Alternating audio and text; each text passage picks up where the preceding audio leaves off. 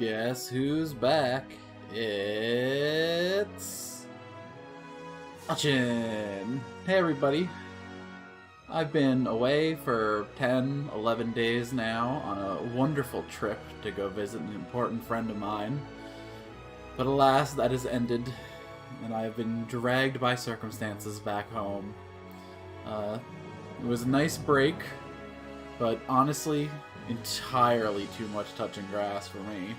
I was outside for like a solid 6 days, walking, moving, rowing, and my indoors body is ready to collapse. So it did take me an extra day to get into the state to be back. But here I am, ready to take my feet out of the warm Atlantic waters and sink my teeth into an RPG. Today we are playing Pillars of Eternity. This is the same setting as the game that's coming out later this month, Avowed, and I want to learn a little bit more about the lore. Now, I am a huge CRPG fan. That said, I am pretty bad with real-time with pause. I pretty much always bounce off. Like, one of my favorite settings was a little game called Tyranny. And I still only made it, like, an act and a half into that game, despite being absolutely in love with the lore and the story. Because I tend to bounce off real-time with pause. I like turn-based in my RPGs. I like to have time to sit down and think turns through. I mean, I guess you can still do in real-time with pause, but, like, it's a little more fiddly when you have to, like, queue up a whole party's worth of orders. I don't know. We'll see. I always bounce off them, but this time I'm invested in a game that's coming out soon. So I'm going to learn a little bit more, and we're going to power on through. We'll see. Strongly recommended those.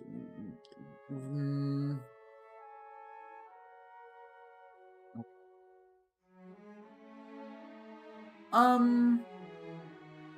not a baby, okay? I can't take it easy. Normal, Path of the Damned. Well, that's probably got, like, special boss mechanics and stuff, though. Okay. We're gonna... Okay, listen, if this was a turn-based game, I would probably immediately go hard. But we're easing ourselves into the real-time with pause.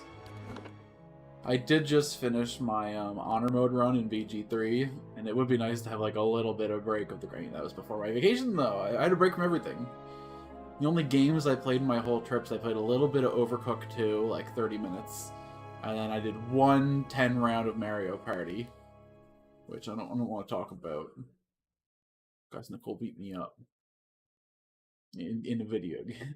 Okay, well, actually, it was that cake map in Mario Party Superstars, the one that's like entirely based on just doing laps over and over again of the map.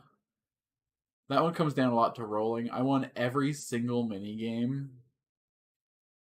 I had like 1 star and like 200 gold. She had 2 stars and like 20 gold. Going into the bonus stars, I got the minigame star, and I was like, oh yes, hallelujah, I did it. I eked out ahead, and then in drops the unlucky red space star. 5 wagons grope blindly of for course the path on a starless night, their master glancing ever upward to the skies for assurance that he is on the right course. A dim lantern his only protection against the encroaching darkness. But the skies bring no comfort, shining no light, betraying no hint of what they know. The caravan carries travelers bound for the frontier hamlet of Gilded Vale, you among them, where a local lord has offered land and wealth to settlers from abroad looking for a fresh start.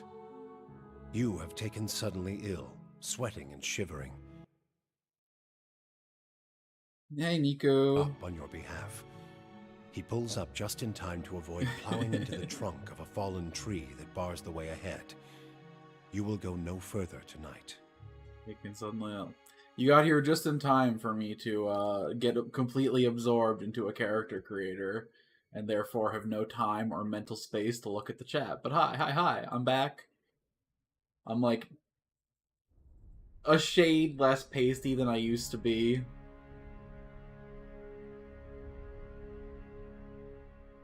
Oh, okay. A woman's role in Eora is largely independent of where she is from. In the Aedir Empire, Veiled Republics, and the Druid, women occupy many domestic, educational, and organizational roles. They are the primary hunters, soldiers, and leaders of the tribes of Nestique. In Aishglafar and Ismtil, women and men have more fluid social roles. In all societies that are exceptions to the rule, women can be found in a wide variety of stations and professions. The place of men in society varies culture to culture. Culture to Aedir and the Druid is on the frontier of military, politics, and heavy labor. Among the tribes of the Nestique, men perform many of the homesteading and organizational duties.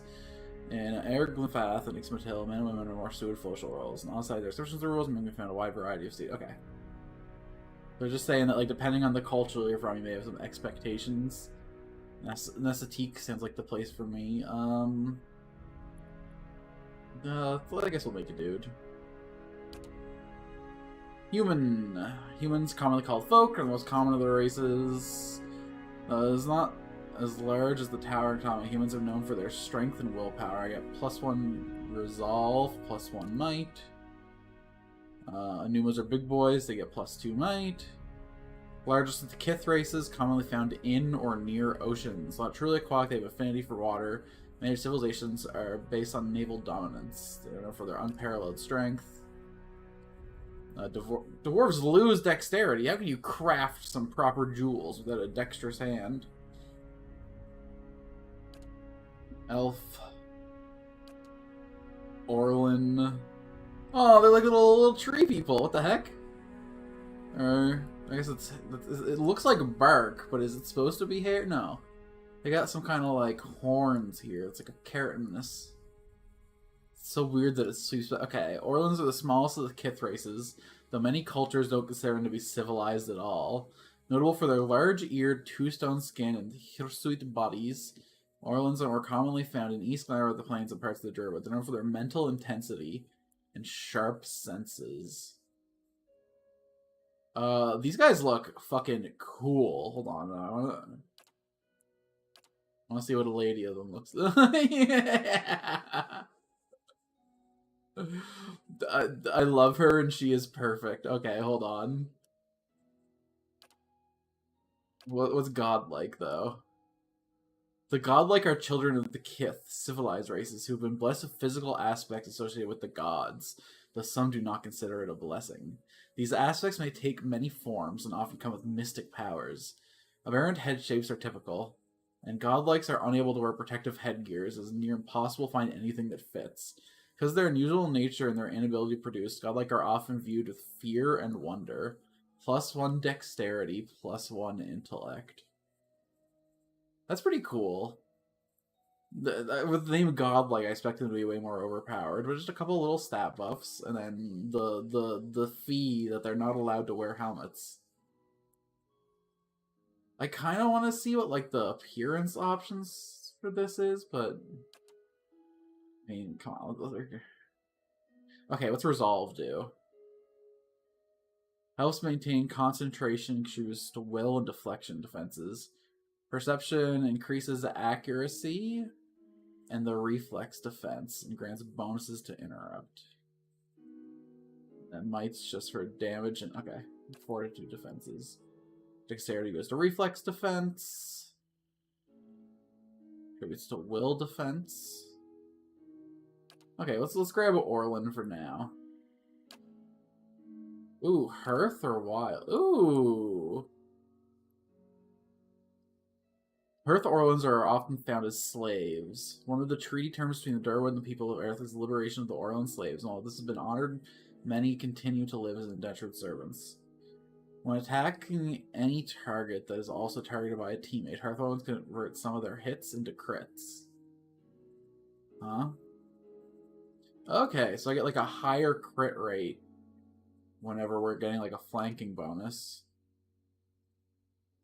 Wild Orlins are the original Orlins live in the deep forests and jungles between the tropics. While they've only signified separate from the Hearth Orlins for 1,000 years, a few genetic differences have appeared rapidly, most notably lack of facial hair in the Hearth Orlin branch. Wild Orlands are common in the deep reaches. Unlike the Hearthorn above, they're not seen in Durwood. If you bring subject to a will attack, they temporarily gain a bonus to all defenses. Well, this lady seems to have the best. She looks cool. Hold on, I didn't... They should let me pick my class before giving me the race choice. Because, like, the racial bonuses might inform, or, you know what I mean. Hold on, do all of these have, like, multiple? Ooh.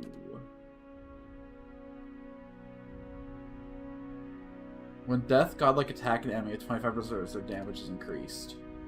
When below 50% endurance, glow like a metal forge, getting damage reduction and doing small amounts of fire damage.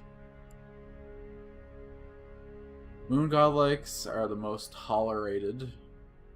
Every encounter, when reduced below 75, 50, or 25% endurance, generates waves of healing moonlight. Yo, that's sick. So they get 3, like, big AoE heal blasts.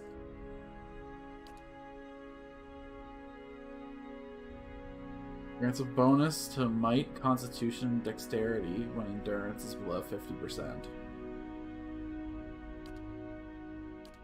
I'll have to see all the sub-races now. Disadvantage against any enemy more than 4 meters away. Wood elves gain... Okay, cool. So better at ranged attacks. Is it just physical attacks? Accuracy, deflection, and reflex. Okay. So that's like...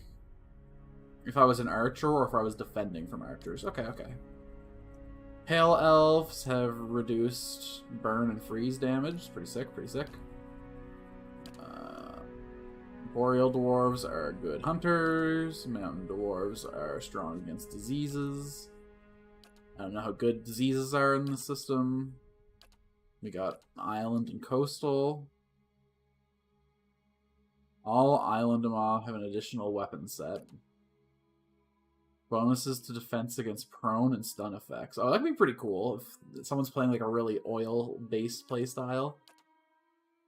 Trying to shut people around. Accuracy and damage bonuses. Accuracy and damage bonuses. Okay, they're all the exact same thing. Of course, okay. We're gonna go Orlin. We're gonna go Hearth Orlin, and we're gonna play like a... I wonder if this counts spells and stuff. Any attack roll. That should, right? Because I do want to play...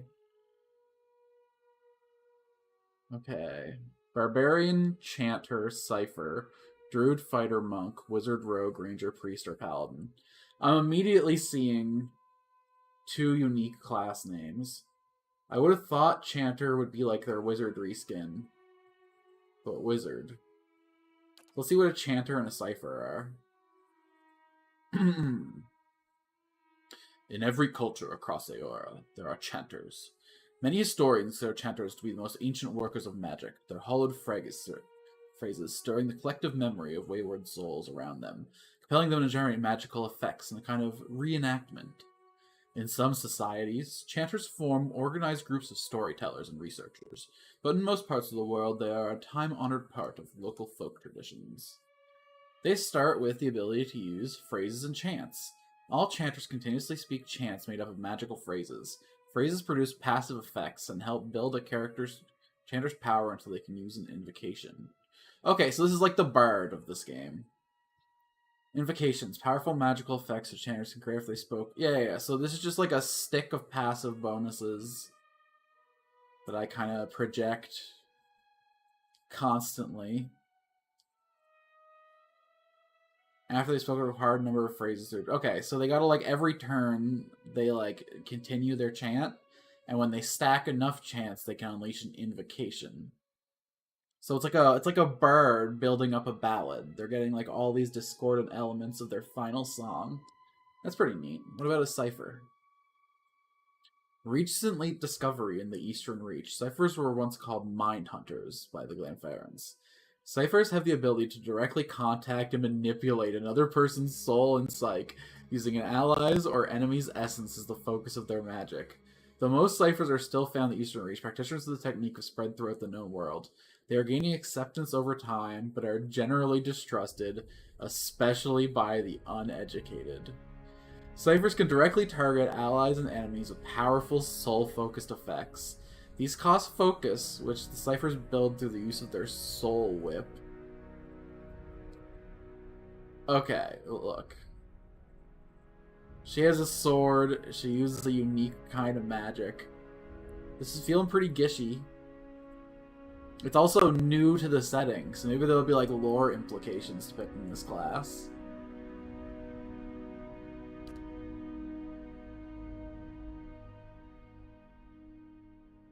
Yeah, I can't just be a generic wizard when there's a fucking soul sorceress option. Okay. Yeah.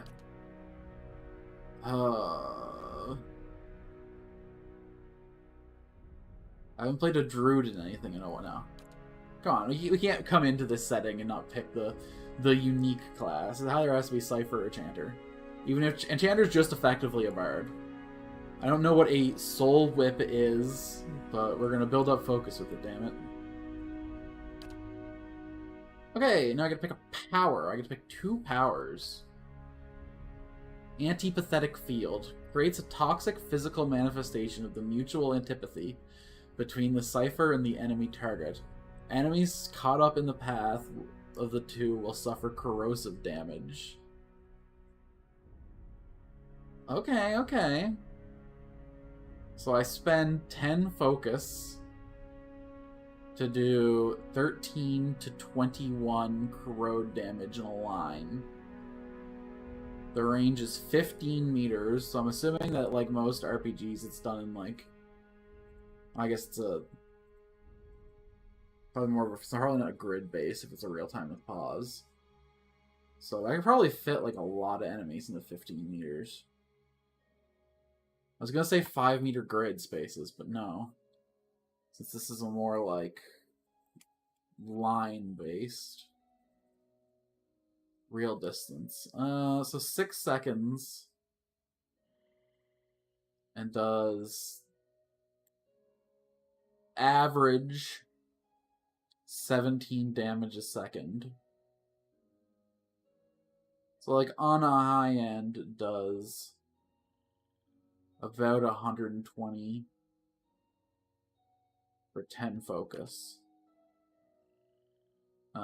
This is also 10 focused. Blinds and dazes enemies. Could be pretty cool as, like, a defensive option if I'm in a dangerous situation. This one lasts for 10 seconds in an AoE. Okay. That could be pretty effective at shutting down, like, a collection of melee enemies. Mind Wave. Target becomes the object of a concussive blast of psychic energy. Suffering raw damage. Okay. Raw damage ignores all damage reduction. Cool. It's the information I was looking for. So psychic energy ignores armor and other damage reduction. Does 8 to 20 damage. Also knocks them prone for 3 seconds. Okay, so notably less damage than Antipathetic Field, but could be a good flex tool against enemies that have really strong defenses, as well as for AoE crowd control. Soul Shock. First transforms the outer shell of an entire ally's soul into energy, releasing an electric burst around them. Characters standing in the area around the target take shock damage. So it's considerably more damage than the Mind Wave, but shock damage is a damage type that could easily be resisted. It is cool that it targets around an ally. Does it do like a knockback of any kind? No. So this is just like turning a friend into a little nova of damage. Tenuous Grasp. Assails the target's grasp in reality, frightening and confusing them. Frightened makes their resolve and dexterity and accuracy go down. Confused makes the target do something randomly every 6 seconds. What did... This one? This was corrode damage. I should see what, yeah, dazing and blinding actually do. Blinded reduces their perception, accuracy, movement, reflect, and deflection. And then... Daze makes their... Okay. It's not as debilitating as it is in other RPGs, where it just makes attacks miss, while also giving you, like, advantage to hit them. I don't know... I'm guessing if it's a D20 system, reducing a stat by 2 means either giving it a -1 or a -2, depending on the calculations. And then Whispers of Treason. Imparts a bedeviling secret to an enemy that causes allegiance to bend, charming them for the duration. Okay, so I get a weaker version of the enemy to fight for me for 10 seconds. What's like average attack speed in this game? If I'm getting like a hit from them every second, or a hit every 2 or 3 seconds, that might end up being considerably more damage than just like a damaging spell, right? Okay, I can't look at future powers. Oh, I didn't... So what are we taking? I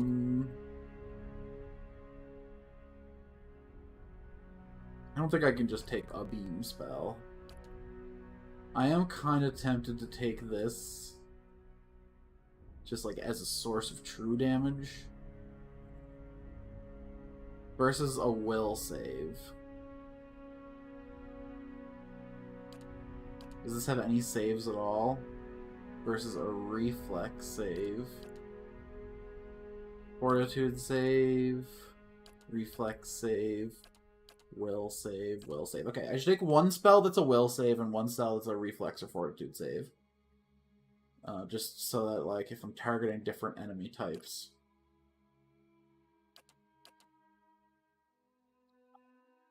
So, frightened for 15 seconds. And confused for 6. Or charmed for 10. This seems significantly better in a single enemy situation. This would be good for, like, locking down a boss with a will save. But I think bosses are pretty likely to have strong will saves. So I think for my will saving ability, I'm going to take the one that, like,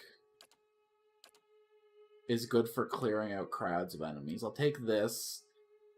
I'll focus an enemy, like a melee character with this, charm them, send them back against the foes. And then we're going to want something for single target situations. So antipathetic field is not the one.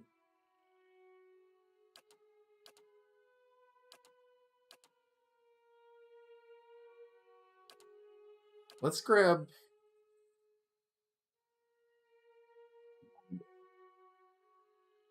It's a pretty big AoE. It's a cone of 3.5 meters and like 120 degrees in front of me.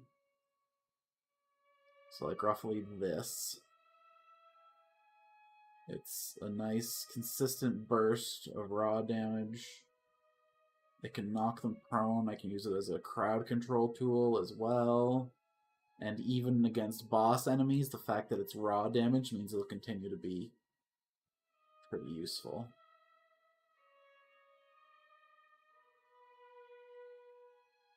The size of the AoE in this target? Yeah. No, I'm happy with the Mind Wave and the Whisper of Treason, I think. Okay. So my class has a high priority of intellect and a minor priority of dexterity and might. I got 15 points to spend. Concentration checks are for spells? Yeah. Okay.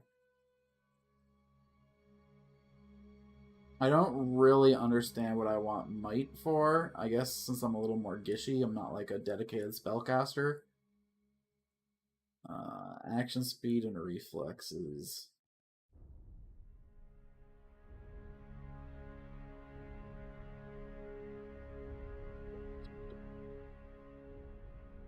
Okay.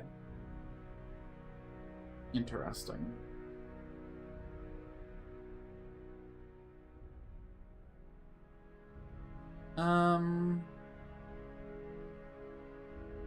Ooh, makes areas of effect. So that make my cone bigger?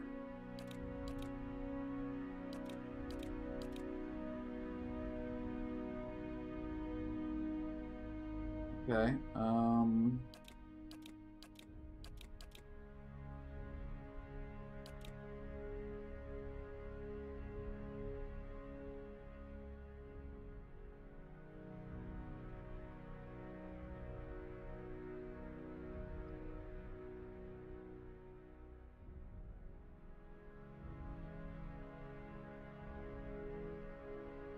Can be used for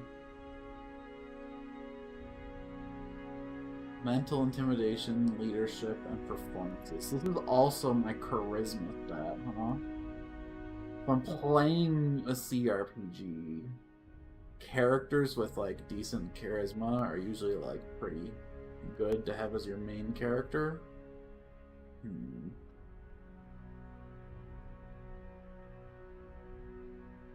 But this is recommended for my class. That's so interesting. I really do feel like this is like dipping my toe into absolute. Means I'm gonna be hopelessly under-specialized. Ooh, it's my soul whip. Causes Cypher's weapons to generate a field of parasitic enemy lashed out the target, increasing damage, inflict, and generating focus for the Cypher. Plus 20% melee damage and 20% range damage on the passive. Cool, cool, cool, cool, cool. That's great news. How do I get this off my screen? Does this like have like scaling that I need to know about? Base 10 to 18. I have like a +1 from something right now. I wish it told me like if it had scaling. Like this damage scales with intelligence. This, I don't think it quite works like that. Effect duration. Okay. So does that mean this contributes to my magical damage as well?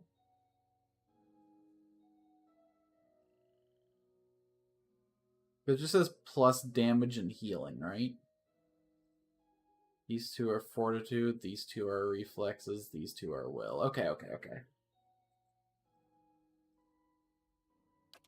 I'll take this up to 12. Take this up to 12. We'll take this up to 16. Let's take this.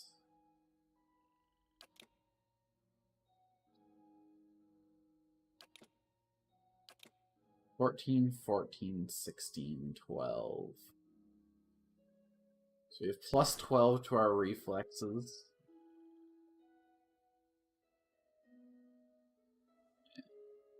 It's 8 to our fortitude. Plus 14 to our will. So we're good at will saves, we're decent at reflex saves, and we're bad at fortitude saves. Wish I could make this just slightly more even.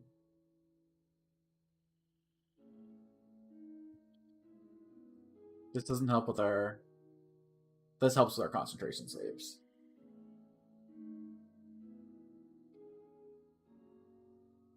Yeah, I'm gonna leave it like this. I hope I get multiple points per level ups. So it's gonna take a while too. Okay, culture. Ooh, hello. +1 resolve for being from Adir. Okay, but we should take this for lore reasons, right? Not for stat reasons. The Adir Empire is currently the largest, most powerful force in the world. It is centered around the equator and has tropical climate. Though the Empire has colonies in numerous areas of the world, Greater Adir is at its heart and houses the majority of the humans and elven nations. Deadfire gives me dexterity. Okay, the Nasatique area is there. Cool, cool, cool. Last stop for X-Men. Oh, let's just take this by stats. This takes resolve. Okay.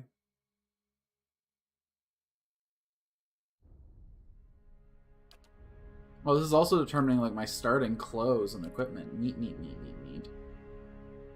Intellect. Ooh, the little rapier and parrying dagger. We love axe and dagger. Okay, that's pretty sick. Living lands, perception. We're gonna take one of the two resolve ones. This is a cuter outfit. Am I really gonna decide based on that? Center of the world or like a more tribal culture? Let's go with the sector. We can pick up another weapon later. Let's go with the little like farming culture across the savannas. We'll be a fish out of water entering into the civilization with our new psychic powers. Background: aristocrat, drifter, laborer.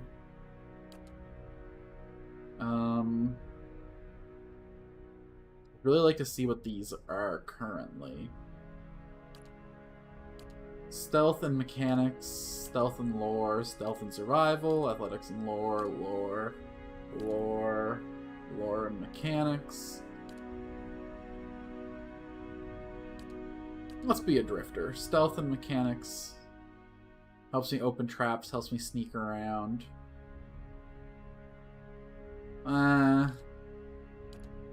Man. I don't know if I'm really gonna be like a great I really wish I could see like the sum total of all these were. Let's go drifter. Surely sneaking around in the CRPG, robbing the shit out of stuff, open traps, it can never go wrong. We might find a character that's like more dedicated and better at that to have in the party later, but for the opening phases we should at least be mediocre at it, right?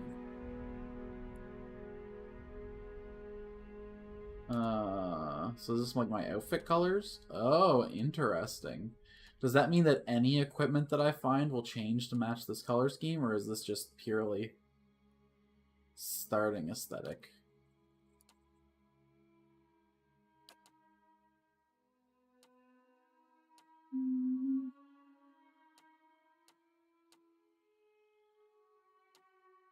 Yeah.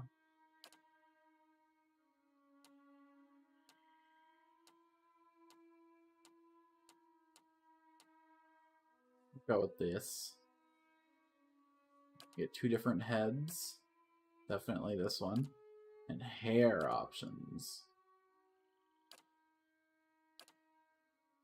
I really wish the passive on the cool barked up version.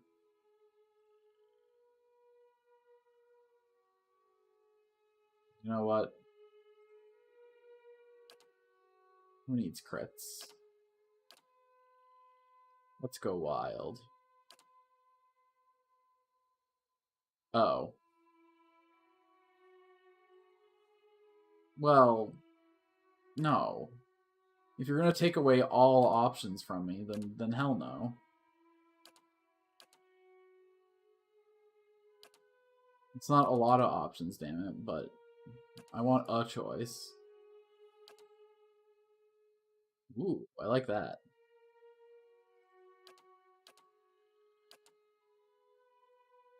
Is this like, is she like Medusa? Is she a Gorgon? No. It's just thick for some reason in the bottom there. He's just a thickin', that's all.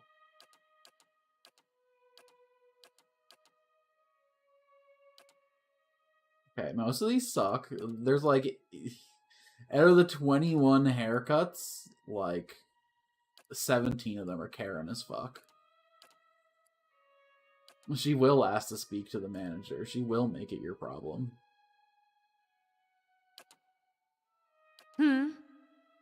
Follow me. Yeah! Yeah?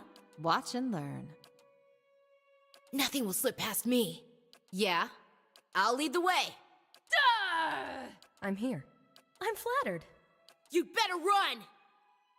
I like cocky a lot. They What won't about see me sinister? coming. Okay. Okay. Oh. Okay.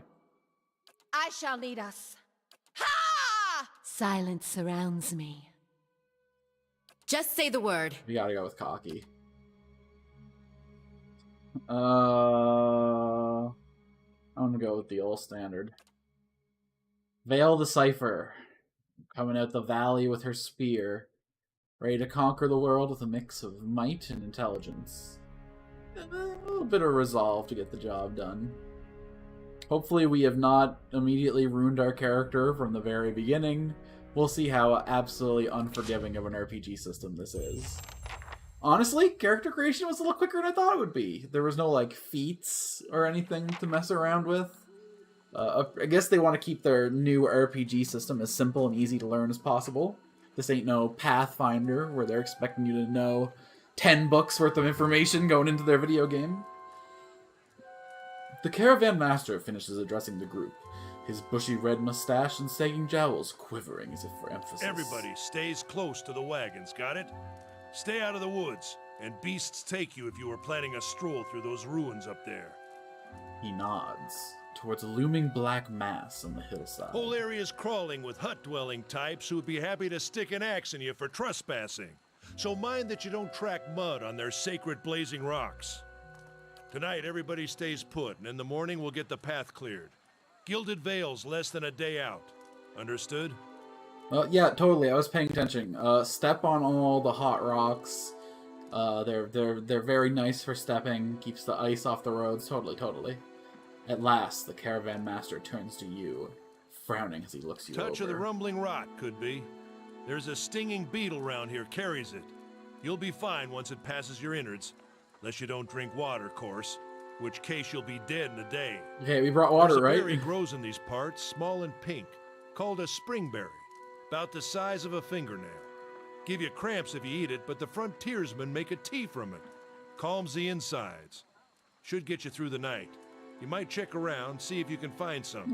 Well, if I'm in this bad I'll a see if we condition, can scare you up some water. shouldn't you, like, go get me the I know berry? you want to hunt before it gets much darker. But see about refilling our water first. Got a sick one here. Odem looks over his shoulder at his assistant, a lanky, intense man named Sparfell, who carries an old, sun-bleached bow. He nods in your direction. Sparfell nods and slides the worn bow over his shoulders. They grow on a bush that's common round here, kind of funny looking. You'll know it when you see it. Doubt you'd have to go far off the road to find one. And what are those runes right Nothing there? you won't see on half the hills of Air Glonfoth. Money to be made selling their knickknacks in Defiance Bay if you don't mind getting stuck with Glonfoth and arrows now and again. They didn't build them, but I'll be the effigy if they don't watch them like a mother bear. The effigy? Of course, all the ones around here have been ransacked 10 times over. Got nothing left worth half a pawn, so I hear. They don't got Audra where you come from? Well, it just grows up out of the ground like this. Goes deep like tree roots. Some of it all the way to the heart of the world, you believe the stories. It's more like a shell than a proper rock. Easier to work if you're a mason.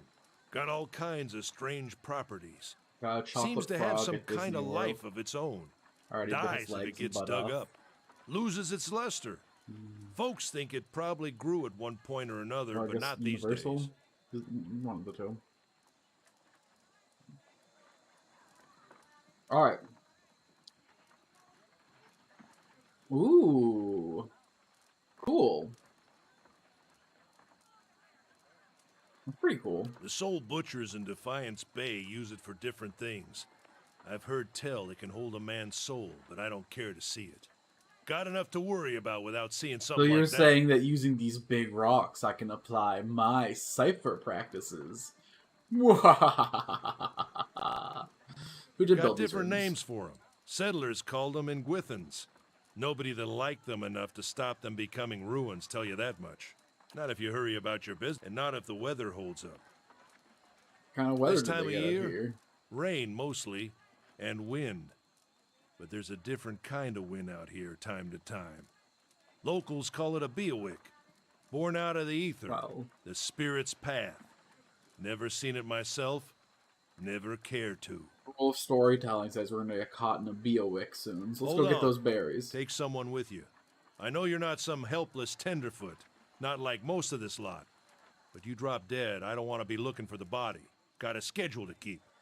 He scans over the travelers, resting his eyes at length on a sturdy, armor-clad woman who has spent the journey nights sleeping on uneven ground with a blanket or pillow. Kalisha. Kalisha! The woman looks up on her own time. She needs to find some spring berries. Watch as yours drop No dead. promises. What kind of guide says something like that? Kind you can afford. Damn. Don't listen to her. You're in good hands. And I pay too well, if anything. Off with you. Hayden should have supplies. See that you're equipped before you head out. We're in harsh country. Get your berries and hurry back. And if you get so much as a tickle of wind, you drop everything and you run. Something in the air tonight. If it's a Beawick, we'll shelter in the ruins. Hut dwellers be damned. You heard the man. Let's get going before you keel over. Okay, space to pause. What do we got going on here? Attack with A, cancel with X. Select all with backspace. Okay. Formation. Guess this is fine for now. No camping supplies.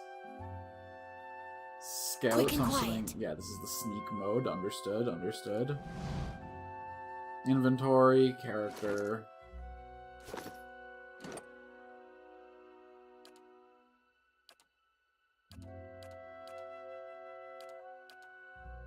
Might 17. Okay. So I'm like a little behind on my primary scaling, but not that much. And I've got a way more rounded set of stats than hers. Might not be a good thing, but I'll have to make sure I get some kind of con character stand in front of me at all times. Do you have like... Okay, you got skills. Stealth, athletics, lore, mechanics, survival are the only skills. Okay. I have 2 to stealth. 1 for being a cipher, 1 for being a drifter. I got 2 to mechanics, 1 for being a cipher, and 1 to being a drifter. Got 1 lore, no survival. Okay. So I am spec'd good into my characters. I guess ciphers want to be sneaky, hacky little ladies.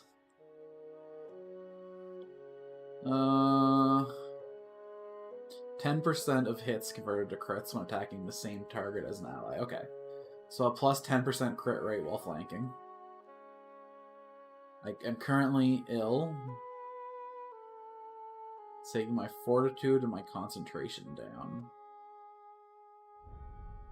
Okay. Second wind. 1 per encounter. I heal a bunch of health.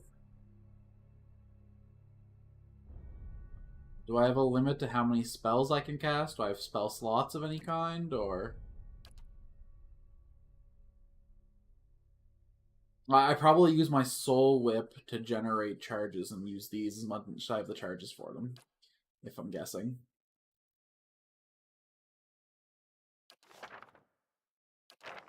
Okay. Cool. Journal, character, map. I do not own a stronghold. That makes sense. Okay. Over. Move out to you. Who did you say, head? Caravaneer. I'm on it. Caravaneer.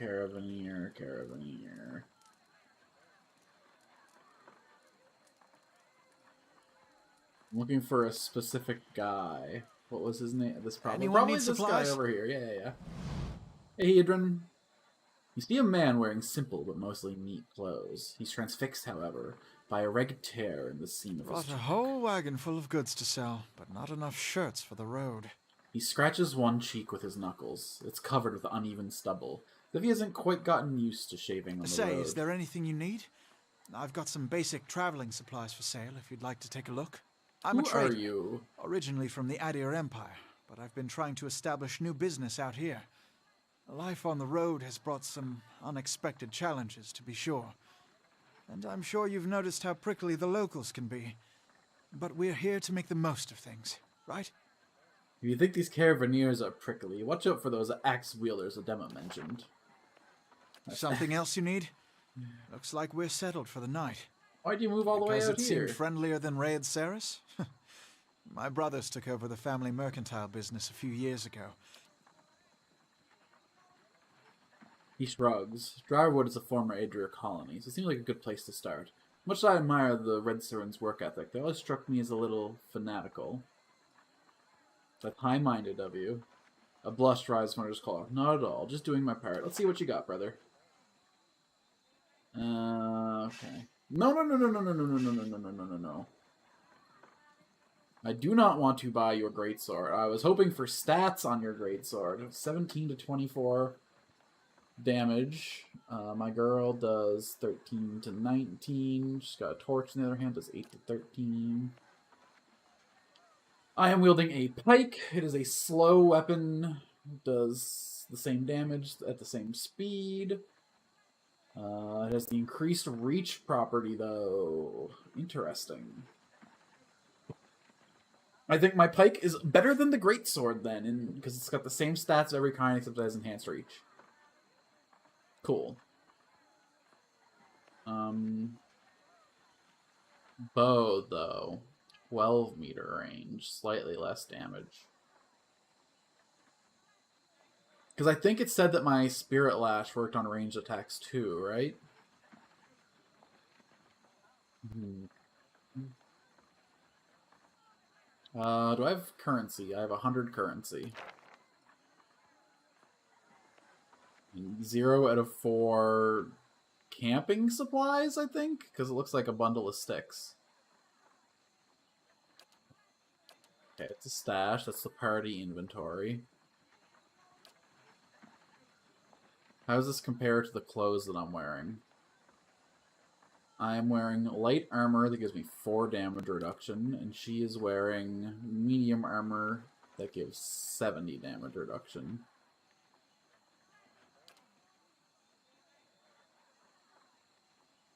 Okay. At the cost of recovery speed. Okay, so this is the time between all actions is minus 30% compared to minus 20% for my current armor. So it really punishes you, too.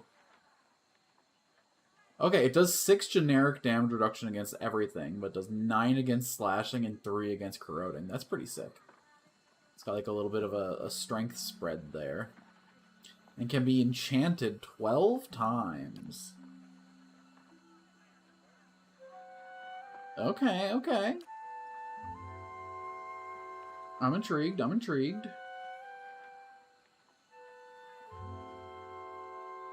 I think we're gonna stick with our padded armor. That damage reduction seems like a huge cost, especially when we're like a resource building and spending kind of class. We want to make sure that we're building our resource as fast as possible. In fact, if we could find some sort of like unarmored defense... Let's buy 3 lockpicks. Let's spend all our money on lockpicks. Oh, I see.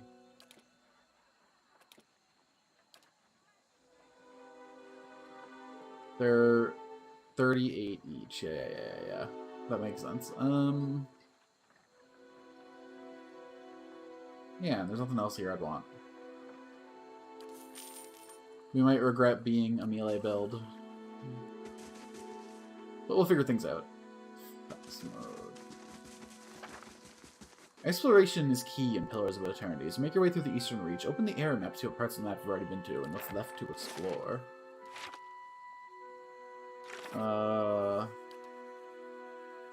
Collect some spring berries. He totally said where they were, but that doesn't matter. Let's get exploring. Halt! Hark! I'll have your water soon enough. Stream's not going anywhere.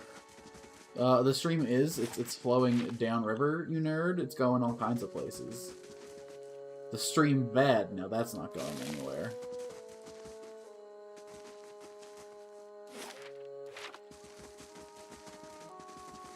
Let's check why those out. Up there. A young wolf. Okay, so we auto-pause when combat started. She has weapon sets. She has second wind, and she has knockdown. Yeah. I need to generate focus. One of your characters has been engaged in melee. When the characters are engaged, they immediately stop moving. If they move again, they'll provoke a disengagement attack from the enemies engaging them. Your character will also automatically engage enemies and initiate attacks with them in melee. All characters in the game, friend and foe, have 4 primary defenses against attacks. Deflection, Fortitude, Reflex, and Will. These defenses are based on the character's attributes, level, items, and other effects. Accuracy is compared to the appropriate defenses when an attack is made. If accuracy is below the targeted defense, the attacks suffer a penalty to the roll, and is more likely to result in a miss. If accuracy is above the targeted defense, the attack is more likely to result in a crit. Damage reduction. Enemies' DR reduces the incoming damage by the listed amount, down to a minimum percentage. If you're having trouble hurting an enemy, try switching to a weapon or attack that's a different damage type. Most enemies are strong against 1 or 2 damage types and weak against a similar number. Check by those outcroppings. Oh wait, I wanted to read about the difference between endurance and health. 36 endurance, 144. Oh, so is it like Starfinder, where you have like your like resolve bar that doesn't actually matter? It's like roleplay health, and then you have your actual health once that gets broken down. Interesting. Sometimes a weapon or spell simply isn't suited to penetrating an enemy's damage reduction. When the attack hits, the damage reduction will wipe out all but a small percentage of the incoming damage. Here, characters complain about when it happens. Take heed, note the damage type that's being blocked, and switch to a weapon or spell that's a different damage type.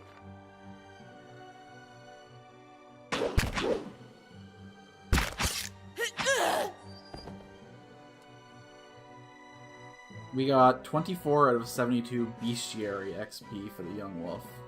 I lost 6 endurance and 6 health. Oh, so you lose hold on, what? Endurance represents the character's short-term survivability. Damage that is not absorbed by a character's damage reduction goes to their endurance and health. Potions and healing magic can restore endurance in combat. When a character's endurance reaches 0, he'll be knocked out. Knocked out character will be brought back in combat through the use of revive ability. Otherwise, characters will regain all of their endurance at the end of combat, assuming they're on the winning side. What's health, then? Health is long-term damage, only regained through rest and certain talents. Damage that is not absorbed by character's damage reduction goes straight to health and endurance. When a character's health reaches 0, they are being maimed or killed. A maimed character reduced to 0 will always be killed regardless of settings. Unlike endurance, the character's health does not get restored after combat. The characters have much larger health values. Okay. So, I can go through my 36 health bar like 5 times before it becomes a problem. If I reach 0 endurance in a particular fight, I go unconscious. And if my health... Okay. Interesting. Very interesting. Not a problem. Can I, like, loot anything? Ooh, what are you? Blueberries?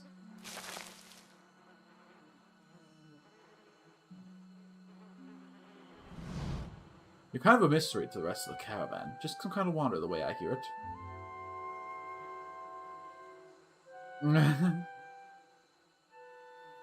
The sort of thing that happens to orphans. Yeah? How has this happened to come here? I burned down the orphanage and got out of there while I still could. I'm a self-made orphan. My parents got what they deserve, and now I'm leaving it all behind. I never had a place to call home. Still looking. Got a lot in your mind, then. Hopefully things work out in the end, but in my experience, they don't always. Kalsika breathes in her surroundings. Been a while since I've been this way, but I always did like it. Lord Raedric's offer. Makes a girl think, I'll give him that. You here to settle like the rest of the lot? I hadn't given it much thought. No harm in that. Might as well see the place first. So you must have some other plan for coming this way. Kalsika here? Yeah, she's got that barbarian girl vibe to her, you know, but a little more educated.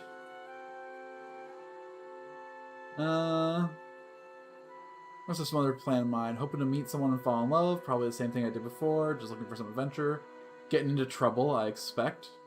Gonna find some new friends. Let's get into some trouble. Ha! You've come to the right country.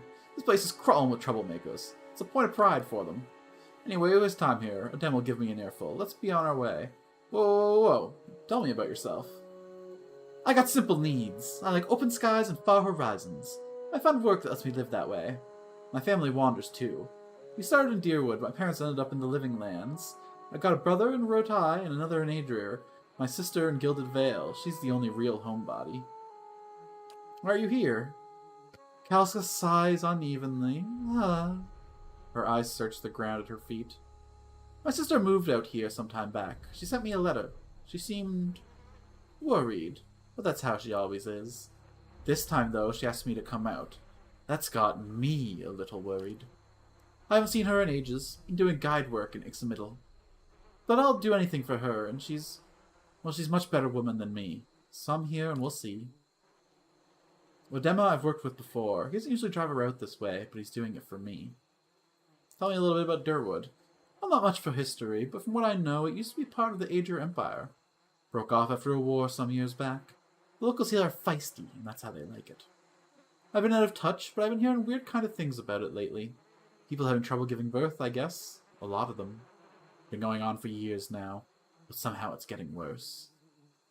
With an uneasy tremor in her voice, she adds, I'll have to ask my sister more about it. You know, I wouldn't hold my breath that Sparfel's getting you water anytime soon. He does what he feels like, and when he feels like it. You should check up on him first. Slap him around a little. You're right, I like this girl too. Stream's just down that way. Come on, let's get you your water. Got it, Chief. Okay. There's gotta be a faster way to move the screen than this. WASD doesn't move the screen. Wolf hide, sure. I'm on it. Oh, I know of all the characters. Backspace to select all characters. I did not mean to activate slow mode. Okay, fast mode. Is it like a normal mode?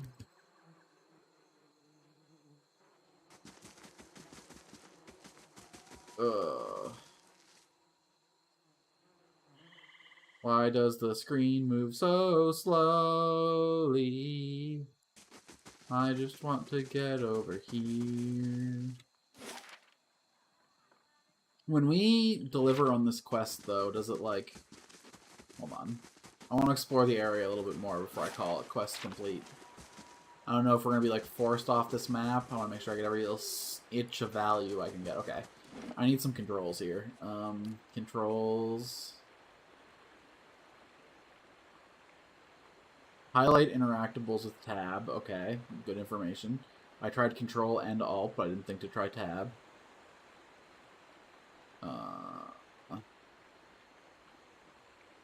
Half speed, double speed. Can't help but notice we have nothing for normal speed. Does F do anything?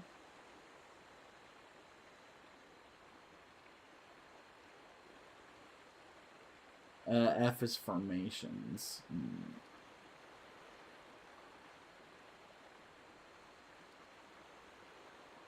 Interesting. Keypad 0 to cycle the game speed. Okay, I use the arrow keys to move the... That makes sense. What does W do currently? I think I'd be happier if the camera controls were on WASD. But that'll unbind other things.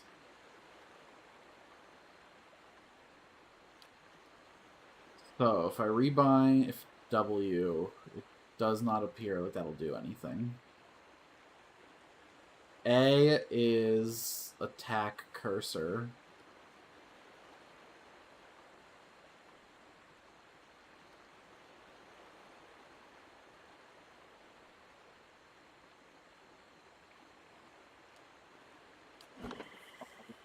Oh, that's still slow as hell. Okay.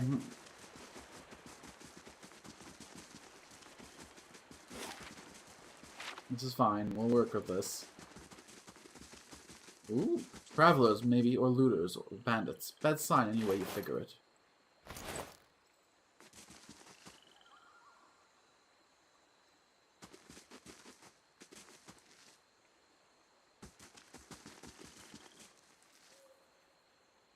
Corpse is cold to the touch, and a rife smell wafts from it.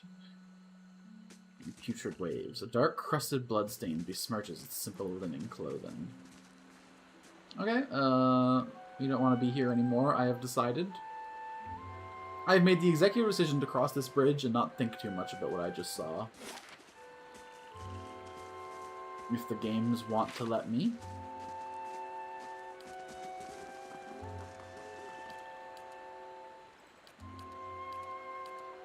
Normal mode. What a surprise. Sparfle went hunting. At least he left the water.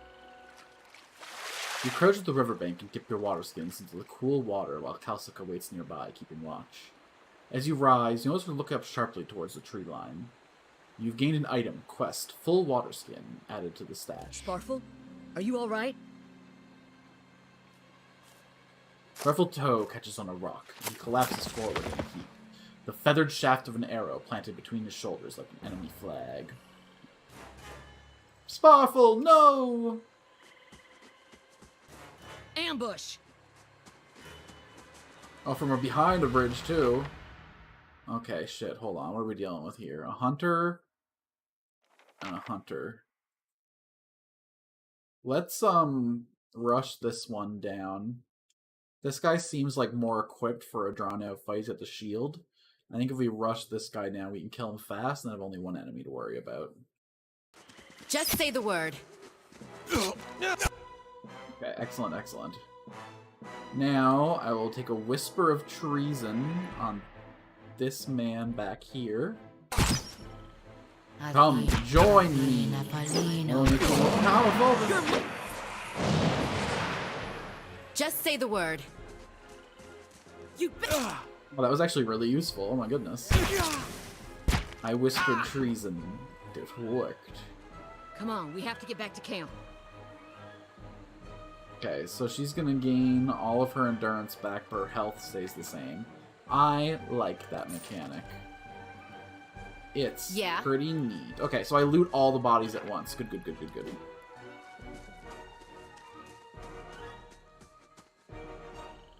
Okay, so there doesn't seem to be any limit on how often I can use each spell. So it's all just based around my generated focus. I don't lose it in between fights either.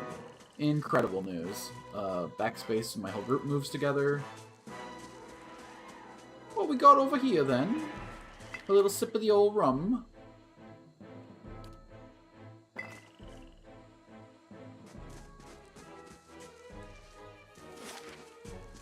Nothing else to be seen over here, I reckon. Let's get back to camp and make sure the rest of our squad's okay. These guys did come from behind us, which means they could be ambushing her. Our lads, too. I'll make sure the boys are safe. The boys are everything to us. Shit. Okay. What you need?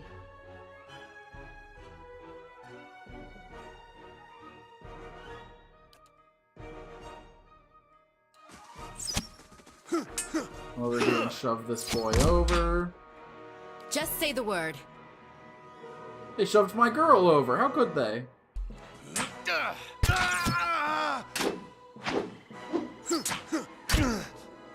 One more focus, one more focus. You there, join me. Oh, oops, I did my my wave attack instead of my voice of treason. My bad, my bad. Learning tool tips still.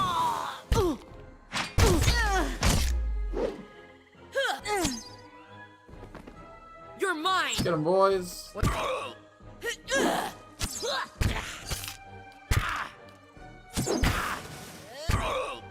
Could spell now if I chose to. Better to say, ooh, okay. We take it all, we take it all. Is there like an inventory weight restriction, or is it just a tile restriction? I do hope I can sell all this nonsense.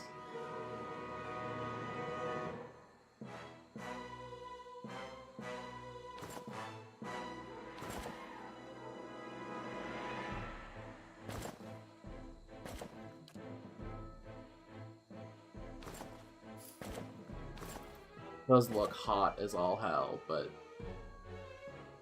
we should carry a couple weapon sets on each character, right? Let's toss a bow onto her.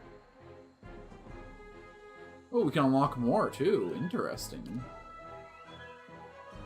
Toss a bow onto you as well, just in case we're ever in a situation where melee isn't a viable option.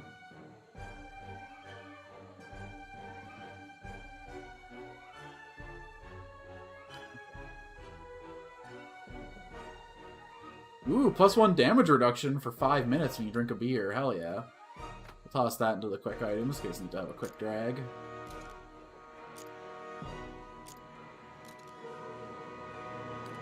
Crafting, you say? Potions? Scrolls? I wonder if I use my wolf hide for anything.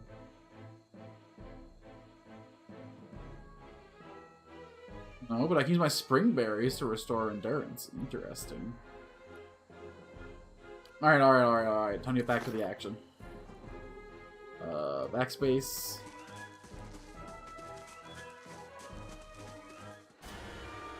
All around you lie the massacre remains of the other travelers, peppered with arrows and knife hilts, splayed, bug-eyed, and filthy. Casca puts the back of her left hand to her mouth as if to ward away some poisonous vapor. A handful of dark figures stand above the fallen, treading on limb and backs and heads, jerking their axes from bodies as if from half-split logs. One of them, towering and severe, with a thick bearded tassel with knots, holds a wet blade to the neck of a man you recognize as Heodin, the last of your caravan left standing. Lay down your arms, trespasser! Do not forfeit this man's life for a fight you will lose. Ooh. Why have you done this? The rune has not yet been sullied by our hands. We have not trespassed from us to pass through. I don't know why they did, but I didn't have anything to do with it. Murders, you'll pay for each life. You'll try to kill us either way. The rune has not been sullied by our hands, men. Your words carry no weight when I've seen the truth with my own eyes. Blood must be paid for this intrusion. So I say again, lay down your arms. Don't trust them. They mean to kill us all. We are innocent of this. Why not listen to reason? Only a fool attacks a weak enemy while a stronger one yet lives. You can kill him, but you might as well be killing yourself. Judging by the string of animal teeth around your neck, I'm guessing you are worshippers of Galawain. If Galawain told you to stop protecting the runes, would you?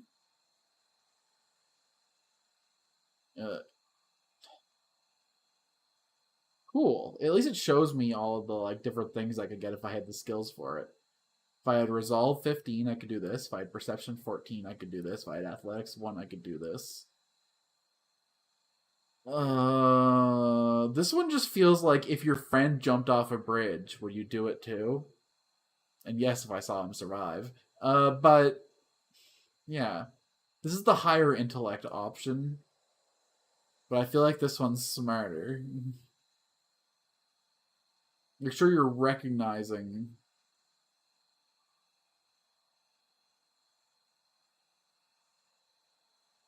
This one's kind of like a, you should just attack us instead of our friend here, idiot.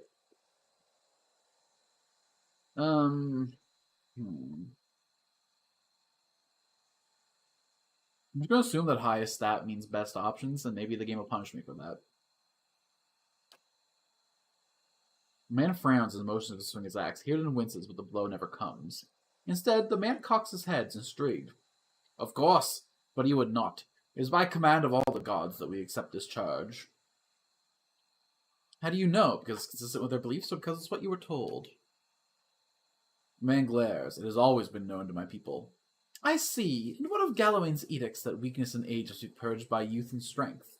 You think Galawain wants some moldy, crumbling stones to survive long after their builders have turned to dust? The man's nostrils flare as he fumes. He would not. He told us otherwise. I'm sure he did, just not you personally. But why would that stop you from killing innocents? Distracted, the man's grip falters on his axe handle, and he nearly fumbles it, affording Eowyn the moment he needs to dodge out of his swing, which comes too late. Howling with rage, the man charges you instead. Okay, so we saved our guy by being a pedantic dickbag. What can this guy do? Blinding strike. Okay, so this guy's a little bit of a rogue. She's a little bit of like a... Okay. Blind the guy right beside you then. And then this lady will charge him down. Just say the word. Meanwhile, I'm gonna tie up this guy until I have the resources I need to bring this guy into our side. Ready, go.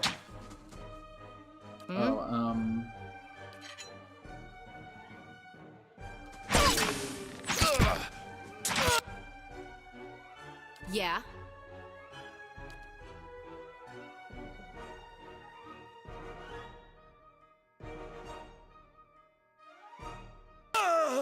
the...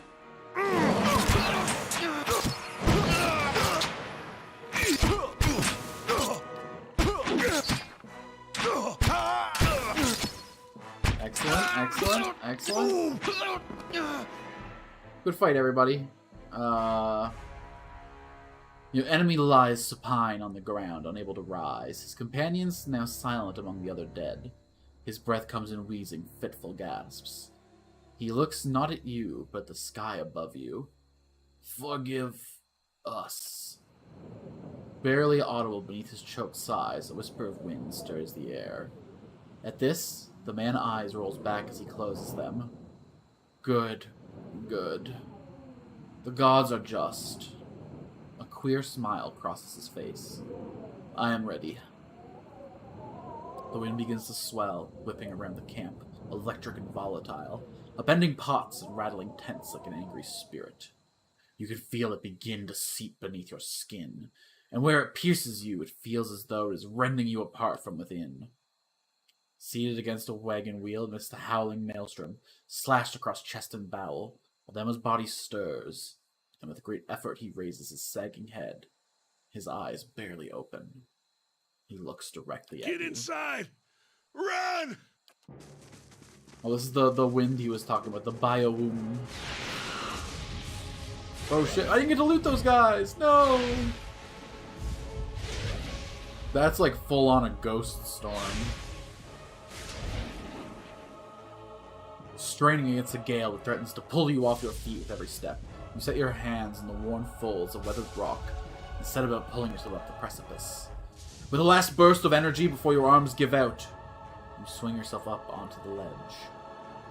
Heoden trails behind, slowed by injury and delayed by hesitation. As he nears the face of the rock, one of the fallen attackers who had been feigning death lunges for Heoden and topples him onto the rocky ground.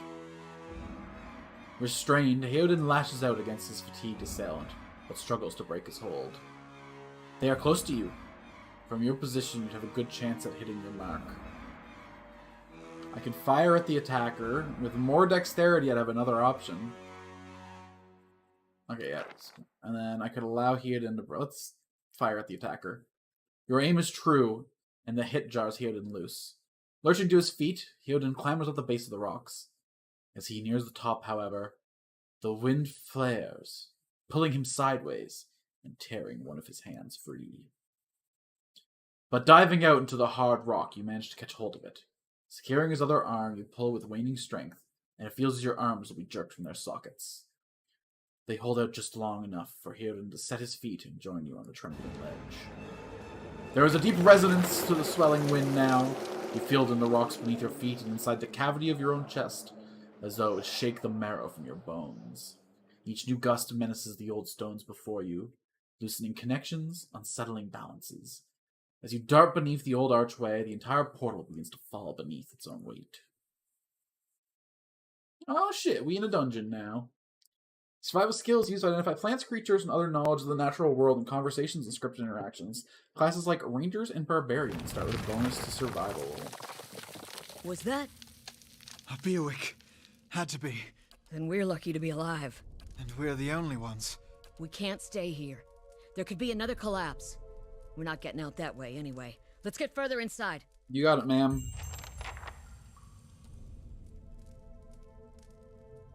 Leave it to me. Okay. We're all okay on health, full on endurance, so that happens every fight. Holding in tab, the only thing interactable. Low level, the room's been blocked by the falling rubble. Gotta make sure I'm holding tab. That should be far enough. But what now? We look for another way out. Storm has to die sometime. What happened out there? Windstorm, of a kind that only get in Ein Gothland. Not too many people live through them, but it's hard to know what's true. The Glypharan word is Biowak. To them, it's the gods' way of reaping the soul of the land that couldn't find their way out. But they'll take a living soul as soon as a dead one. Still got yours? Who attacked us? Glaflins, those hut dwellers that Emma warned you about. Look to be Fangs of Gallowayne, who are the twitchiest of the lot. They go rune to rune, looking for fights with colonists. Poor Odema. I think he half expected this once we lost the main road. Lafarin said we trespassed in the ruins. I don't believe that. A demo would never allow it. But as much as the Fangs are hotheads, Glyphons don't attack without being provoked. They saw something and got the wrong idea, or... She glances down the passage beyond. Well, there's looters in here with us. That's not something we need right now. What about everyone else in our caravan? Klaus's lips press together, her chin rumples, her voice is faint. The wheels got hold of them now. She looks up. Gods grant them better luck in their next lives. You don't seem too upset about all this. Casco looks you in the eyes, a volatile current running beneath her voice. Maybe you just don't know me enough to know what upset looks like. And maybe I've seen worse too. Seen worse and kept on walking. There's nothing else to be done. Because there's other people you care about who still need you. Sorry, ma'am. Let's get going. How can I help? Backspace. Leave it to me. Let's move the whole squaddy. Okay. Just say the word. Let's go back to our spear set. And then what's Hyoden's situation here? He can either have double dagger or single dagger. I see. Maybe I should give you a bow, though. Character, Hyoden. He is a first level rogue. He's got good dex and good perception. Stealth and mechanics. He's better at mechanics than me and equal at stealth. Blinding strike, fighting spirit. Okay, this is a passive. Sneak attack. How do you work? Uses the rogue's ability to approach unseen. Add weapon damage to attacks. When the target is blinded, flanked, hobbled, paralyzed, petrified, prone, stuck, or weakened, as well as any target struck within 2 seconds of combat starting. Okay. Sick. So if I blind someone, then he suddenly starts popping off. Okay.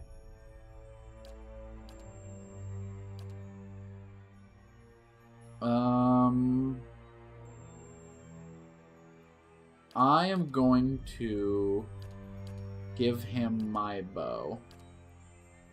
Because it didn't say that sneak attack had to be daggers, right? Yeah. So I can sneak attack with a bow. So we'll take this off you. Go down to Hyoden, toss this on him.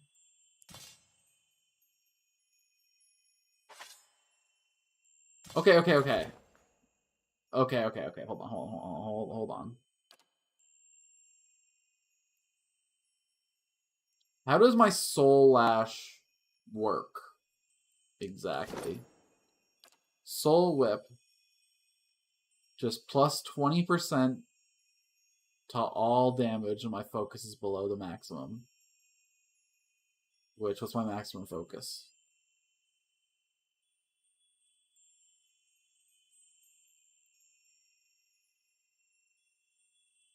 So it doesn't say how the focus generation works, if it's just like per attack or if it's like a percent of the attack damage. Considering that my total focus pool is 10, and it feels like, I think it's number of attacks. In which case, a fast weapon like a dagger might be like a quicker way to generate my focus resource. Let's go axe dagger.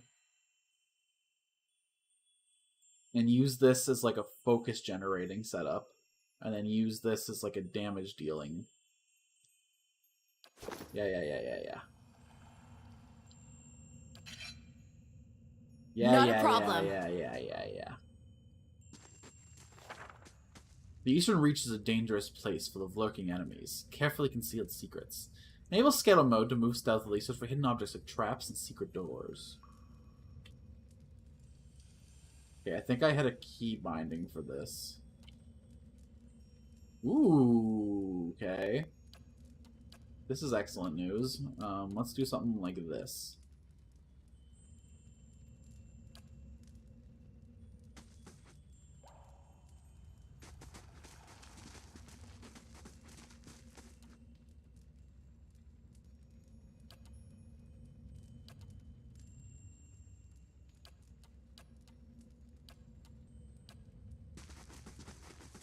Will it automatically enter that formation when I enter into a fight, or do I have to, like, toggle it on?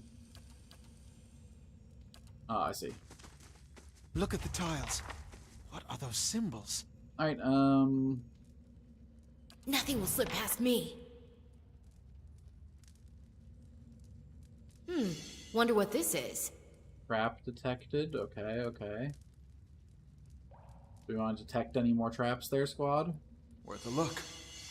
Okay, okay. Oh, the whole thing is traps, huh? Alright, good eye, good eye. Hyoden, you're our new discoverer. Congratulations.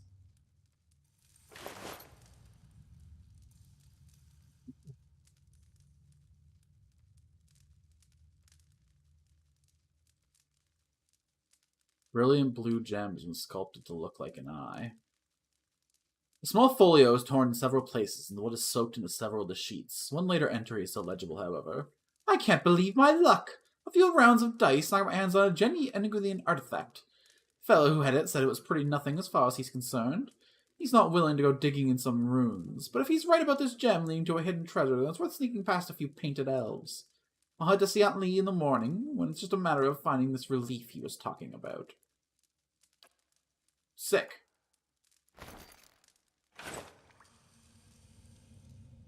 So there's a place somewhere where I can place this gem. Perhaps it's this over here. Let's go into fast mode.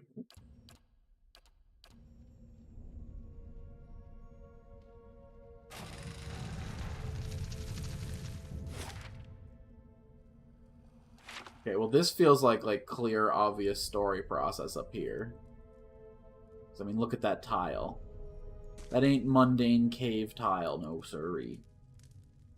So we're gonna explore this away first.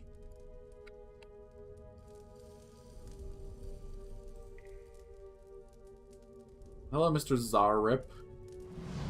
A trembling, sickly creature emerges from the dark, clutching a spear. Knobby elbows and thin ribs show through its scaly flesh, but you recognize it as a Zarrip. It watches you cautiously, breathing in ragged sighs. It's okay, I won't hurt you. Zarkor recoils, fingers still wrapped tightly around its spear. The creature cocks its head and approaches you, a soft clicking sound emanating from the back of its throat. The creature sniffs around you and finds nothing of interest. It steps back and resumes its defensive posture. Raise your arms and stand still. The creature cocks its head and approaches you, a soft clock sound emanating from the back of its throat. The creature sniffs around you and finds nothing of interest. It steps back and resumes its defensive posture. Slowly back away. Zarlip watches warily as you go. I want to be its friend! I also want to explore this way. Oh, I guess that just connects to the cave. Okay. Well, nice meeting you, friend. We have no reason to... Oh.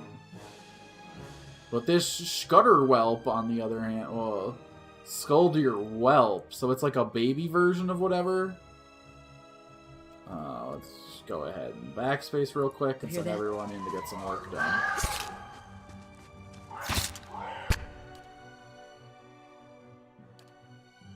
It's got no friends to betray, so we'll do a little bone.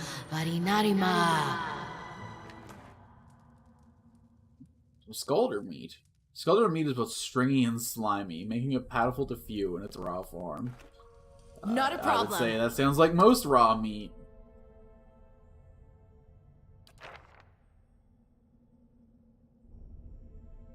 Crack runs along this wall from floor to ceiling. A light gust of air passes through it. Push on it. Despite the damage, the stone is heavy and hollow. Send Kaliska. Kaliska pushes with all her might, and the cracks begin to spread. Finally, the ancient masonry gives way. The wall crashes down, revealing a circular room ahead. Might 16. New room, where this?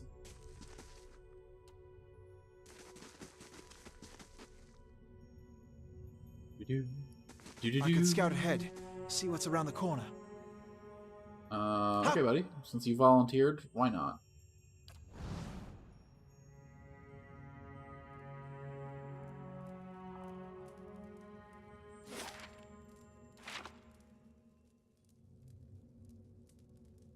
I think we found an exit. Sounds like the storm path, too. Nope. Interesting. Anything down here, though? Oh. Okay. Just say the word. Shh. You better run! How can I help? And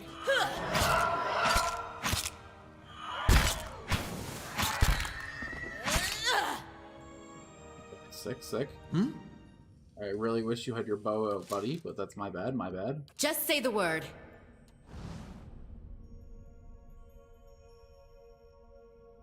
Yeah, I'm assuming that I looted whatever was there. Backspace. They'll never know I'm here.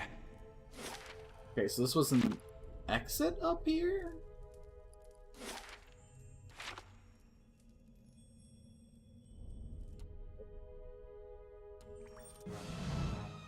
Fuck this spiraling up.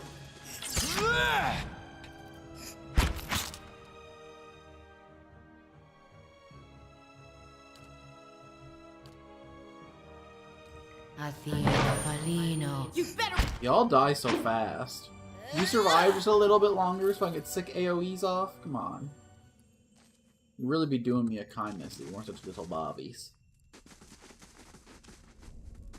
Do you feel that? There's a draft coming through that wall. How can I help? I don't hear any sign of that storm either. Yoden, you wanna like detect some traps or something, buddy?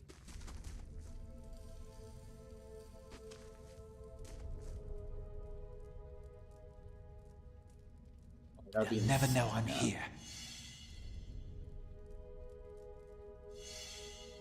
I see.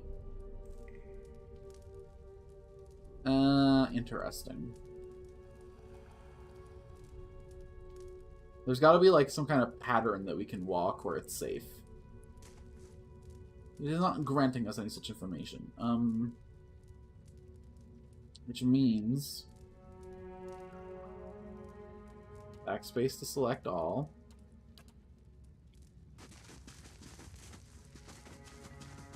Get out of stealth mode. And let's run all the way around. Go explore that other room. Ain't no reason to blow ourselves up when we don't understand what's going on in there.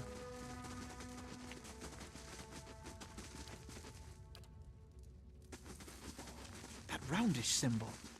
I'm pretty sure I saw it on one of the tiles back there.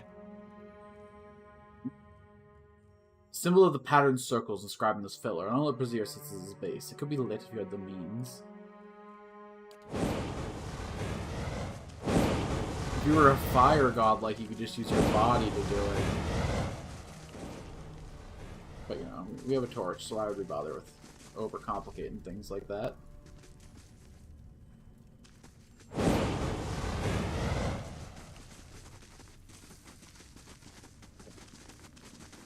So what did that accomplish now? Did it disable the traps, maybe? Was each one have, like, a symbol, and it disables that symbol of... That might be reading too much into things. Let's just continue exploring. Surely we'll see something forever. Ooh, hold on, what's this? This mural might be ancient, yet the colors are still bright and vivid.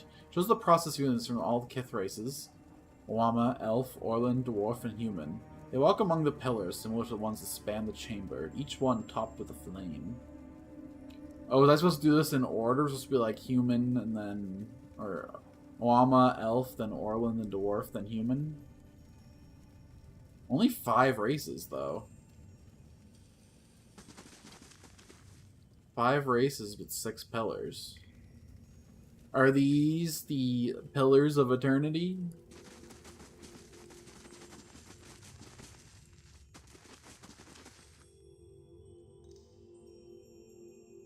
Nothing interactable in this room, but this... Ooh. Black ooze, you say? Maybe a little more ooze original. Yeah. How can I help?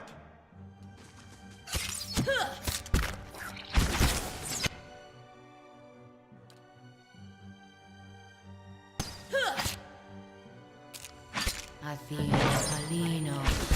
better run! Fight him, take him out! Good job, squad. Backspace for everybody. Leave it to me. What's that muck on the wall? Viscous and oily, this muck clings to anything it touches.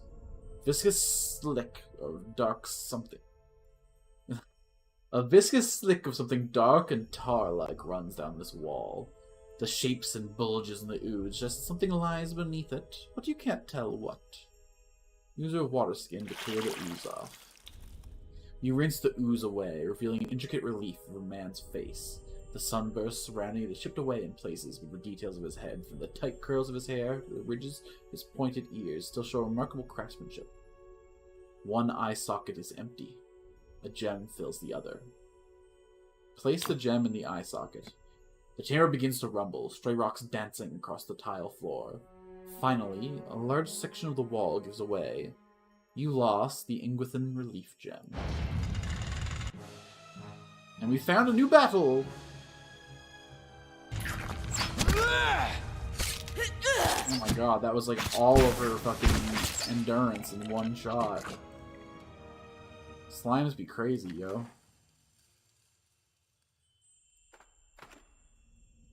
I'm just too good. It's a curse.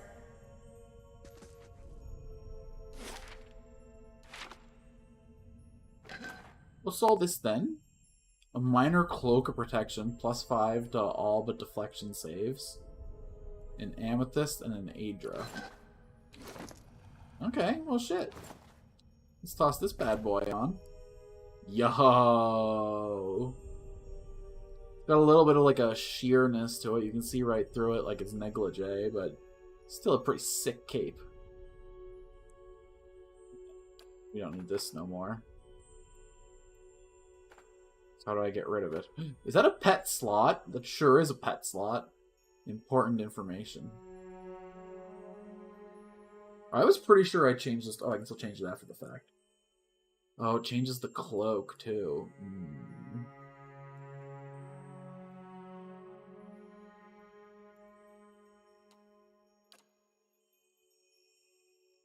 It's fine for now. We'll think about a good color scheme later.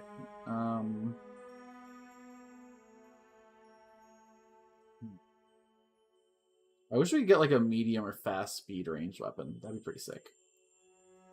But for now, this combo we'll have to do. Alright then. What's this? Oh, that's the thing I just... That was the thing I just looted. Never mind. Okay. Onward then. The amethyst and the Adra could be pretty good money. Wait, where did they go?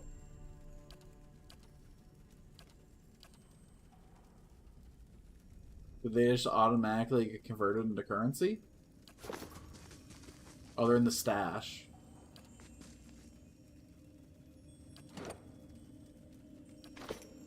Inventory.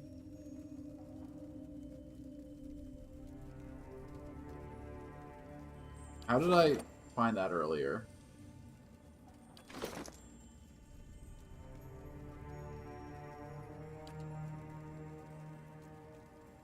What menu was I in?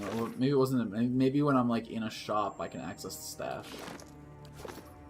It could be like a place to store extra equipment and stuff that you're just selling. Oh, we should probably bring everybody. Probably bring everybody. Okay, anywhere else in this cave? No, it seems we have achieved full exploration. Let's get back out into the wind-swept plains. But I wonder if those followers dying is what summoned those winds. Was it just a little fuck you from their god? We're not concerned, Spider. Ooh. Shit. You might be a little concerned, Spider.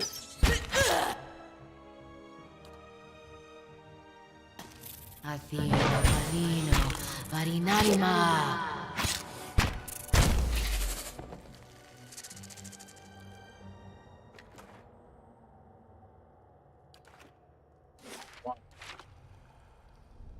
you got going on over here? Bats as large as chickens are strung up in this web. Not a problem. Little loot room. Helmets come in many forms, from the humble padded cap to fully enclosed steel great helms. Different cultures tend towards different style of helmets, but the outside of regimented armies, type of helmet individual wears comes down to personal preference. Okay, does it do anything, or is it just... My damage reduction did not move. Understood. I'm gonna need something enchanted for that slot, then. For now, though, let's get the heck out of here, squatty. Some weapon types, such as the S-Stock, Mace, and Stiletto, negate a portion of the damage's enemy. The enemy's damage reduction. Okay. It seems like a pretty sick place. A little bit of a pomp. Oh. Is he petrified, or is he a statue? 4 figures stand before an otherworldly apparatus. An ancient structure of chiseled Adra and metallic veins, ominous and looming like a silent observer. Standing motionless in their midst, what appears to be a human body, colorless as stone or ash. The other figures gaze upon it and might be contemplation. From your vantage point, you are well obscured from their view. The figures closest to the machine stand out among them. A thick gray beard frames a face otherwise hidden beneath a metallic mask. His faded robes are embroidered with a runic language unlike any you've ever seen, and he wears a strange black headdress with 2 protrusions that jut out like the wings of some malevolent creature.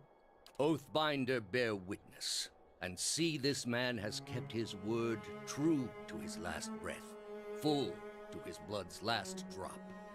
Guide his soul, queen that was, and regard it among your favored. Let his life by the key be his confession. Let his death by the key be his absolution. May he walk the world ever free of the crushing weight of the book. Your brother has done his part, and you have seen the power of his contribution. I will accept no further hesitation from the rest of you. In the sight of the queen that was, will you fulfill the oath? Will you take your place beside your brother in the endless esteem of her memory that is without flaw? Step forth and be assured of the great worth of your life's course. Okay. So that guy was a happy little sacrifice to whatever the hell's going on here. As long as it's all consensual, I got no business here, right? I can just take off before I see what the hell this... Oh! Whoa. Buddy, that's a lot of dead friends. Are you sure that's worth whatever? Wait, is this what makes the wind? That was the same color scheme as the... For an instant, the apparatus goes quiet and the air is still. Then, all at once, it erupts with a concussive surge. Like floods your vision, you are knocked to the ground. Your head snaps back as you land, and pain wells into the back of your skull, washing your last thoughts away into the black, unconscious void. You open your eyes to a different place, another time. You stand in a circular room, grand and domed, its walls lined with Adra and trimmed with copper. The style is ancient, but the chamber is unweathered. At the far end, a great pillar of Adra pierces the floor from below, its shimmering texture giving the illusion of boundless depth. Encircling the pillar is an apparatus, much like the one you've just seen, but immense and multifaceted and intertwined. Your thoughts are yours and not yours, and they seem to exist before you think them, and they are all questions. Pressing questions, troubling questions. Questions that must be answered, or... At the base of the pillar now, you see a man with a thick gray beard and ceremonial robe, crowned with a strange ornamental headdress. You know this man. You are walking towards him now at a pace that is hurried while trying to not appear so. You have something you want to ask him. One question above all, and the question spins madly in your mind. What that dick do? Is this all worth it? Hedron? You awaken to find your malaise is broken, only to replace something far more concerning. Faint whispers are audible at the edge of your hearing, like a ring in your ear that does not subside. Movement flits through your periphery, and when you turn to look away, you would see no sign whatever it was. You find your gaze regularly darting this way and that, an involuntary paranoid tick. This is a sickness. It may be dangerous to go without treatment for long. The figures of the machines stand frozen in place. Flesh and blood replaced by cinders and ash. The man who led them is nowhere to be seen. One of your characters has become fatigued. Fatigue represents physical and psychological wear and tear and demanding activity of the character. It is most commonly received as an injury when a character is knocked out, but some scripted interactions will also fatigue if they are especially grueling. Fatigue goes through a number of stages, initially inflicting minor penalties but growing in severity over time. Resting is the easiest way to remove the effects of fatigue. Some consumables can also reduce fatigue. Hydron and Kaliska lie bloody on the uneven cobbles, their bodies twisted unnaturally in death. You are alone and far from help. Gilded Veil may be your best hope for receiving treatment before things get worse. I leveled up! Yeah?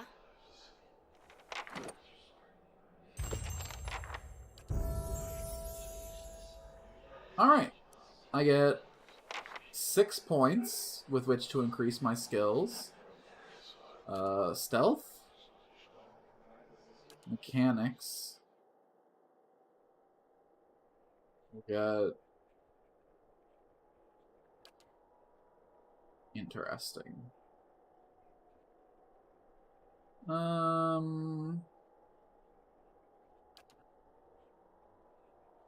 Unused points will carry over to next level. Okay, I'm gonna hold on to a point then. I'm gonna increase stealth and mechanics equally, and then have lore at half of their number at all times.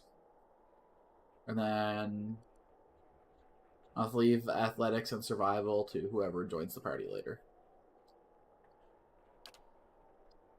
I can get 1 new power. Okay, what have I learned so far? Rogues would benefit from me having Eye Strike. If I have a rogue in the party with Eye Strike, then they'll get their sneak attacks off. But I'm the party sneaker, I'm the party gadgeteer, we don't need to make room for a rogue. So with that in mind, I feel like just like a flexible damage option would be pretty good. These are both against reflex saves, which my other one already does. Wasn't there one of these that was a fortitude save? Oh, yeah, okay.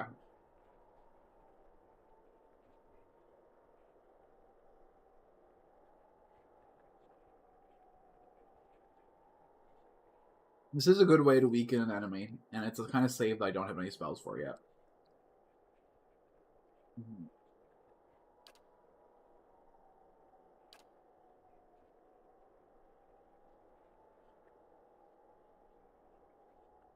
Almost 3 meter AoE, or 25 to 35 shock damage.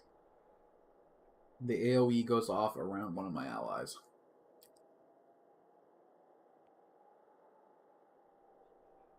If I have one ally run really far in, and everyone else is really far back, we could avoid the damage of this pretty easily. Well, it does specify characters standing, so that would hit allies too if I had multiple melee guys in the area of it.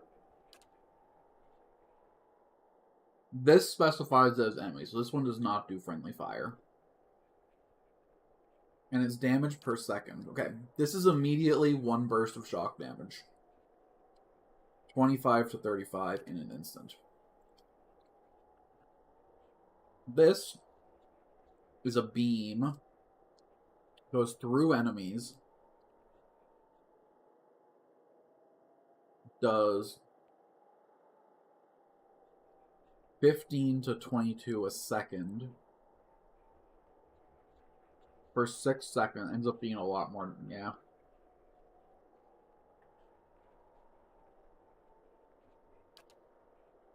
I should take Eye Strike. It's a debuff. It's a fortitude check. I want to take Antipathetic Field.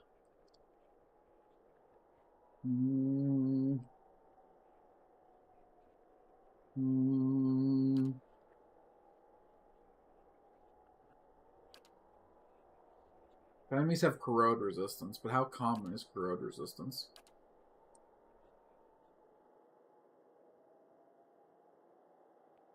I want everyone to know I recognize Eye Strike as the better choice. I'm good enough at RPGs to see the 13-second accuracy reduction.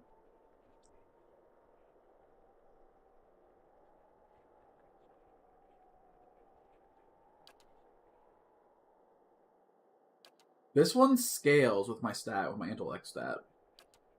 Whereas this one does not seem to scale.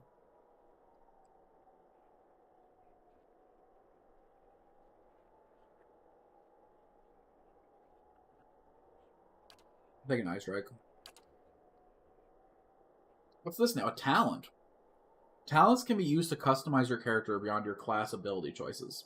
Some talents modify existing abilities, but others add new abilities of their own. A subset of talents are class-specific, but most can be taken by characters of any class.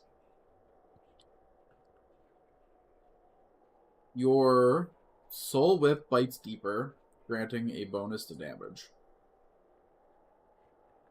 So I guess it adds an extra 20% damage. So it doubles my whip's damage bonus. It's texting me.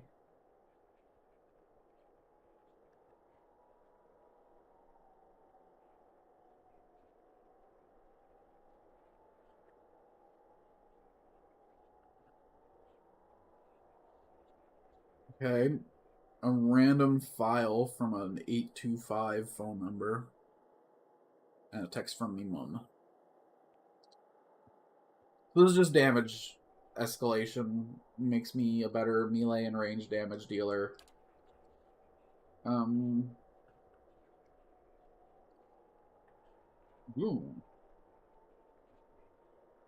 This is a passive that makes it so that whenever someone tries to force me into a will check, they get stunned for 4 seconds. That's very funny. You're not invading my mind. I've trapped you in it. Draining Whip increases focus gain by 33%. I like that. I like that. Let's use my spells more often. And a greater maximum focus. Well, it's between these two, I think. Let's see what the other generic... Ooh. Adventure weapon focus increases accuracy with those weapon types. Okay, okay.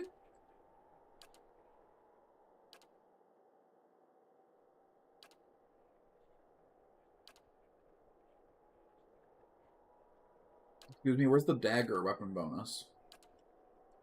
Okay. Noble, excuse me.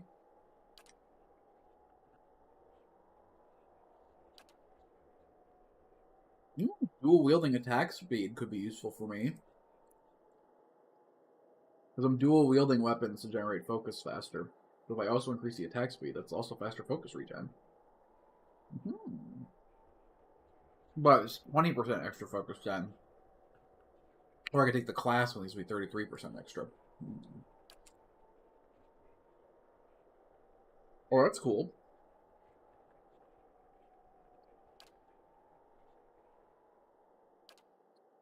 I like that. Extra crit if you're wielding a single weapon. Extra speed if you're dual wielding, or extra damage if you're wielding a two-hand.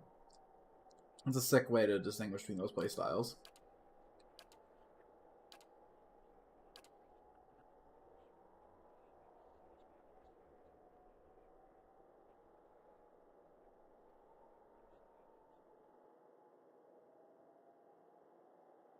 Okay. This lets me engage against more enemies. Which I think the main benefit of that is that they won't be able to escape me without taking opportunity attacks.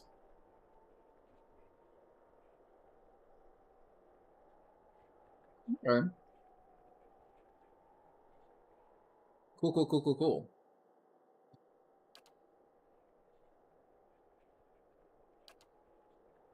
Okay, so these are just extra defenses. Cool. Okay.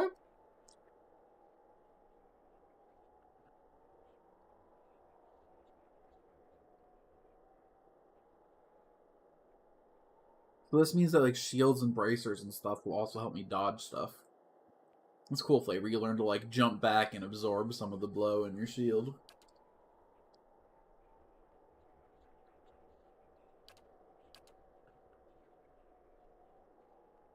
Cool.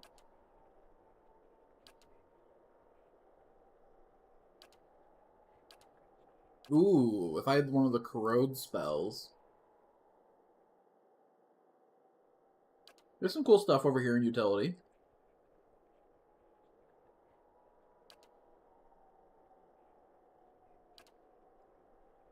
Alright. I like focus generation, lets me cast spells more often. This is probably like more powerful. Because like I feel like will saves are probably like what wizards are going to be targeting with most often and stuff. Getting the stun back could be useful, but this is fun. Casting more spells is fun. That's what we're going to do.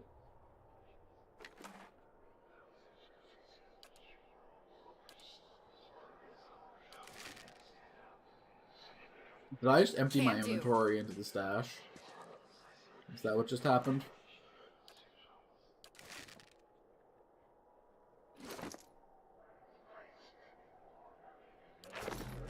Well, I emptied their inventories into the stash.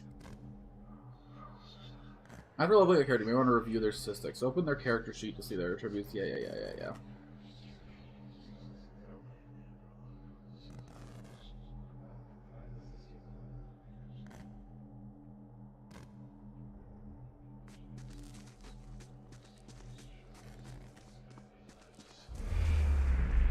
Hi there.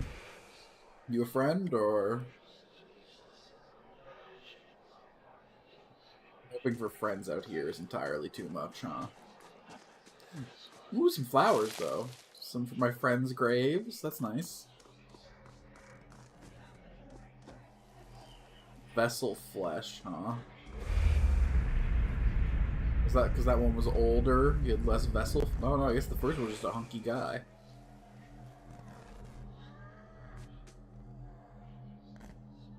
White flowers! Seem more wedding colored, but... Oh, they're yellow, okay. The massive structure is formed of stone, adria, and copper, and covered in strange glyphs. The air around it vibrates with strange, unusual energy. Yeah, I got strange, unusual energy too. It's called being awkward, okay? Nothing that impressive about it. Nothing will slip past me. Nothing will slip past me. Bring Mary. Okay. We are currently in Salant Lee, and we are heading to the Gilded Vale through the Valewood. It'll take you 6 hours to complete your journey from Salant Lees to the Valewood. I accept. Onward to great discovery.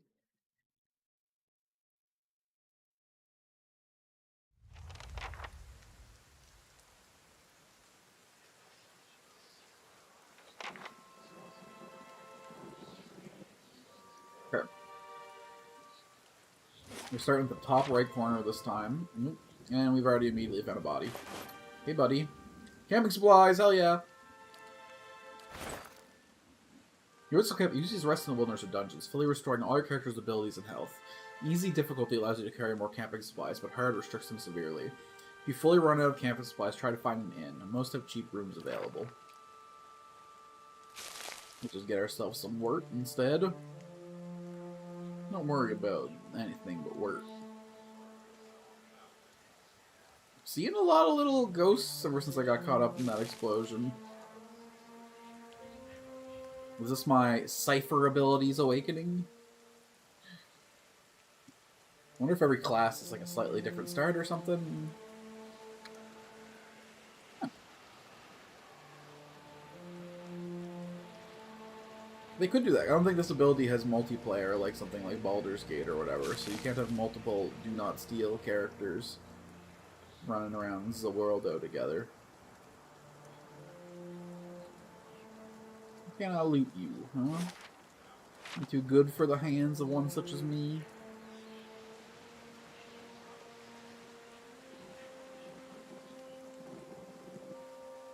Hark! Bandits, huh? I'm gonna go ahead and quick save real quick. Hey, buddies! The young dwarf tending to the stew looks up, startled as he sees you approach. He drops his ladle, spattering stew across the ground. What? The bandit turns. Get her, you dogs! And make sure our new cook don't run off. Help, please, help me! Ah! One of the bandits gives Tenforth a kick as they pass him, and he huddles. Okay, I've already got enough for a treason up. I feel like an outlaw is probably more susceptible than a bandit. We gotta try to attacking this boy. Well, it looks like he succeeded to save. Well.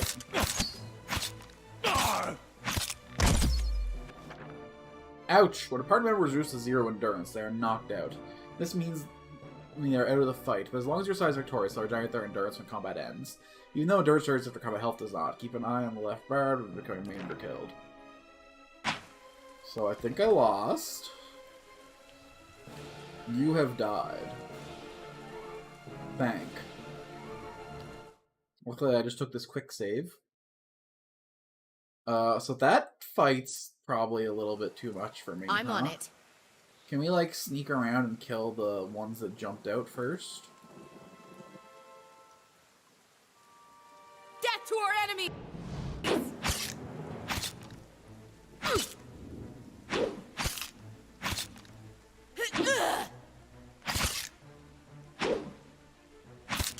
Seem to be very trained with these weapons, huh?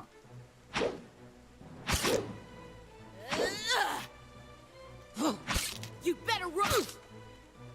You get delayed whenever I did a weapon swap. Yeah, I do so much more damage with this spear. Time to bring out the bedrolls, I think. Oh, okay, and you lose focus down to 10 when fight ends. Understood.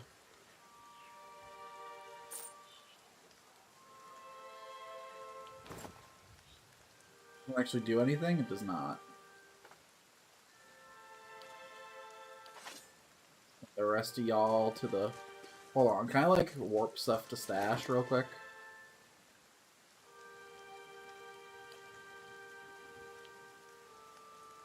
Here's I can... Ooh, but I could... Hold on, it said I could enchant it?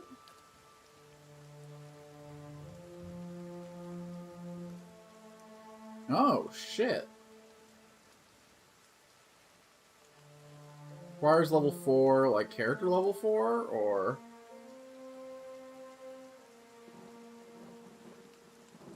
Fine, exceptional, superb. Of constitution, of dexterity, of intellect. Okay, so we need to get ourselves some bloodstones. And some skull ears. I can have some sick... Okay. It was 12 total bonuses, right? That's cool. Okay, okay. Might be a little something to the system. I can do that to all equipment too, right? This has come pre-enchanted. Okay, what about weapons? Damn. Okay, okay. Slaying beast, primordial spirit vessels, wilder and kith. Damaging accuracy. You know, we're not too far from a damaging 2.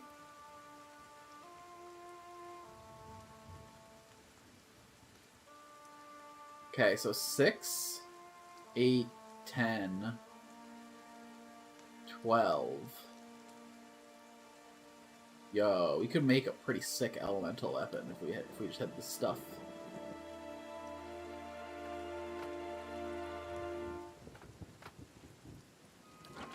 Okay, this is the stash. Okay, okay, okay.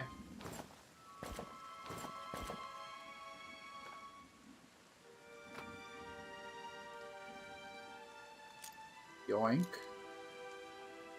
If we only carry 5 in a stack? Interesting. Let's hold on to the torch just in case. Okay, okay. So we're only going to carry consumables and equipment that we're going to wear. Everything else goes in the stash. Oh, yes, please. Ingredients, quest items, I guess. Put this into our quick bar. Constitution, put that into the quick bar. Okay, okay, okay. Okay, okay, okay. We're starting to get a lock on this stuff. Okay. Quick save again. That's one bandit pre-executed.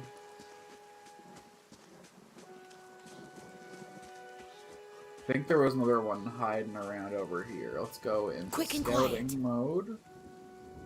Come over here and look for another bandit.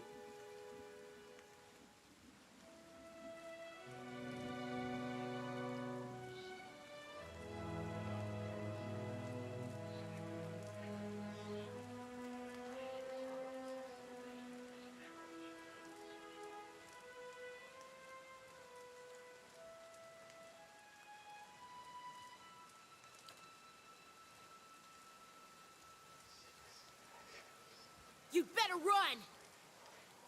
Huh.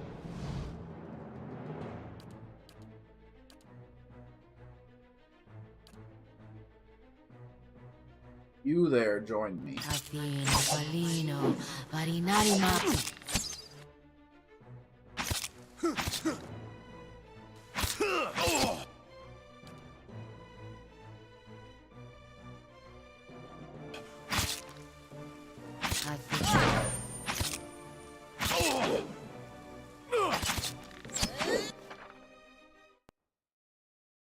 Okay, that's still not a fight we can win.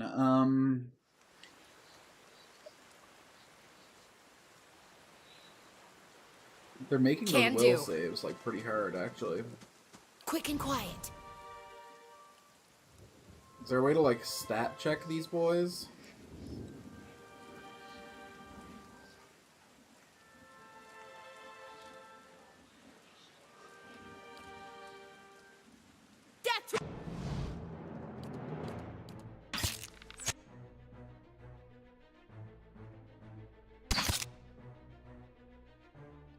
Where they're all close enough to get caught in this. I feel.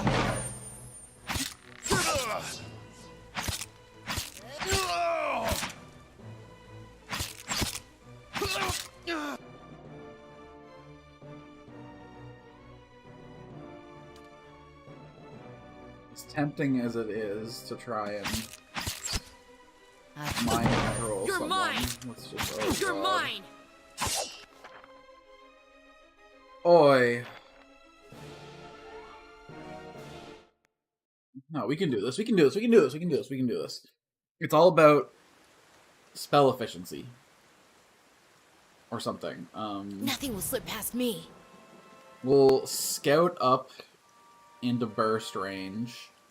We'll immediately blast these two with the mind wave.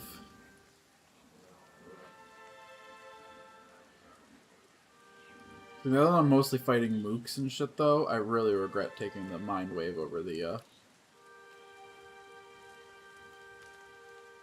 I feel.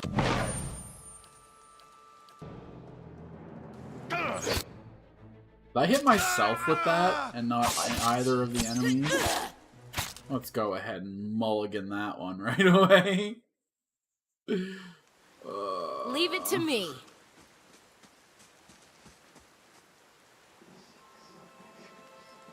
Quick and quiet.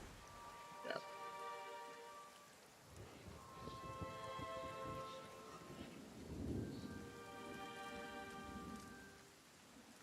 Come to here. Quick save again.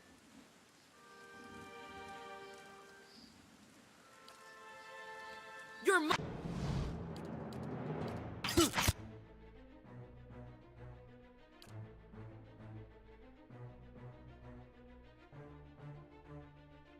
Let's see.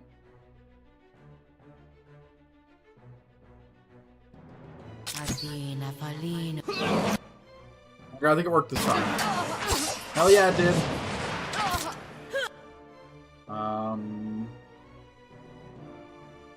Quick slots, quick slots. Drink this.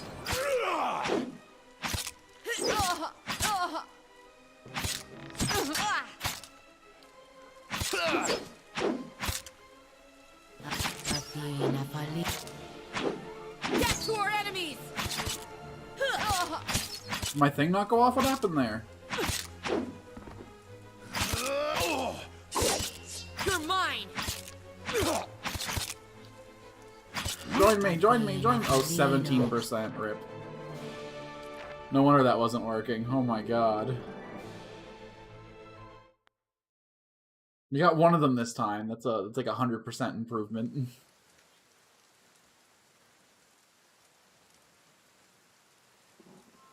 Okay, so outlaws have pretty strong bonuses too. Okay, so instead we'll attack this guy first. You better run! Then as soon as the fight starts, we mind control this guy. Drink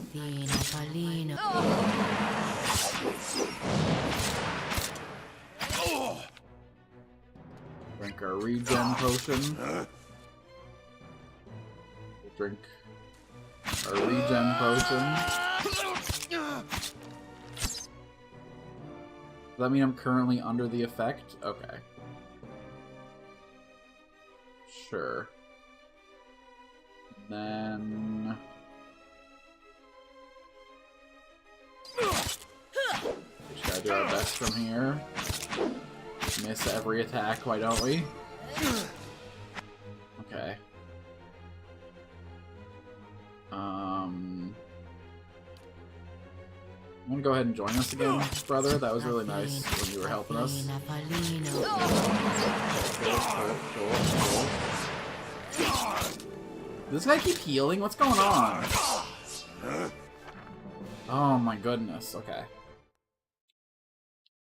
I'm starting to think I'm not supposed to be fighting this. Or I picked horrible choices on character setup. Very possible, very possible.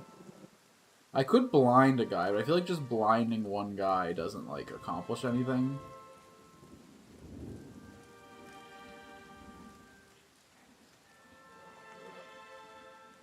I still need to, like, yeah. The blind's a lot longer, though, right? Because this is... for 13 seconds. Okay, same for the blind. This scales up with my intelligence. That's excellent news.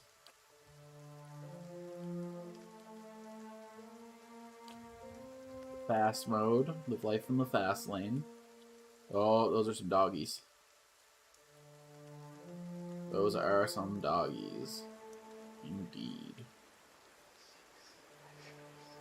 South to Gilded Vale, northwest to Garen's Grasp.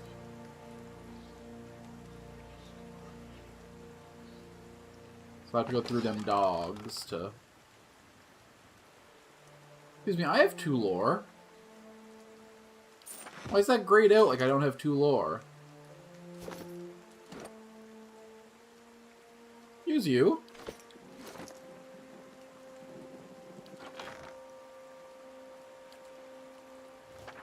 Oh.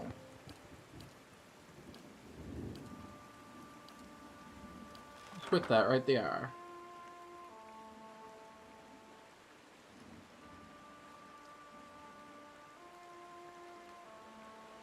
(22 to 39), then jumps to 2 targets. That could be useful in taking them bandits out, don't you think? The grass is still flattening behind the wagon's wheels. Barrels of cabbages, potatoes, and squash have been overturned and abandoned.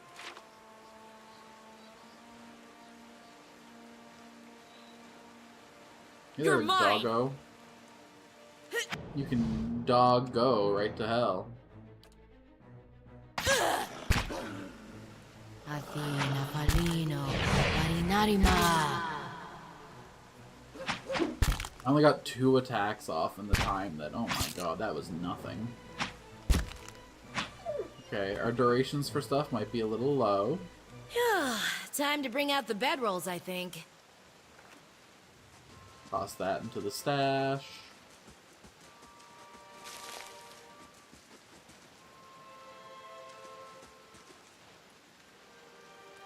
You muddy vegetables, you say. Okay, I've been hearing the microwave going off for like fucking 5 full minutes now. The fuck are you doing to me?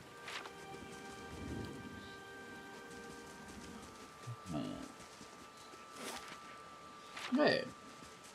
We appear to have found everything along this edge of the Zamappa.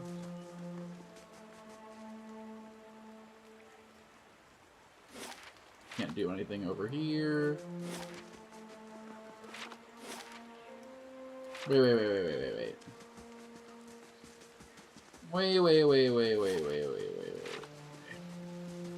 If I go back here, can I slip around up? Okay. Zara rip. Wanna rip y'all to pieces?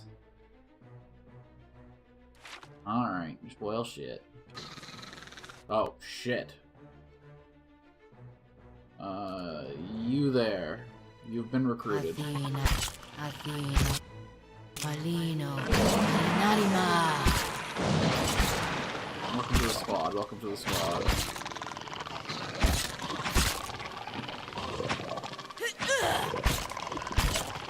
Athena, Palino, Marinarima. Oi. Crikey.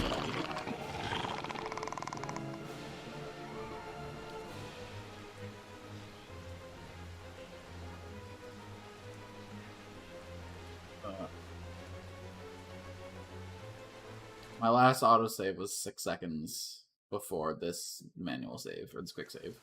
I'm on it. So we're gonna have to do all that exploring all over again. Oi. Turns out being a single character in a fight is kind of rough. Who would have guessed? Certainly not me. Maybe we should just go to town instead of... What the hell are you? Naunton. Hail, traveler. The man appears to be hurriedly dismantling his camp with quick, jerky movements. Looks up at you approach, his expression tense and drawn. Greetings, he says, a little breathless. On your way south, is it? Don't get too many of your sort coming out this way, meaning no offense. Suppose you're heading for Defiance Bay. The sooner you clear these woods, the better, I think. Our caravan was attacked. I'm trying to get to Gilded Vale. Hard luck, and I'm sorry to hear it. Should be fine from here. There's no missing the Vale if you keep to the road, and you haven't far to walk. Well, I want to clear this place after that. We'll just tack north of here, me and a friend of mine. We came out here to hunt some deer. Came upon a bear instead. Great monstrous thing. And Pearly, he didn't make it. I don't know what I'll tell his wife. In any case, the forest already cost me a friend. I'm heading home before it takes anything else. Name is Naunton. Born and raised here in Gilded Vale. Had a spot of luck since. His face twists. Luckier than Pearly, I suppose. What happened to your friend? Didn't see it coming. We were following a stag, Pearly. He saw something in the brambles, and went tearing off after it. We all but stumbled into the cave. Poor Pearly didn't stand a chance. The bear was on top of him before we knew what was happening. The beasts take what they will, I suppose. He smiles sadly. And this time, Galen's favour fed upon the bear. In a cave way up there. I wouldn't seek it out if I were you. It was a great brute of a beast. Hate to hear it took another life. Farewell, friend. Not saying that I'll avenge your friend, but I'll probably stumble into it while looking for sources of sweet, sweet XP.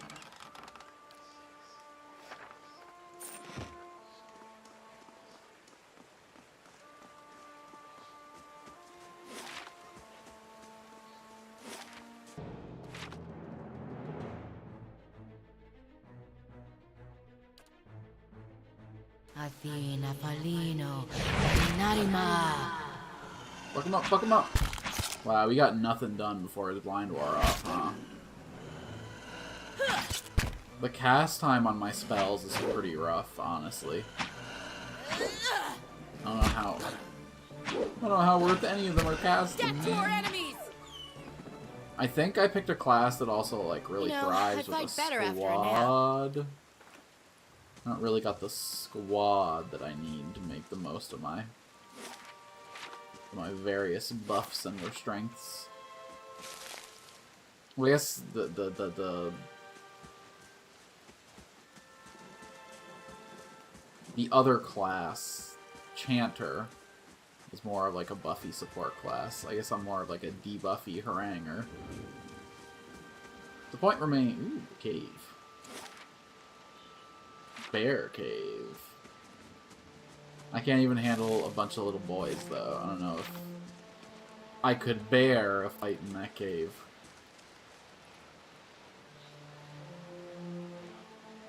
Quick and quiet.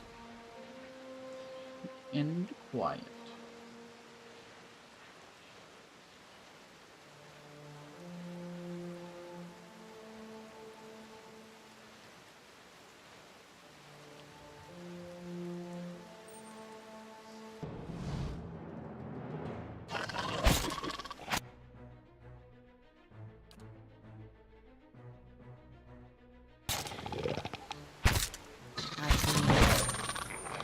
Death to our enemies!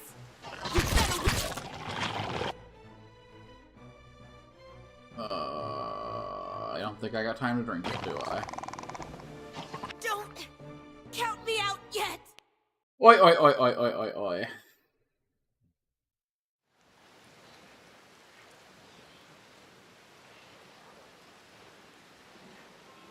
This is why you have to, like, with real time with pause, you have to be, like, so on your, like, buffs and stuff. I don't really have any self-buffs right now to even...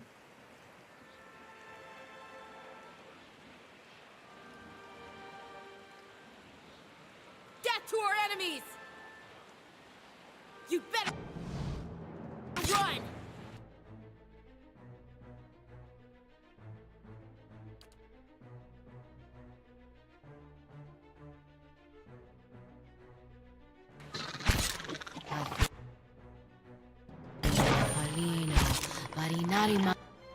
Okay, now I'll drink my thing.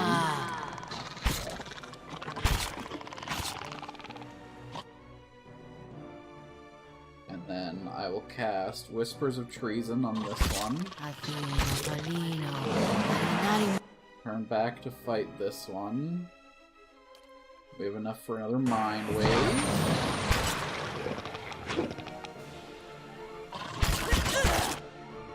I have 7 health left to deal with this one. So, we'll try and get the knockdown with the Mind Wave as quick as we can. Didn't get the knockdown, but that's okay. Next hit wins, pretty much. 0.6 damage. It really tracks it down to this. Oh my goodness. You know, I fight better after a nap. Yeah, well... An average speed spear doesn't have any extra range on it.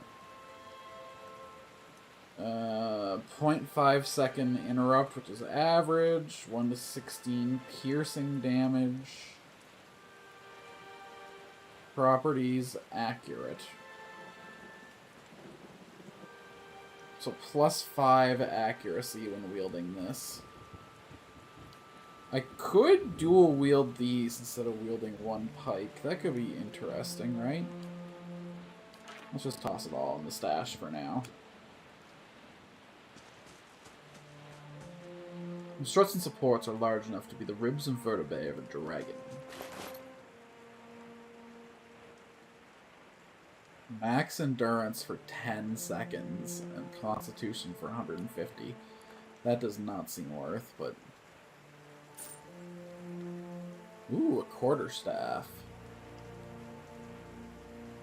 It's got the same increased reach as my pike, but it does crush instead of pierce. Okay, hold on. We're cooking here now.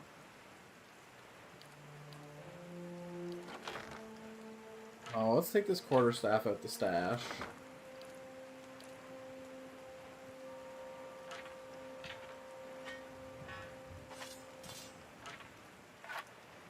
Now we can switch for damage types instead of switching for attack speed.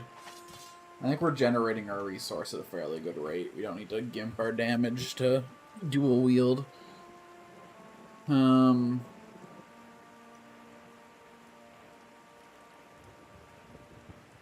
wonder though.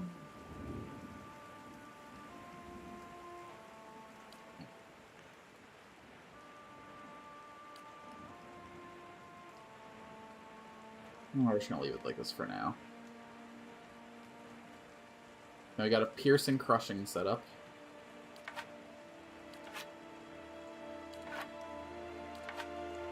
All of our reductions. They like flicker whenever I switch. Like it like turned into a hammer for a second instead of a spear. Oh well.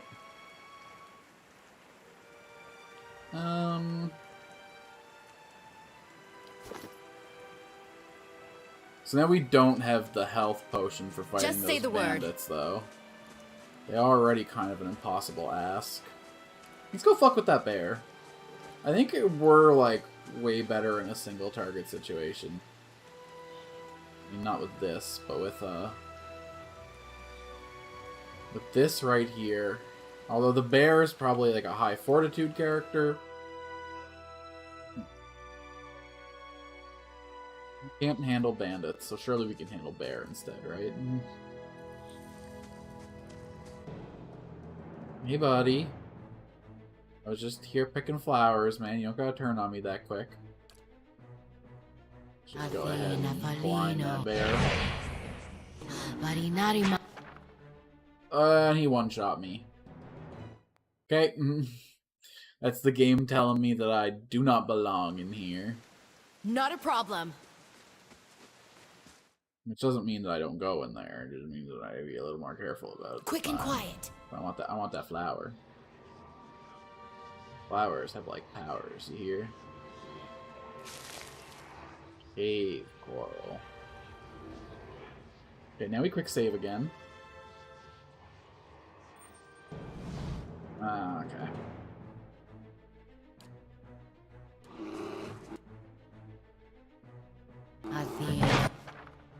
Yeah, okay.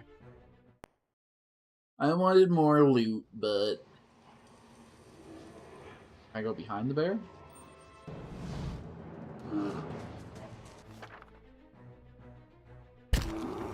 Okay. I'll be back for a revenge match someday, bear. Just you wait and see.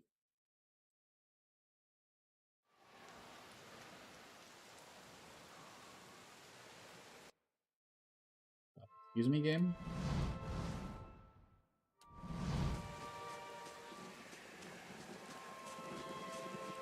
Hey. Let's go see what's in this bottom corner before we leave. A fool's errand to fight the bandits, but I think there was 2 wolves down there that we could probably take on. That's 2 wolves against a powerful cipher like me.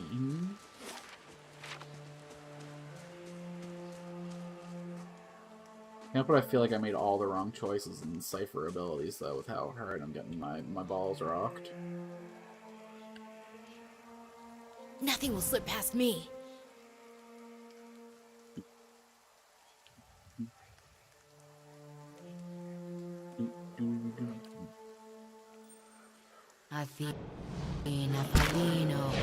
Oh shit, there's 3 wolves. Oh, this was a 2 wolf situation.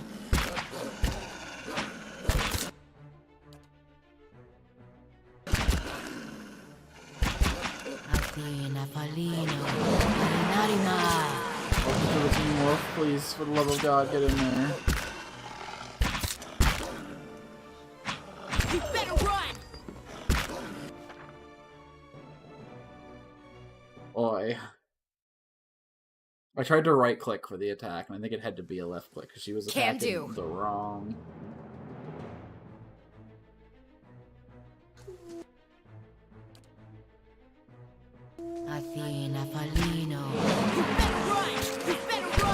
Fuck this thing up, there's no time.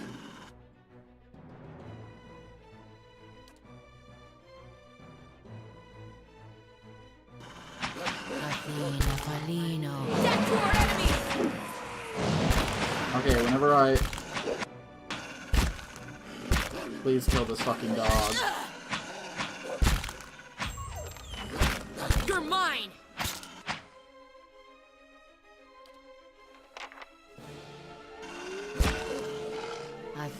You're mine!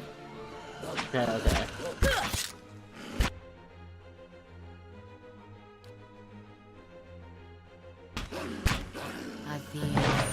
You better run! Damn it. Okay, it's all about abusing this spell to turn people to charm spell. Can do. It's the only chance I have this fight, so... We start by charming you. You're mine! We immediately start hitting this guy. The second we get to 10, we charm this guy back here. One more hit, one more hit, one more hit, one more hit. Okay.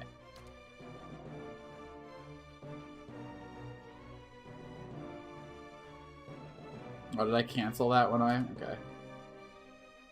On this guy.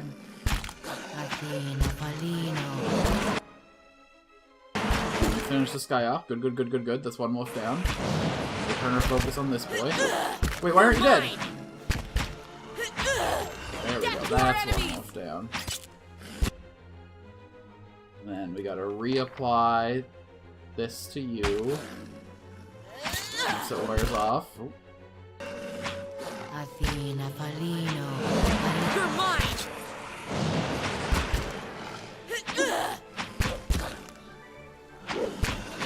Okay. Oh, 2 health left. 2 health left. Okay. I don't think they're as strong when they're not flanking, but 1 health is certainly. Let's eye strike you and hope for the best. Death to our enemies! Ah, we were so close. Oh my goodness. This is tough. This is the normal difficulty, dog. I'm on it. There are like no fights I can handle here without extreme cheese. Which might mean that I built my character wrong. Because yeah, this like endurance system is actually way worse than actual health.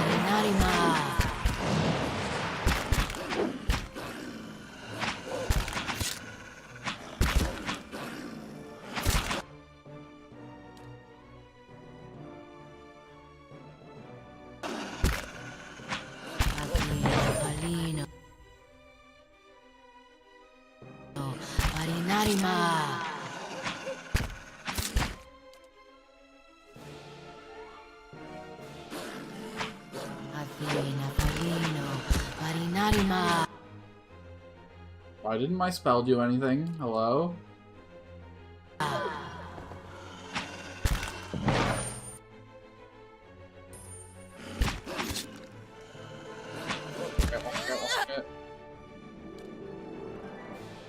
Wait, did we kill him?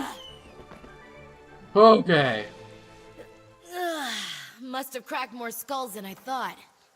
So, I'm starting to get the feeling that, like, my debuff spells and shit are a bad way to play. I probably should have just taken more, like, hard damage stuff.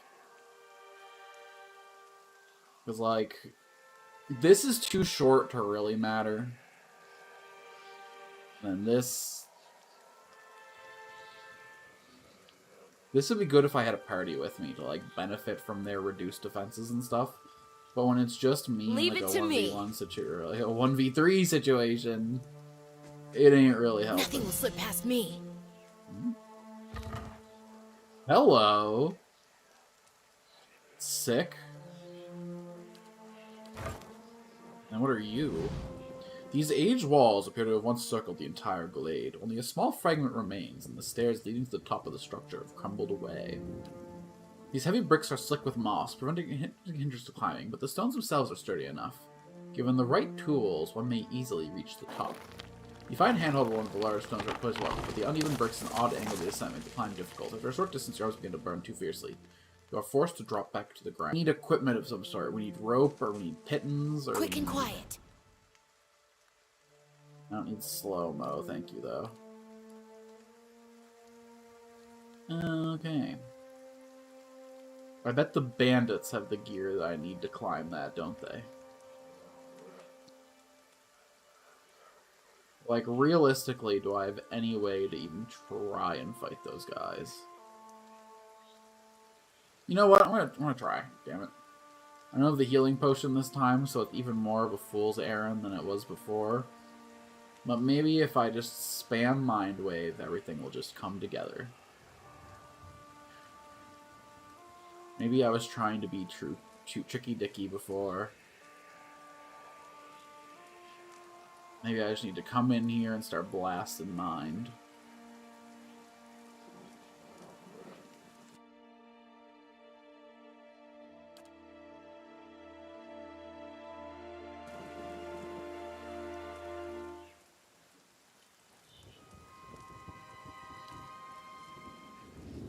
I feel...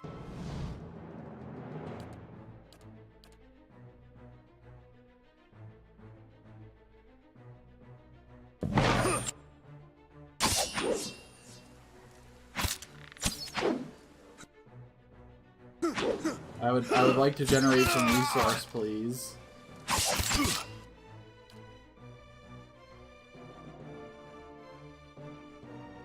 Would I, like, target a specific 120 degrees, please? There we go, perfect. I feel...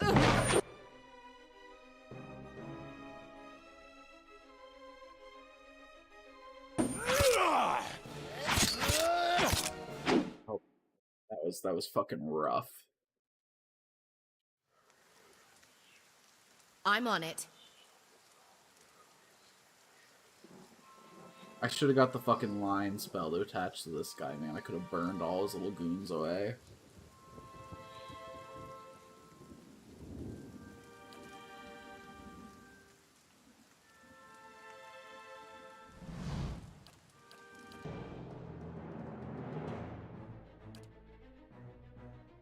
I feel...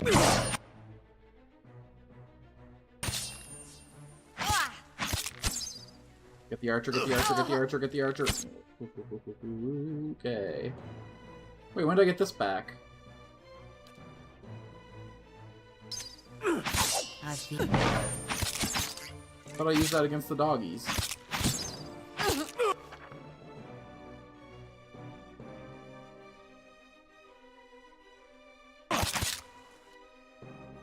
What actual health do I have left? Okay, 58, 58. We're fine, we're fine, we're fine.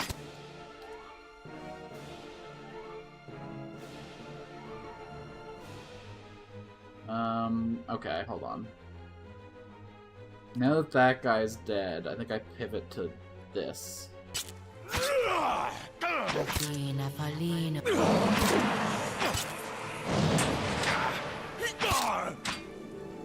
You're mine!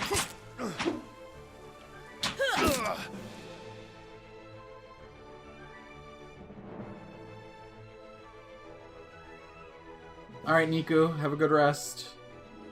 I'll see you next time.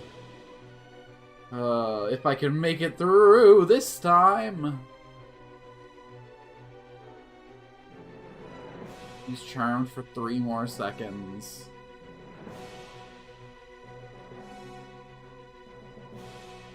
Okay.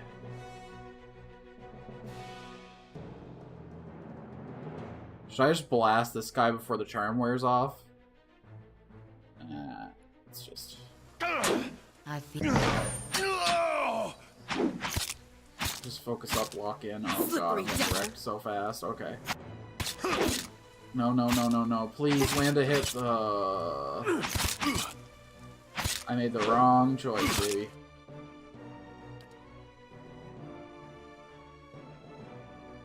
This was the closest attempt by far, but alas, okay. We re-roll it.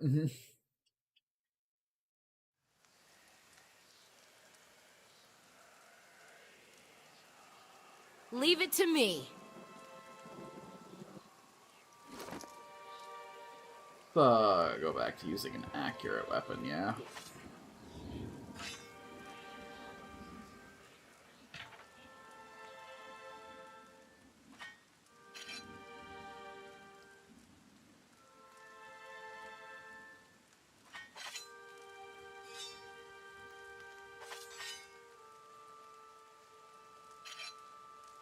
You get way more accuracy. You get 27 accuracy with a single dagger. 10 accuracy with that. And then if you equip the offhand, I see. Okay.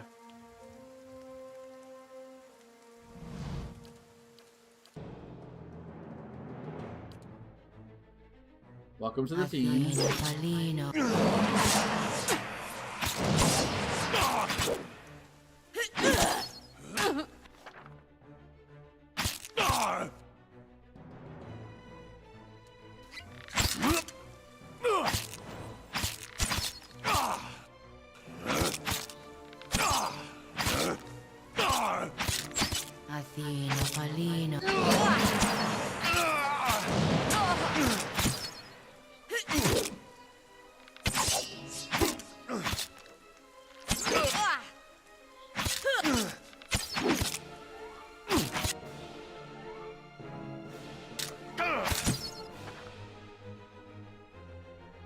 Okay, that worked out less good than last time. So the high accuracy didn't really seem to actually make my fucking bar go up any more often, huh? I think bursting down at least the archer at the start is, like, super necessary. Constitution for 300 sec. Okay, damage. Okay. We drink the beer. Chug, chug, chug, chug, chug. And then we focus this archer guy. Yeah.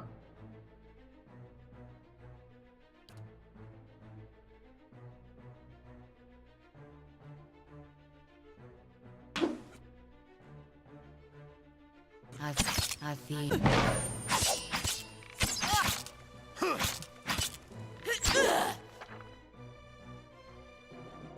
My god, this shit is fucking crazy. Why did we do so well that, I guess the first time we just instantly opened up with our poo wave. I'm on it.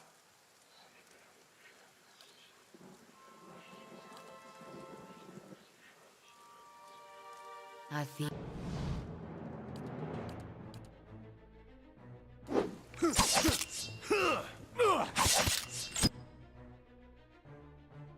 Why did my wave do nothing? Why is it gonna be like this, huh? I'm on it. Do do do do do do do do do do do do do do do do. Vegetables. Veggie those poles.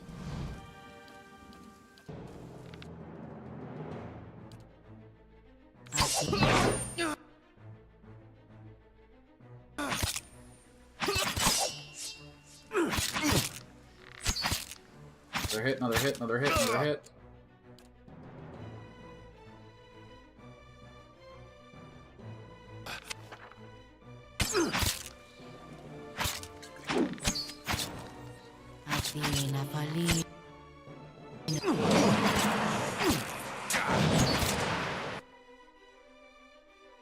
Okay, you have joined me. Good, good, good.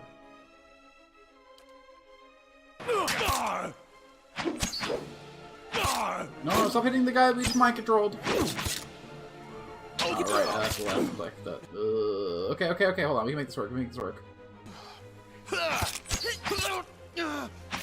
I just gotta mind control this guy in just a second, Oh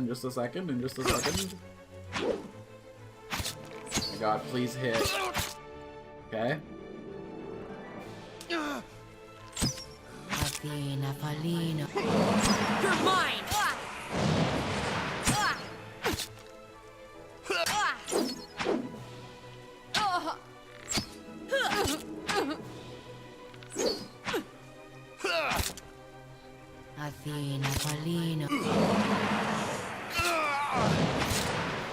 I guess charm doesn't work if I immediately hit you, huh? You better run!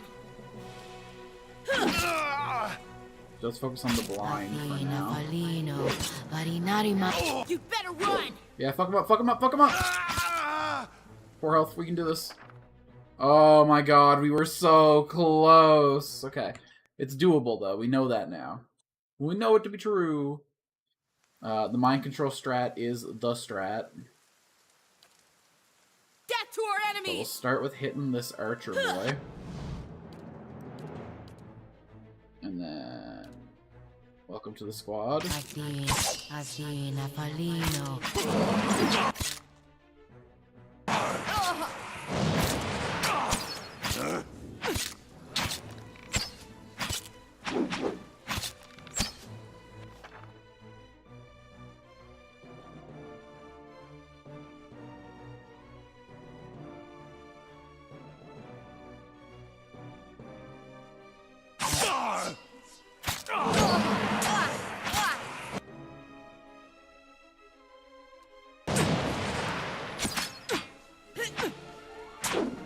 to our enemies!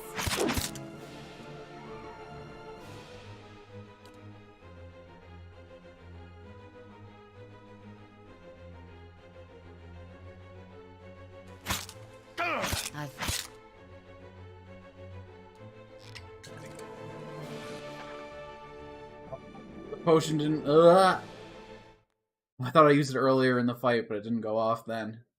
Damn you! Okay.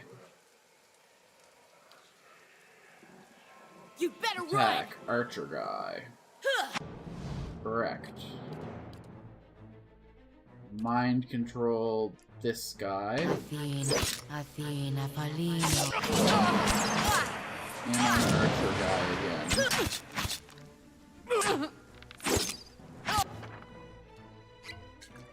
Yeah.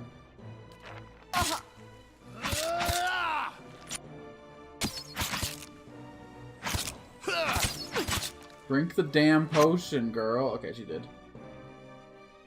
And now we mind control this guy. Turn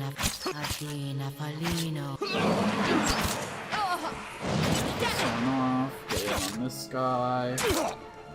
Get ready to refresh the mind control on you.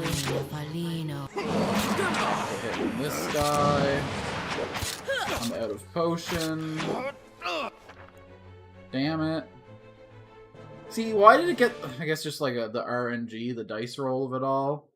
Because I did a lot less this time, and I played it basically the exact same way, as far as I'm concerned. Can do. Try like positioning ourselves differently before this activates.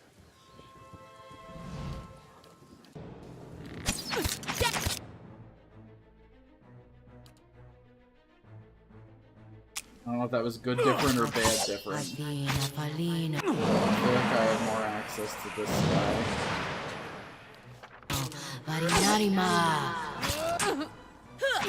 You better run!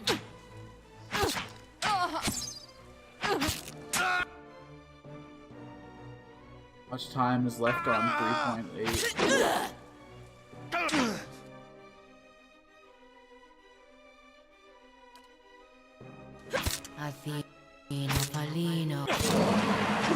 You're mine!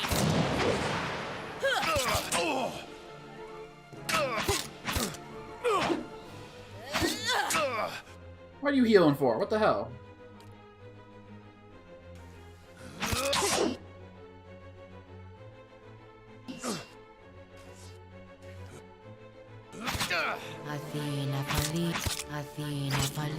Get to our enemy! You're mine!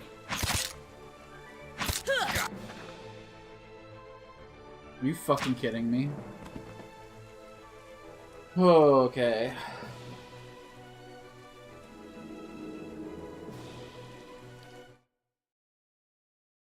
So I think we keep doing the same. It's working, TM. I think it's 2 mind controls, and then we start blasting, though. I keep trying to, like, leverage too many mind controls. Okay, drink the beer. Can do. Walk here. You Attack this guy. We immediately mind control this chud.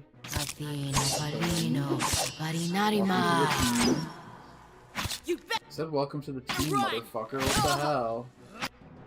If the mind control fails, we just lose. So with that in mind, I'm gonna hit the F8. Leave it to me. Does chugging a beer interfere with my magical capabilities? If I increased my constitution with the wine, too.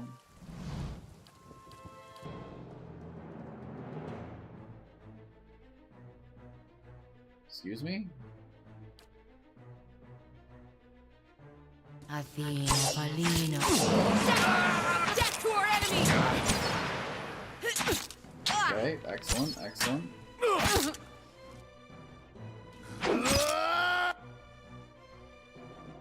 Athena Kalino. Athena.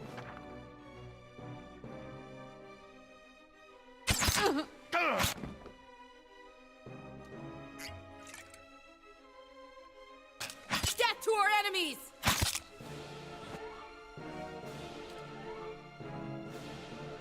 Athena, Palino. You're mine! Here on out, I just start blasting. Think. Athena.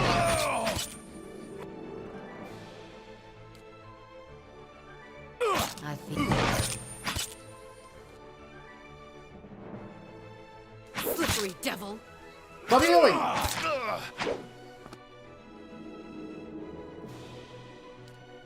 Blind? Question mark? Athena, Palino. Marinari.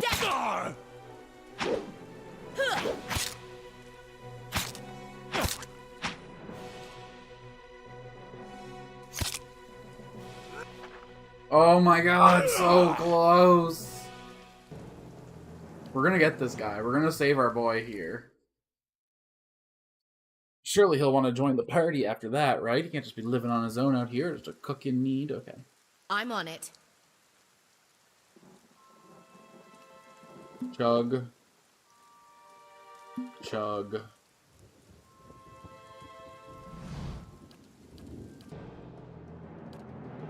This guy. Athena, Palino.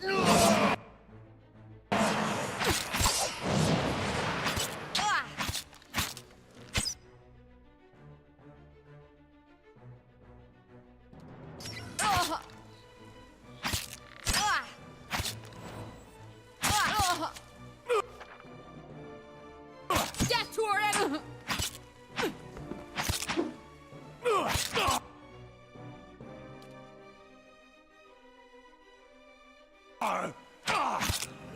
Athena. Oh, it didn't work. What the hell? Athena, Palino. Marinari.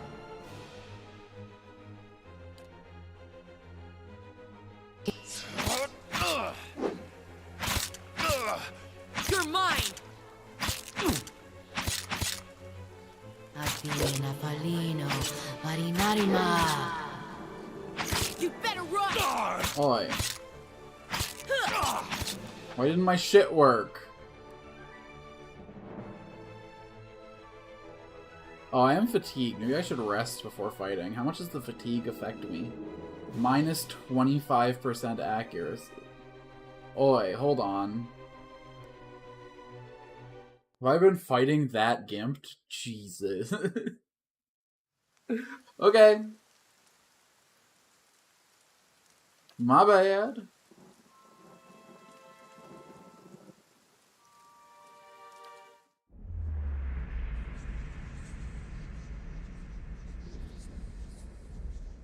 The dream calls to me. Okay, okay. Well, hold on then. This should be easy mode now, right? Yo, hold my beer. I'm on it. You're mine!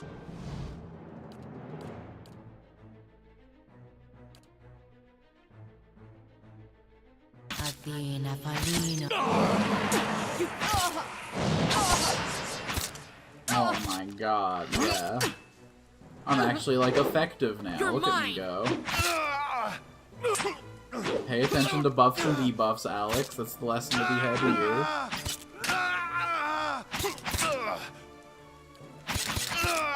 I think that's also lasting longer, too. Palino. Not so Marinarima. bad. It just feels more effective because I'm more effective. Death to our enemies! Okay, this is a little more reasonable for a first area encounter. Well, shit. Behind me, just taking all the loot. Okay, you can all head to the stash.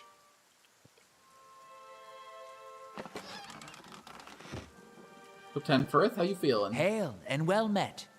By the flame, thank you. Thank you, thank you. I thought I'd be stuck cooking for these ignorant weasels for the rest of my life. Or until they were bored with me, I suppose.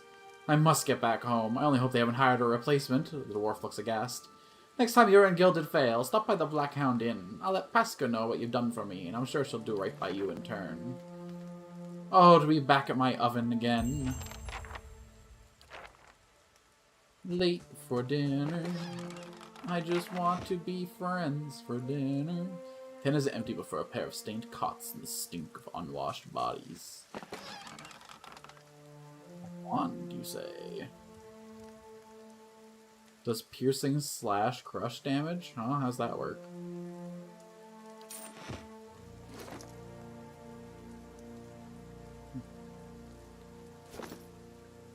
Oh well. I got no biz nasty left here. I didn't get anything for climbing the runes, though. That no good. I wonder if I can survive one hit from Bear now. Bear, I find out. So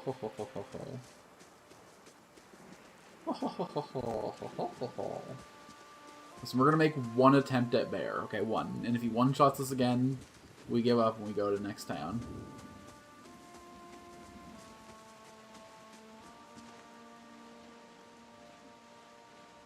Quick save completed.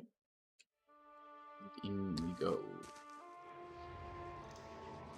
Learn the invariable true. Okay. Fair.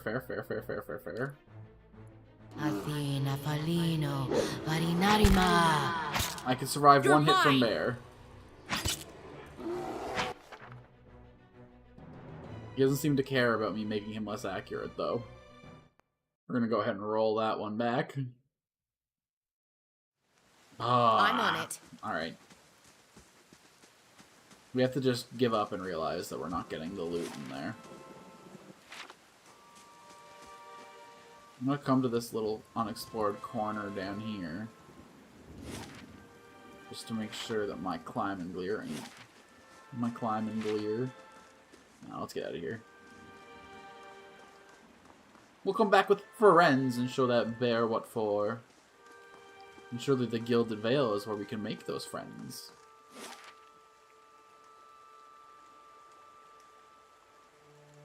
Ooh, Madmer Bridge, Heritage Hall, Copper Lane, First Fire, Anders Gift, Breckenbury.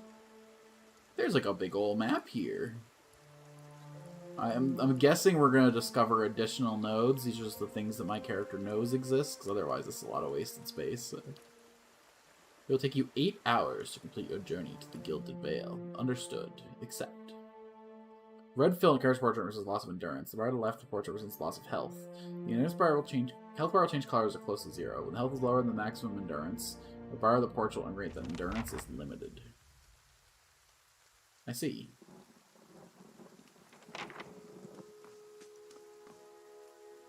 How much more experience do we need to level up again? Okay, I need a total of 3,000 experience for level 3. I'm guessing it was 1,000 for... No. I'll pay attention when this fills and see if the experience, like, resets, or...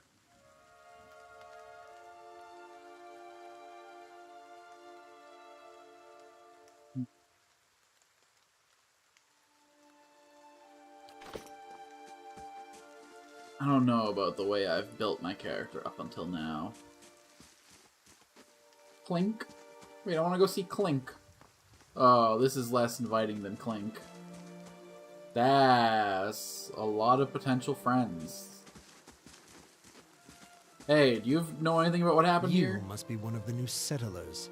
Welcome to Gilded Vale. You'll be pleased to know that we've had some recent vacancies here. You welcome everyone this way? The only answer you hear is the buzzing of flies from the tree. Of course, we'll need to make some inquiries first. The inestimable Lord Radric VII has taken great pains to insulate our town from Widewind's legacy. Have you ever conceived a Hollowborn child? And an important one nevertheless. Lord Radric has made it his first priority. I should warn you, stranger. Here in Gilded Vale, we have a special place for dissidents, charlatans, and those who would hide a curse in our midst. You think? Let me guess, it's the tree. His lordship's wife is with child and due any day now. Without his approval, I shan't be able to find you a permanent settlement. It will have to wait until after the birth. We can continue our interview then, after the bell tolls from Radric's hold to signal my lord's new heir. In the meantime, you can find temporary accommodations at the inn, just southwest of here. What exactly is a Hollowborn? I forget that you foreigners are under this curse in your homelands. The Hollowborn have been a scourge on the Deerwood for almost 15 years now. He lowers his voice to a whisper. Children born without souls. He shakes his head. Pitiful dumb beings that breathe barely, but do not truly live. Some say the Hollowborn are a disease. Some say they are a punishment from the gods. He raises empty hands. In truth, no one knows. But they began spreading after the Saints' War. And so the name Widewind's legacy stuck that honor the foul, blasphemous pretender. Lord Radric's decrees may seem strict at times, but it's our best interest at heart. He nods. If you have any other questions, don't hesitate to ask. It's important that everyone in Gilded Vale understand our rules. I've been having strange feelings as close to the BOX, so I'm going to attempt to help. Whatever your problem, it sounds like a matter for an animancer. However, the only animancer in Gilded Vale isn't in any condition to speak. Consider yourself fortunate. After she failed Lord Radric, we saw to it that she wouldn't profit from the misplaced trust of others. Man. A bad cure is often worse than none at all. But if you're set on finding a bottle of troll piss or a dead Audra pebble to rub on your forehead, you're welcome to check her pockets. A little corpse stink is nothing when you're digging for shit. My advice, however, is to be satisfied that you escaped and leave it at that. Before I got here, I saw several people conducting a strange ceremony near some ruins. He regards you carefully. You'll want to mind where you mentioned that. Trespassing on Ingwithan ruins is illegal, not to mention dangerous. You probably saw someone attempting some new ritual to appease the gods. We'll try anything these days. Bareth have mercy, we certainly have. I don't think so. Just as they finished, there was a biowac. He polishes the spectacles on his sleeves. If you've been that close to your bivouac, you wouldn't be standing here. Okay, don't believe me at your own risk. What the hell's this? Listen! 2 tolls. Let that be the last. 3. Gods have mercy. What's happening here, huh? It seems your arrival is ill-timed. 3 bells toll only for the death of a Radric. I fear Lord Radric's heir is lost, or else Hollowborn, and so lost all the same. You should tread carefully. Circumstances have changed a great deal. Does this affect the Lord's offering of new settlements? I could be sure of nothing right now. I advise you to get some rest. The inn or a stable for all I care. Find me afterwards. I will know more soon enough. Notice at the time of the morning, the legacy is struck at the heart of the Gilded Vale. Efforts to redeem ourselves in the eyes of Bareth must be redoubled. He sets a steady gaze on you. What's happened? He shrugs one bony shoulder. I'm going to do the misdrive. There agrees of childbirth, perhaps, but it is not your concern. Farewell. I'm not gonna, take umbrage.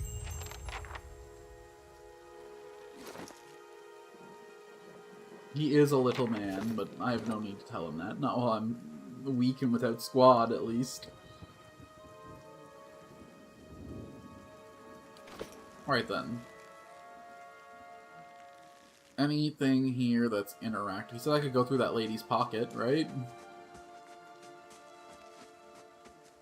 Hello, Eater. How do you feel about all this? Are you looking for someone in that tree? I could introduce you. Strange way to talk about your dead. He looks up at the debris and breathes out.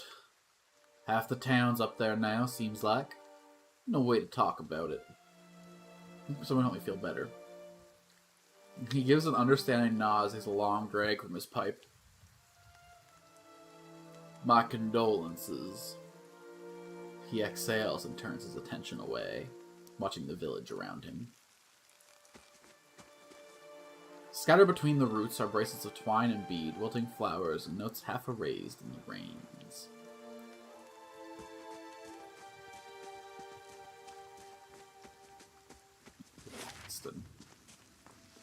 Okay, so we're in the town of Gilded Vale right now. There's some kind of basement here. Probably a bad place. I should probably find my way to an inn. I gotta explore a little bit, right? I can just go where I'm told, buddy? Hello, who's there? A man lies resting against the wall, lit by the dim illumination of the fading sconces. He has a gaunt, fog-like aspect, and his face is pale and damp with sweat. One arm is held loosely against his side, his sleeve soaked with blood. He gives you an anxious glance as you near, his features twisted in pain. Have a care, if you mean to go in. He casts a quick look towards the doorway to his left. This place is not so empty as I thought. The temple isn't what it used to be, probably for the best. Times being as they are. He groans and shifts position, wincing. I am no looter, if that's what you're thinking. Not one of the faithful, either. Just wanted to do some good, I suppose. Got my arm clawed up for it. He regards you wearily. Maybe you'd have better luck. Better luck with what? The man points his finger upward. These ruins around us used to be a temple of Aethys, the scattered god.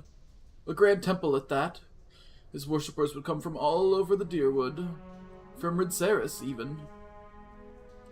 Until the war, of course. Even then you'd get some of the stubborn ones. The ones that couldn't get it through their head that their god was dead and gone. Well, if I was from Aethys, I would have a special dialogue here. Lord Raedric allowed them to worship? Lord Raedric would clear out the place from time to time, make arrests. It wasn't until the legacy that he started. Losing patience. He sent his guards in to put the priest to the sword, bring the place down, burn some of the books, and that was that. He looks away. What's this legacy? Sir Waidwin's legacy. The man that housed the scattered gods a time. Lord Raedric fought in that one. When they brought the god down, we had a celebration here in town. We thought things would have never be better. Started sometime after that. The disease, or whatever it is. Children being born with the stuff that makes them truly alive. Just empty shells, and their mothers screaming and crying. He lets out a long breath. It's destroyed us. Gilded Vale, I mean. Once the legacy started, Lord Raedric decided he'd been too lenient on the Aethosians. Had his people go in and put them to the sword. Left them down there, buried under a heap of rock. After that, Lord Raedric ordered the temple sealed. It's been years like that, up until recently. Raedric hopes that if we rededicate the temple to a living god, that we'll be forgiven, and the legacy will end, see? He smiles wryly. But until then, the temple is as you see it, unguarded. That's where you come in. Morden licks his lips. Those priests, maybe they don't have a lick of sense between them, but they still didn't deserve to go like that. Chopped down in their god's house. It doesn't sit right with me. If you can get down there, find the remains. Maybe we can finally give them a proper burial. Wortham breathes out. No small tasks. There's coin in it for you if you need motivating. They're long dead. What does it matter where they're buried? It's about respect, isn't it? We're deserving to be remembered. Not just tossed under a pile of rock and forgotten. I thought it worth the effort. Giving them that. I take it you aren't supposed to be in here. Well, I mean, I meant to be in and out nice and quick. I'm not hurting anyone, it's just... Lord Riddick's forbidding anyone having anything to do with the Scattered God. It'll be a little harder to explain to him than you. It's a good cause, though, isn't it? You can make some coin in the process. Some questions first. Yes? Who are you, anyway? Name is Wotton. I lived in Gilded Vale long enough to remember how grand it used to be. I used to help the temple sometimes, bring supplies. Why can't you do it yourself? I tried, only got a short ways for it in over my head. I haven't raised a blade in a long time. Or is this something you can just pick up again? You look like you can handle yourself. Yeah, okay. I'll find them. Then by the flame, I owe you a good turn. But listen, it was been sealed off for so long, it's crawling with creatures. But if you get past them, the priests would have been down the lower floor. They'll still be there, if they're anywhere. Those priests had all kinds of secret chambers. Switches in the wall, trick sconces, that kind of thing. Keep an eye out, and take care down there. I wouldn't want to help send someone else after your remains. I'll be waiting here by the stairs and keep a lookout. Maybe try and patch myself up some. Ooh, hidden temple dungeon in the middle of a town. It wasn't really hidden, but you know what I mean. Nothing will slip past me. Nothing will slip past me. Ivory Spotterling, huh? Spotterling. Gonna die when I make my Death to our swing. enemies! Oh my goodness, okay, hold on. Why is Spiderling so buff, though?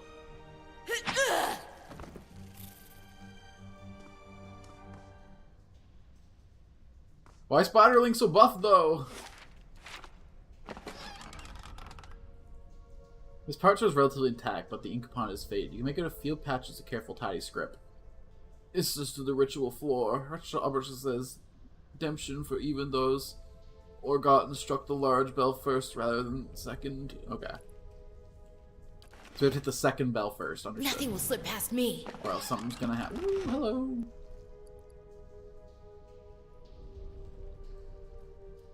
Okay.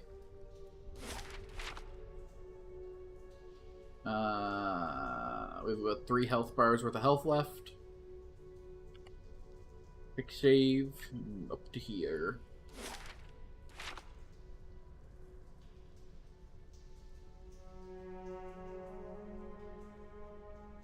Multiple spiderlings, huh?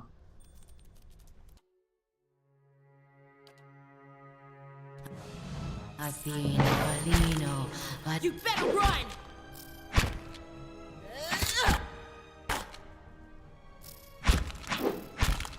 I should have saved some energy. That was really fast. Druids have a wide variety of area of effect damaging spells, huh?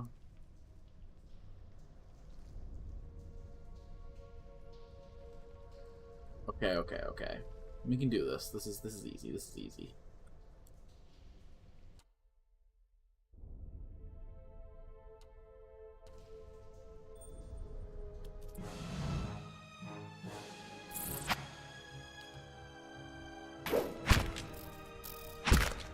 Athena, Falino. Death to our enemies! Well, I get the feeling that I ain't supposed to be down here till I get myself some sort of a party. Not a problem.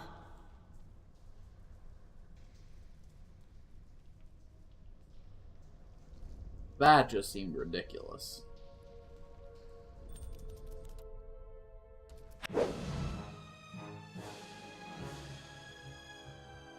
Is this like reusable or something?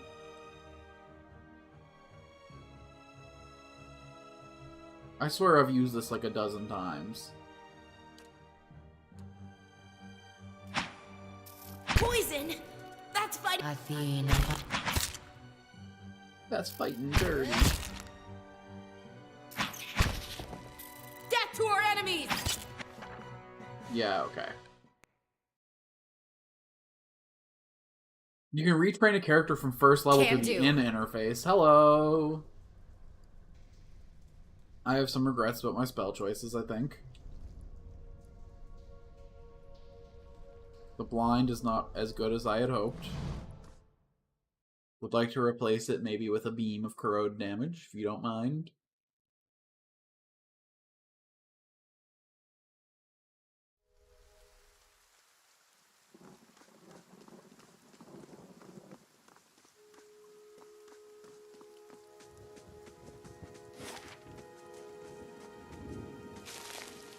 Aloth, Blackhound Inn, Ophira's house, Ignorid's house, Windmill. That guy's just Ignorid. Ingroid. There's me, road south, road west, north, road east. Road Eastia, okay. This road goes to the Eastia. Let's go to the inn then. You can see 4 people gathered by the door of the inn, their raised voices and chopping gestures, just an argument reaching its climax. The first figure raises his hands for calm. His face is partially obscured by a hood, but his height and stature suggest that I meant no offense. Let's put this matter to rest over a round, shall we? My treat. Some kind of wizard Hoping boy? to soothe our pride with a few Adira coppers, eh? We don't need your coin. What's going on? One of the other men points at the hooded elf. His eyes are red from drink, but his gaze is focused. Mocking us even while he shelters in our village. Just goes to show you what these fancy Adra manners are worth. We don't take to that kind of treatment, not from foreigners, and especially not from Adrians. Go on. Say it again. I'm itching for an excuse. Why, you're itching for the kindling touch of your sister, you cock's feather! Excuse me? I'll cut that barrel-licking tongue out of your head. This is a misunderstanding. I didn't say whatever it is you think I said. We've nigh quarrel. That's where you're wrong.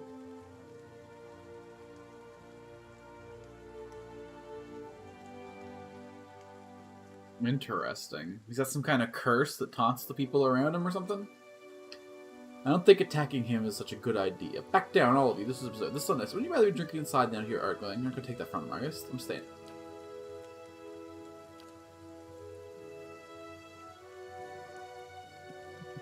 It sounds suspiciously like you're defending him. Aw, oh, shit. Come on. I want to fucking murder a bunch of townsfolk. Lame.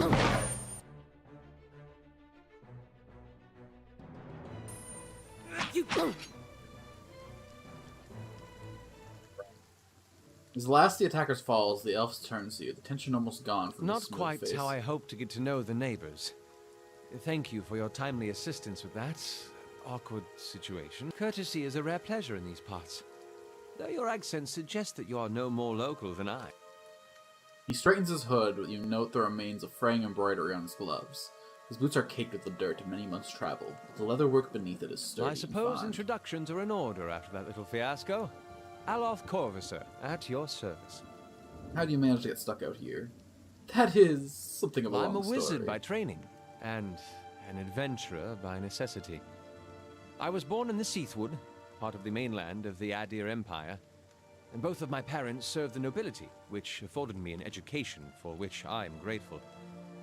However, there were no open positions in those houses, and so I decided to seek new means in a new land.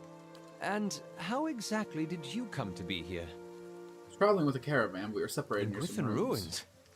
Oh, those can be dangerous places during the best of times, which these are not. In half the locals would arrest you for trespassing, and the rest would kill you outright. I'm curious, what exactly did you find there? Hooded figure is operating a strange machine. Aelith goggles at you silently, apparently assessing your earnestness. Finally gives you a cliff, awkward laugh. You do manage to find yourself in rather interesting predicaments. What are you doing in the Gilded Excellent Vale? question. I came looking for fresh air and cheap land. Instead, the magistrate gave me directions to the inn and a story about the local lord's expectant wife. But I take it that's a familiar tale. Experiencing strange things of late. I'm looking for an expert Indeed. in souls. The local lord has searched far and wide for similar specialists. He has rid himself of them almost as desperately. His darting glances take the tumble-down buildings of the fallow, rock-strewn fields. I expect that such an expertise will be best sought elsewhere. How did you manage to cross I'm these three afraid that drunks? was a matter of misunderstandings and mistranslations. It doesn't help that people in these parts remember their war with Adir like it was yesterday. You did tell that one man to go fuck his sister. Ah, that. Because I tried to tell them, they misheard me. Happens all too easily after a few pints, and the accent doesn't help. I see. For which I am grateful. Let's, discuss something else, shall we? You don't exactly look like a Begging settler. your pardon, but neither do you. Yet, circumstances can find a... As should I, given recent events. It's just as well. I've had enough of the watered wine and lumpy beds at the inn. They say even the owner tired of the place. Just up and left one day. It explains quite a lot about the upkeep. Yeah, fuck this business, I'm Perhaps out. I could join It you. ain't worth the trouble. I could use a change of scenery, and I find it's better Oh, to hell travel yeah. in numbers. So do I, join Excellent. me. I shall follow you. Hell yeah, party member! Hi? Wizard spells. Okay, so... his spells do not have a resource cost. Interesting. First level was... okay, hold on. Okay, 3. So this works more like a traditional spell slot. So he gets 3 wizard spells per rest, I'm assuming? Aelf's Lever Armor. Increased ability area of effect. That's fucking sick. Distant advantages. For being an elf. Lore 7.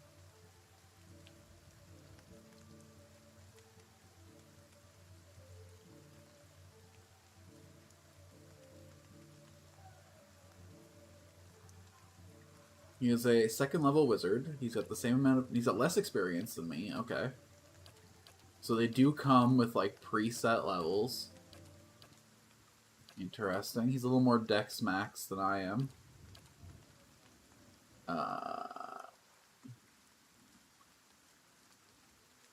Okay, he can use level 3 spell scrolls, where I can only use level 1. Talents of Blast. Grants Blast. Generate blast on target using wand, rod, or scepter, doing a modest amount of damage to all enemies in a small area. Okay, so you got AoE on spell damage. That's sick. And then... minus 10 will and dazed on foes in an AoE. Okay, just basically scaring people. Like, look, I'm a wizard! A cone of fire in front of the caster, 6.8 meters and 120 degree.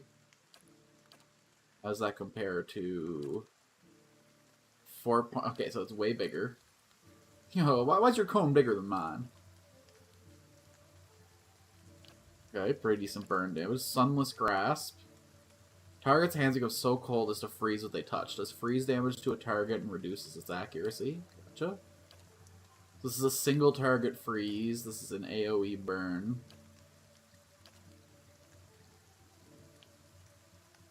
Can't help but notice that... okay.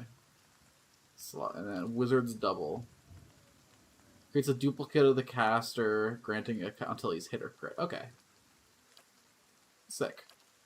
And Minor Missiles makes 3 projectiles that do 13 to 22 crush or corrode damage each.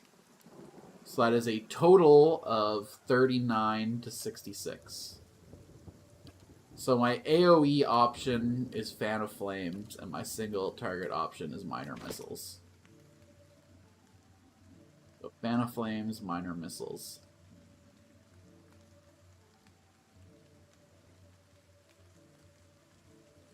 Yeah. Deck with the Scepter, that's fine.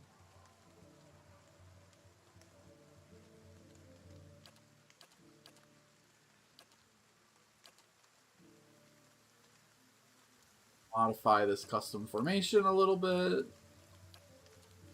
Sure he's not behind a problem. me.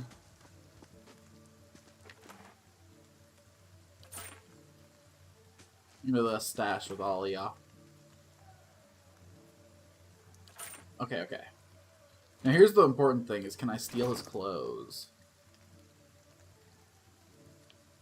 Properties, overseeing.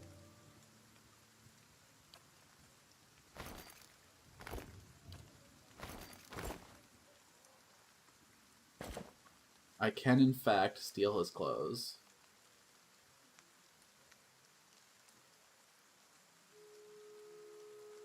Is my AoE bigger than his now?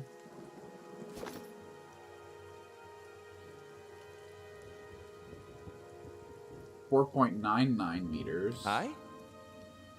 Compared to 6.4. Okay. Let me put this on, brother. There we go, there we go. Yeah. I'm gonna be wearing this. Thanks, brother. Ooh. Okay, hold on. Go with the blue under. Oh, these just kind of like stack with each other. Okay, well, hold on. Go blue for this one and black for this. There we go. That's looking slick. Indeed. Just say the word. Primary character and then backspace. Backspace, I say. There we go. I know you just said you were done with this inn and whatnot, and I totally get you. I mean, you just had a traumatic experience outside. That said, though, I do need to, like, you know, explore my options and stuff, so... It would be nice to buy some more camp supplies.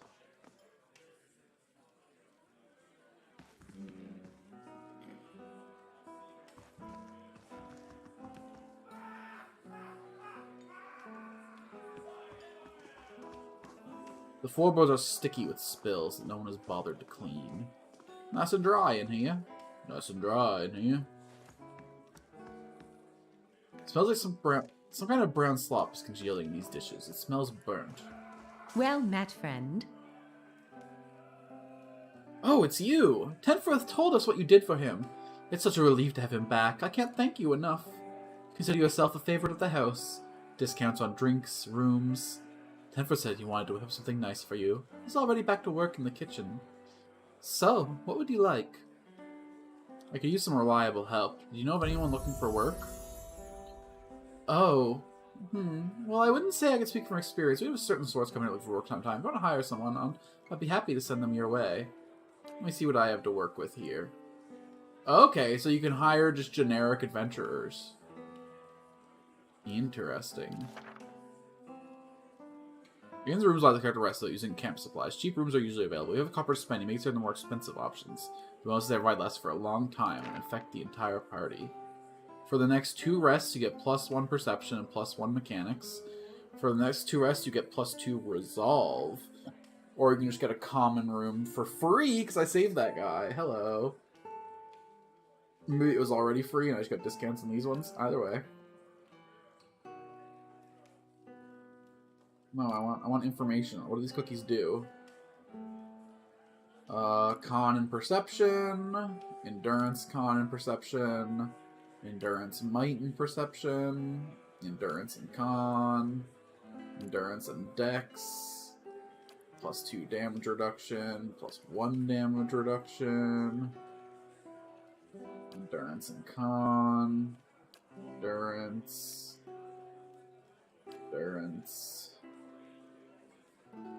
It's 50 endurance, +35 endurance over 12 seconds.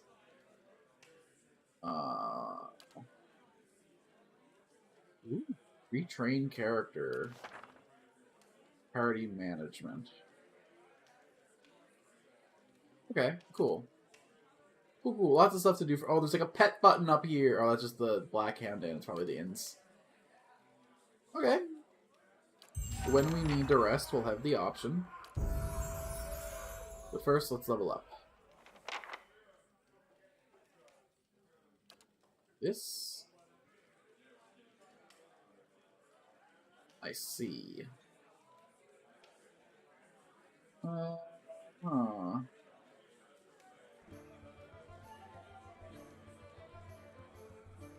Stealth allows a character of any class to avoid being seen or heard. Use automatically with character's scouting mode. The higher the character's skill, the closer the enemies were being detected. Once per encounter, characters Athletics can use the Second Wind ability to recover lost endurance. A higher Athletics score increases the effects of Second Wind. In conversations, Athletics is used for physical feats like climbing, swimming, and jumping. More of his characters accumulate mental knowledge trivia, often with occult esoteric topics. Inside conversations used in scripted interactions. Lore is used to activate scrolls. Higher lore values allow the character to use higher level scrolls. I see.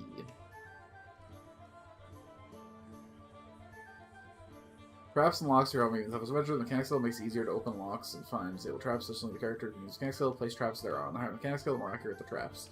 Conversations, mechanics can use activators to provide new machines.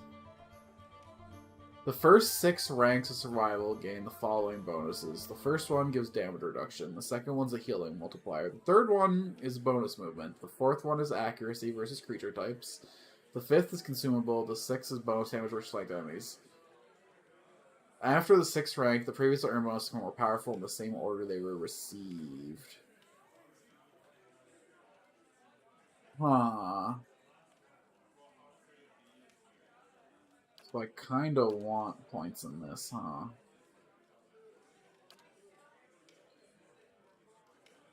Interesting.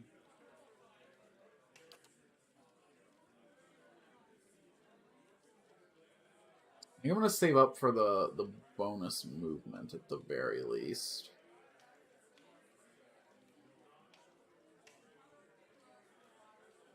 Next level will boost both our mechanics and our stealth. Yeah. Ooh, I get level 2 powers now. Okay, okay. I get to pick 2 of them. Okay. Amplified Thrust. Bounces psychic energy harmlessly off the target onto the closest nearby enemy, causing pierce damage and violently pushing them backwards. So I target an ally, and it jumps off them to the nearest enemy.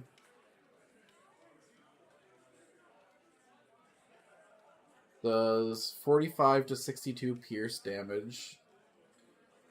And then does 45 to 60 pierce damage and pushes. Why is it listed twice?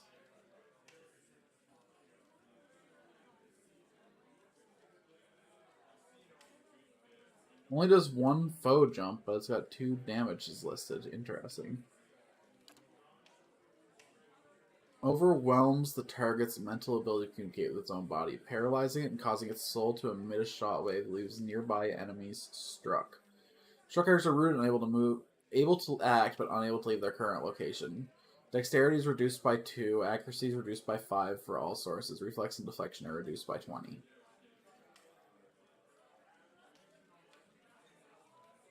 So it's an AoE that paralyzes one enemy and leaves all the other enemies around it stuck.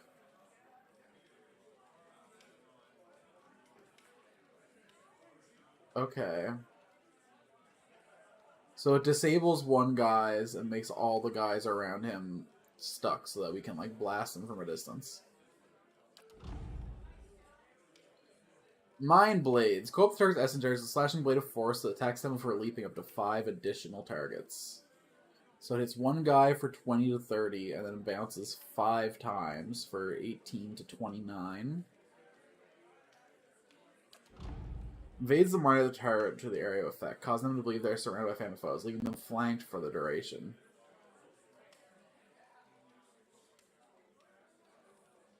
Minus 10 enemies needed to flank for 26 seconds. Frightens the enemy for 7.8 seconds. Oh, it's an AoE. Huh. Psycho-Vampiric Shield. The Cypher used the target's strength of mind against it, stealing a portion of its resolve in order to better deflect incoming attacks.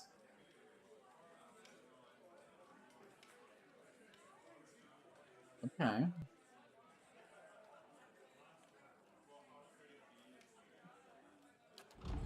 Recall Agony. Causes the target to relive the psychic trauma of an injury moments after receiving it.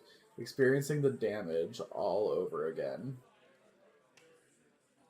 Target foe, they take 30% of all damage over the last 15.6 seconds. Okay, wait. That could be pretty fucking funny. So if you manage to do like 70%, or I guess like 80% of a guy's health in 15 points, you do this again and just executes him.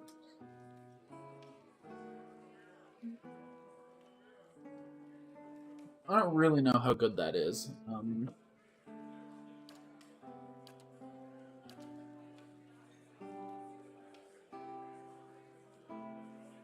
I think we're gonna take Amplified Thrust and Mental Binding.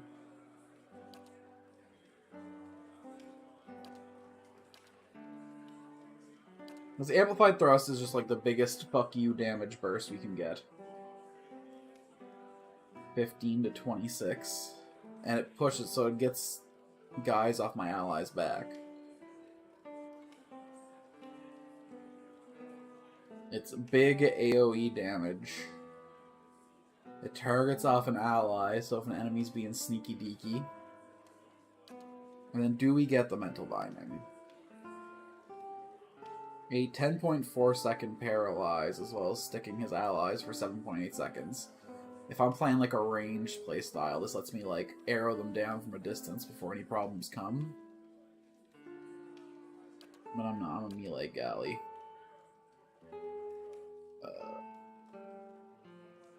This just feels inferior to Amplified Thrust, not gonna lie. What's the flank bonus? Okay, deflection reduced by 10. Interesting.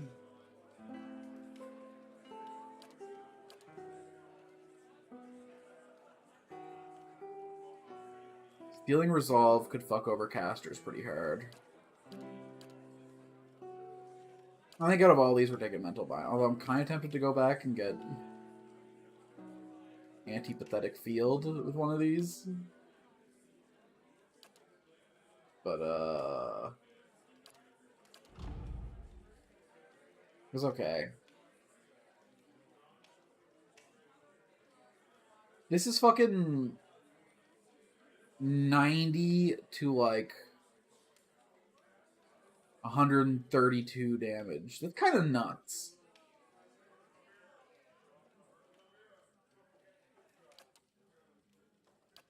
So this is...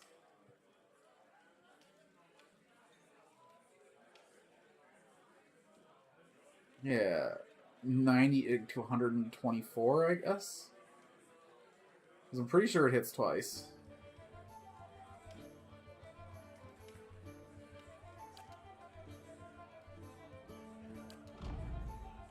This just outscales like every other ability so fucking hard.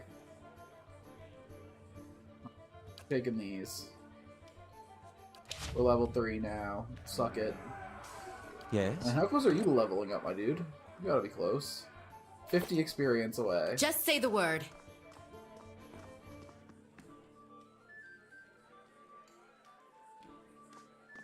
Alright. Oh, an Orlon, just like me, huh? Yoink. Hey, bud. I don't think you can turn up and take my place. I had to work hard to get this job. Celian Vertigo.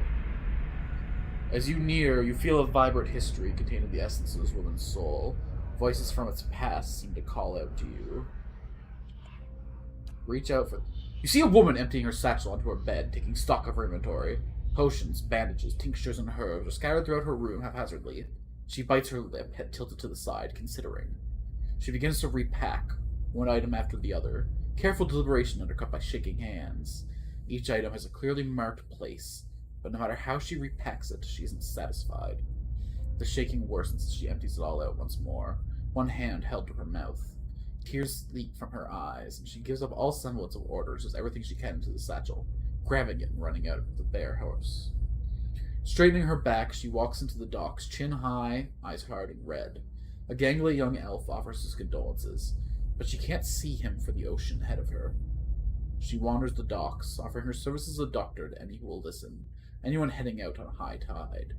Less than an hour later, she watches her childhood disappear in the distance, a tiny speck of an island, and tries not to jump. Okay. Nice to meet you, miss. What about Strom Brightblade? As you near, you feel vibrant history contain the essence of this man's soul. Voices from its past seem to call out for you. You see a group of young men standing around a makeshift practice target. This man stands in the middle of them, explaining the construction and use of a bow. He holds it up, pointing out each part as he speaks about it and what it does. He then walks away from the target, telling them to remain where they are, and takes his place about 200 feet away. He carefully lines up his shot, explains what he is doing as he does, and lets the arrow fly. Hits the target dead center, much to the surprise and delight of the boys near it. He smiles, walking towards the boys, talking about proper stance and how to most effectively hold a bow. A noise comes from the tree line near the practice venue, and he stops, scanning the woods, blue eyes squinting against the sun. A shadow moves, making its way through the forest behind them. He draws an arrow and lines up the shot, carefully tracking the motion of the hidden creature. Loosing the arrow, he wastes no time and quickly grabs another. The boys spin, watching the arrow fly into the forest, immediately lost amongst the trees. There is sudden, explosive movement in the undergrowth as a deer erupts from the tree line, running across the edge of the clearing. The boys laugh, turning to joke with the man about his lousy shot. They stop talking, seeing him holding the bow and leading the deer with a knocked arrow. They drop to the ground as he loses his last arrow, which flies true and strikes the deer right between its shoulder, piercing heart and lungs, dropping it dead almost immediately. He stares at the deer for a few seconds, and then slowly turns to look at the man, newfound respect in their eyes. He smiles again, and breathes a quiet sigh of relief. That was close. I almost embarrassed myself in front of all these kids. Okay, damn. Oh, not mean to tab out of the game. I mean, I meant to tab, but... 10th for it, 10th for it. Oh, look, this has got like a little steel symbol. A little, you better sneaky sneak if you're gonna... Okay, well, shit, hold on. Hey, buddy. Ah, it's you, my savior! He makes a sweeping gesture in the kitchen radio. It's so good to be back. Don't think I'll just go unrewarded. I've said you have earned the right to learn one of our most closely guarded secrets. My dearest recipe. After this, you will eat nothing else. A savory pie to keep you hale and hearty. May it serve you well in your travels. So he didn't give me any of the food, he just gave me the recipe for it. Savory pie. You need a meat, a grain, and a beer. Increases your endurance by 10, your might by 1, your perception by 1. Duxo and beef loaf. CP, endurance, and might. If I had a fish and a beer, I could make intelligence food. Okay. Bird food. Dragon meat dish, you say? Yeah, okay.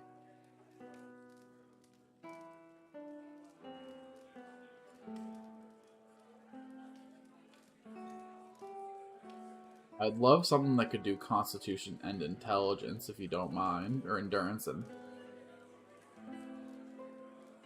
It appears to not be within me limits. Fish and burr. It's level 2, potions level 3, potions level 4. Okay. Neat. I wonder if we could only make potions, scrolls of spells that we know. No one knows Jolting Touch.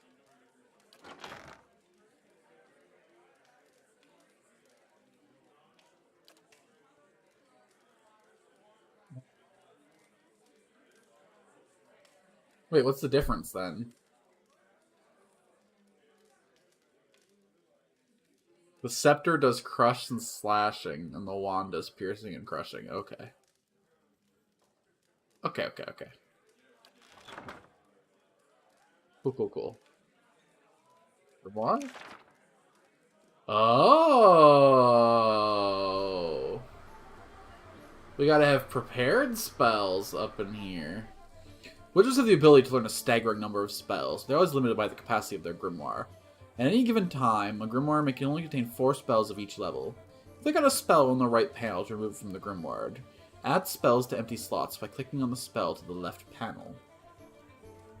Cool!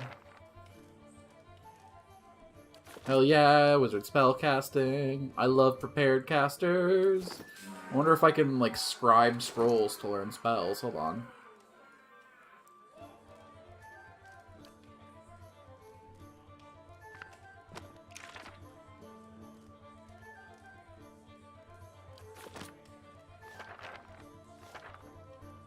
I'll give you that scroll for now.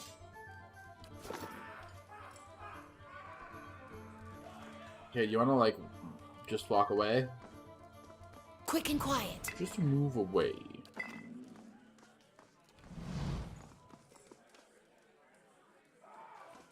Okay, theft successful.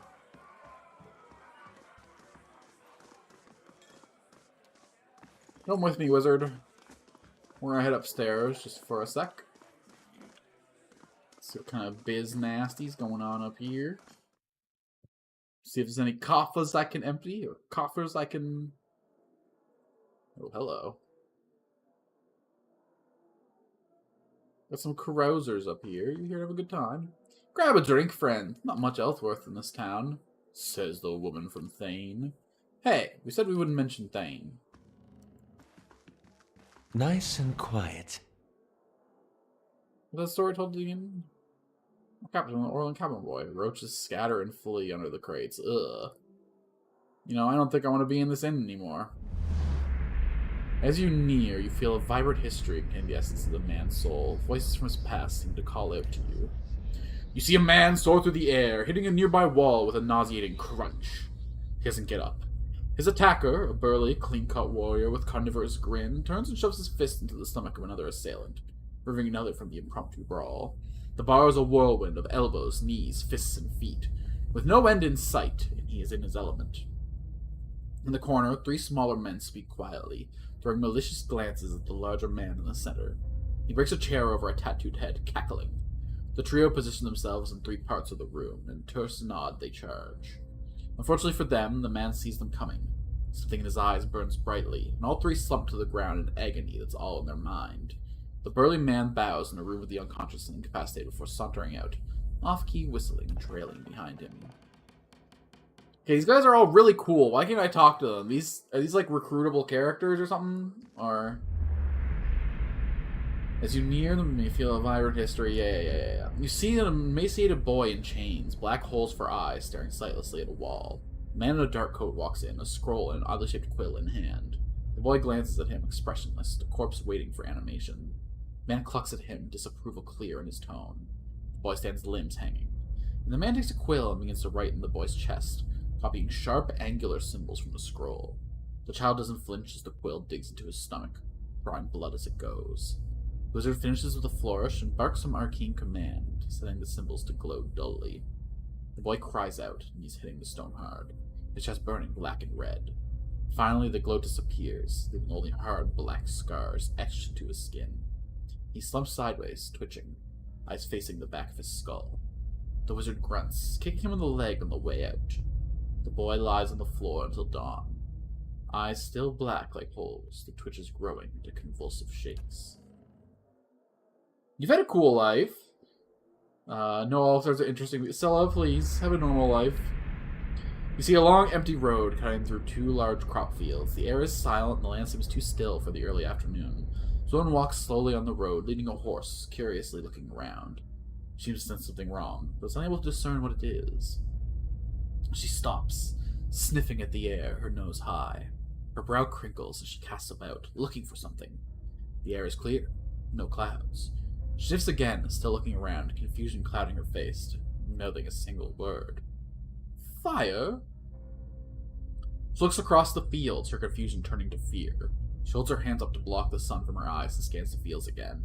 Now finding what she's looking for, she jumps on her horse's back, then fear quickly becomes panic. She kicks, sending the horse shooting down the path, which bends around some trees to where the farmhouse should be. She pulls up short, horror now in residence in her face as she stares at the burned, charred mess that used to be your family's home. Tears well into her eyes as she kicks again, racing to the rubble. You all have had chill, normal lives.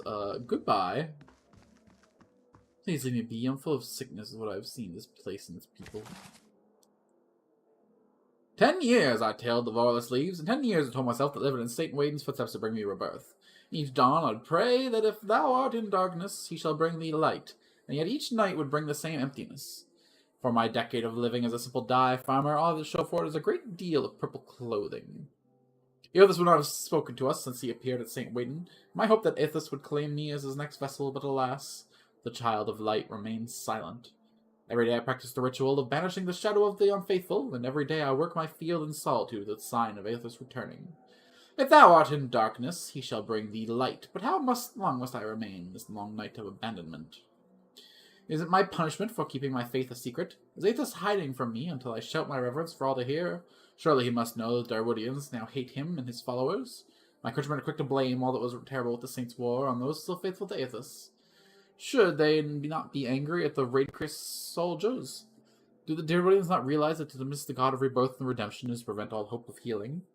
As I pen these words, I know that I must continue to till the dye leaf. I will awake each day with hope. If thou art in darkness, he shall bring me light. Each day I will pray that the dawn star visit me, just as they visited Saint Waidwin in his fields of Varlus. Will they come to me as they came to Sir Waidwin? As a man and two women, luminescent and perfect? I am told they come to presage new times. I am told many things.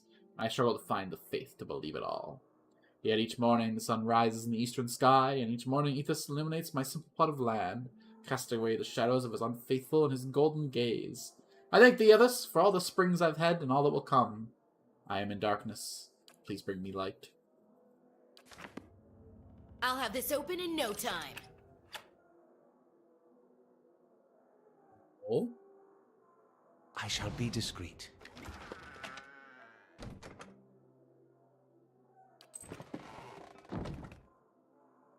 I didn't do nothing.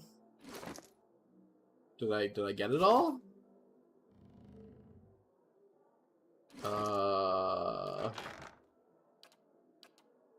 Cool. Stalker's Link bonuses. Only usable by Ranger, plus 20% Stalker's Link damage. Minor Cloak of Protection, we'll send to this guy. I guess this doesn't have to leave the stash until we have a Ranger. Scroll of Tanglefoot. Hobbled for 5.2 seconds, reduces their dexterity, movement, and reflex. Like, they get a reflex save against it. So if they have good reflexes and you want to use the spell to target their reflexes, you have to beat their reflexes. That doesn't seem great. I guess you try it, and if you hit it, then you follow up with a bunch of other spells. I don't know about that, bro. I don't know about all that, then. Keep some consumables on us, I suppose.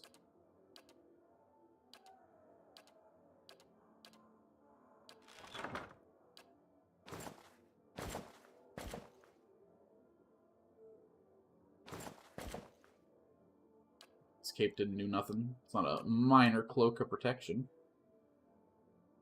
Okay. This can go away.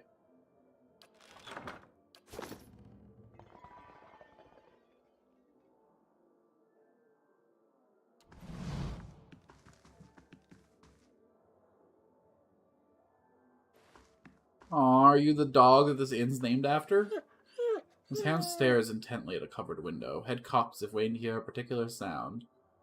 He looks up when you approach and whines a low note, tail wagging slightly. The dog's tail thumps happily against the floorboards. Oh, shit. I didn't expect a scene transition there. I guess that's what the door icon means. Ooh, okay. Let's head back in for a sec. We ain't quite done in here. I do think I should take a short break and find myself some food soon, though.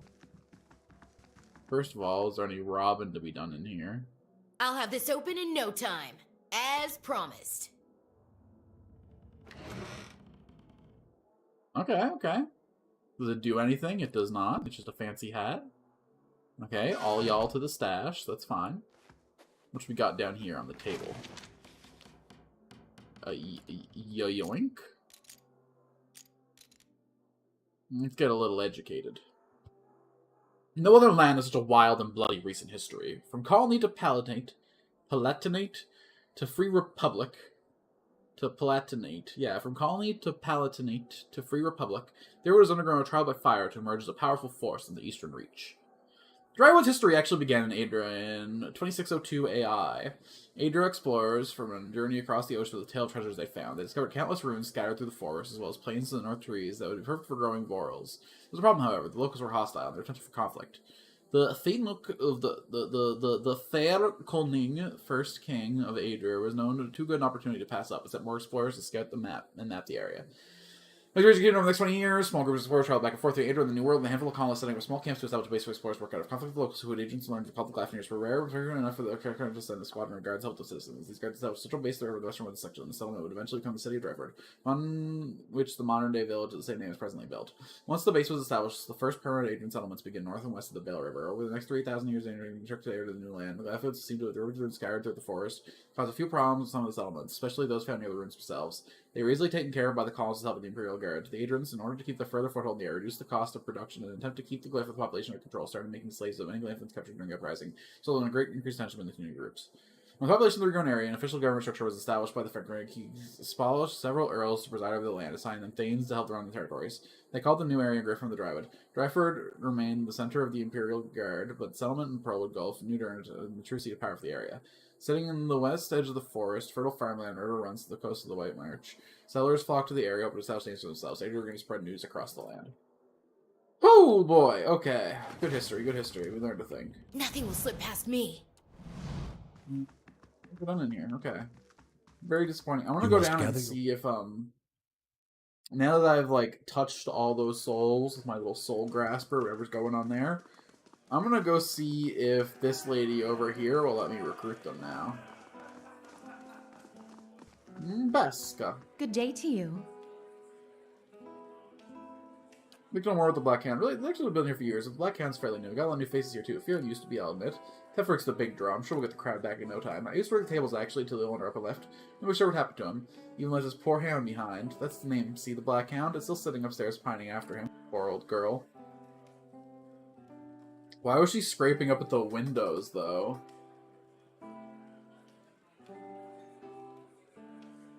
Interesting. My very own inn. A lot of hard work involved. I feel like she must have, like, killed the owner and put him in that fucking... Hold on. Like to hire some help. Let me see who can... Oh, level 2 adventurers now. Well, howdy ha. Well, howdy ho. Retraining's expensive. Okay, hold on. Hold the fuck on. I don't like the sound of that. I'm going back upstairs for a second. Hold on. Oh, hello. Hold on. What's on the table? Let's table this thought about going upstairs for a second. What's happening here?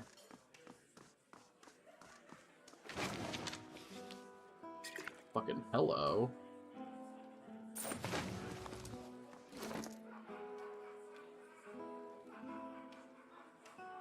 And the new year. Well, only 150 years old, in a Vale Norgebell, the Arctic calendar is currently used throughout most of the Derwood and surrounding area.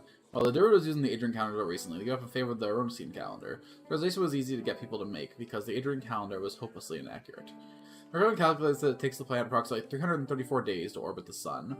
So he took the 9 months of the Adrian calendar and broke them into 16 months of 20 days each, with each season consisting of 4 months. The length of each month corresponds to how it takes Beletha, one of our moons, to circle the planet. At the end of each season, 3 days, not part of either season, are set aside for people to celebrate the transitions. Lastly, the 2 final days of the year, New Year and Mid-Year, are used to observe the beginning and midpoint of the year. To prevent any confusion, the transition from the old calendar to the new, or should keep the year the same. So, although the calendar exists for 150 years, it is currently 2823 AI, Annie Rosinio. So I give them once Valiant names. The Druids and surrounding areas will call them by their translated names. The year is broken down in the following years. New Year, a day to celebrate the arrival of the new year. Of all the holidays, this one is celebrated by most people around Durwood in the Valiant Republic. Each new year is greeted with a fervent zeal to begin things anew and start with a fresh faith. Winter months, 2 at the beginning of the year and 2 at the end. Deep winter, Fornaverio, and late winter, Terravino. Spring dawn, 3 days, in a prima, used to celebrate transition of the world, rebirth, and spring. No huge festivals are present at this time, and were prior to the Saints' War. The 4 spring months are early spring, Pripimia, early spring, Maj Prima, deep spring, Fon Prima, and late spring, Tarpina. Summer rising, 3 days, Anetsu, a period of transition from birth to growth. Many ceremonies designed to usher children and adulthood take place during the summer rising. Early summer, Pritsu, and midsummer, Majisu. Mid-year, a day of reflection and introspection. The year is half over. The people who made promises in New Year's use mid-years to assess their progress and renew their oath. Deep summer, Fonetsu, late summer, Teretsu.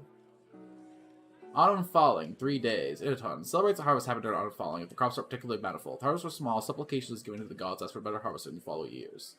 The autumn months are the early autumn, Prianton, the mid-autumn, Mejuton, deep autumn, Fonaton, late autumn, Terauton. Winter dusk. Winter dusk is filled with celebrations of life and vigils for the dead. The world's returning to sleep, plants die, and those still alive rate a toast to another year.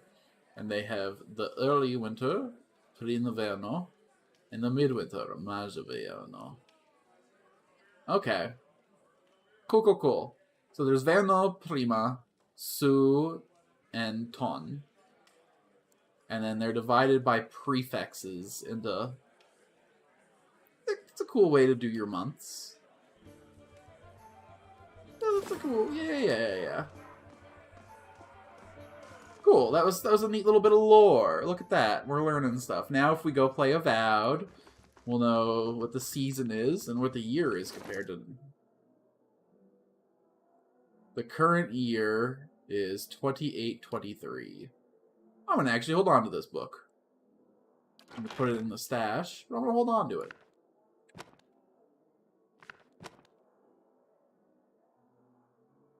Neat. I should maybe put in more books. Nothing will slip past me.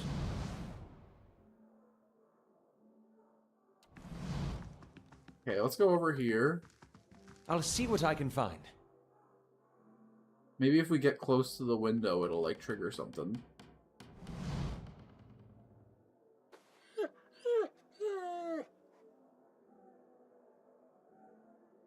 Sorry, girl. Don't think he's coming back. The dog whines softly again, head tilting. Well, you can come with me. Maybe we'll find him on the way. Dog's ears perked up over to you, and it barks happily. You've gained an item, the Black Hound, added to the inventory.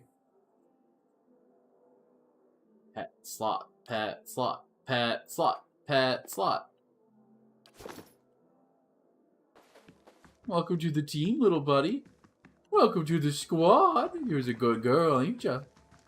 Alright, I'm gonna go tell the inn owner you must gather Jack your and party. the dog. Yeah. I wonder if the dog's actually gonna, like, participate in combat now, or if it's, like, a purely decorative pet. Hi, ma'am. I jacked your dog. I'll see what I can find. How do you do? Farewell. Alright. Be out of here.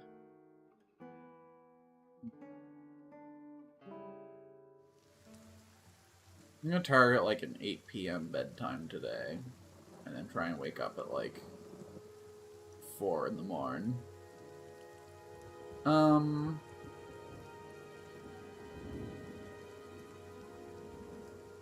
hungry now though. Let's start it. Okay, here's what we're gonna do. I'm gonna make like a proper save now. New dog. Do this. Perfect. My first manual save. I'm gonna go on a short break. I'm gonna cook myself some quick quesadilla. Stretch my legs a little bit. And I'm gonna come back and play for another like hour and a half, 2 hours. So... in the meantime, thanks everyone for coming out. I'm going to go on a quick break and I'll be back as soon as I can manage.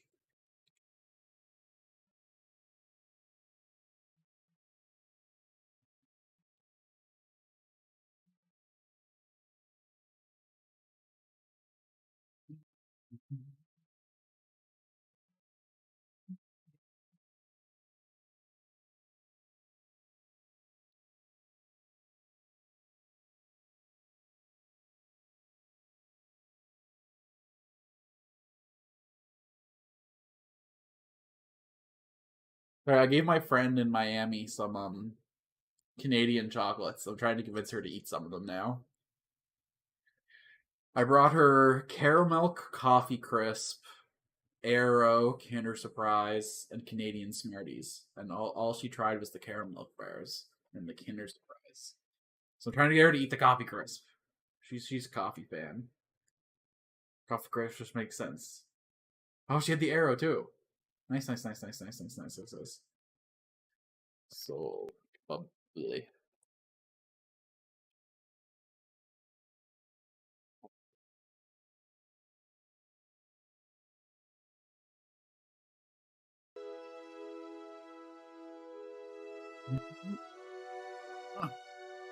All right. I'm actually on break now. I'm actually gonna go heat up my oven. I'm actually gonna go prep a quesadilla.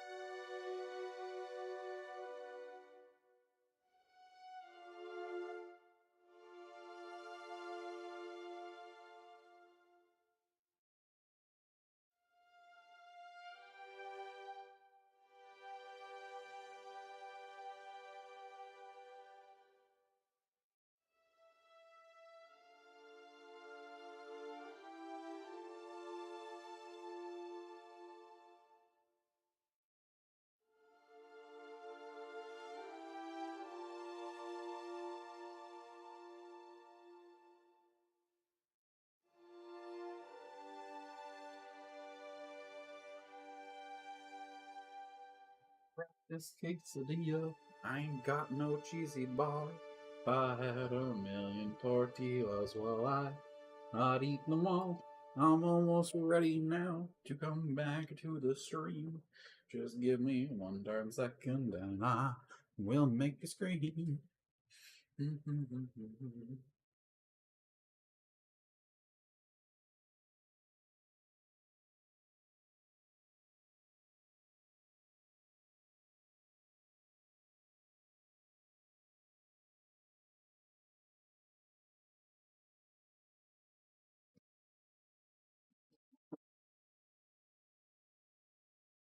Only about to sit down.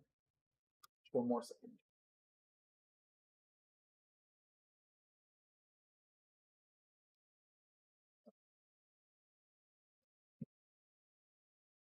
I didn't just make the quesadillas, I also ran outside real quick, so gotta get my coats off, get myself sat down.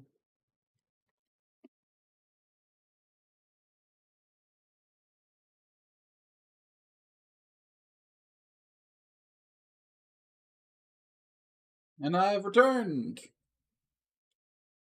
with barbecue quesadilla. It's the turn-based with pause game, so I guess I can eat within the timing of the pauses while I strategize and plan. And ooh, someone liked the video while I was gone. Thank you, kind viewer. I wasn't even here and you still liked my...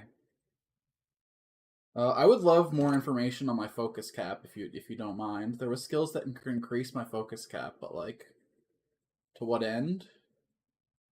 My minimum focus, or like the amount I can store, seems to have gone up by 2. I wonder if like I wonder if it's like uncapped while I'm in combat, and then the cap is how much I can store outside of combat. Because if I could get something that increased my storage, and then could start a fight with 20 plus.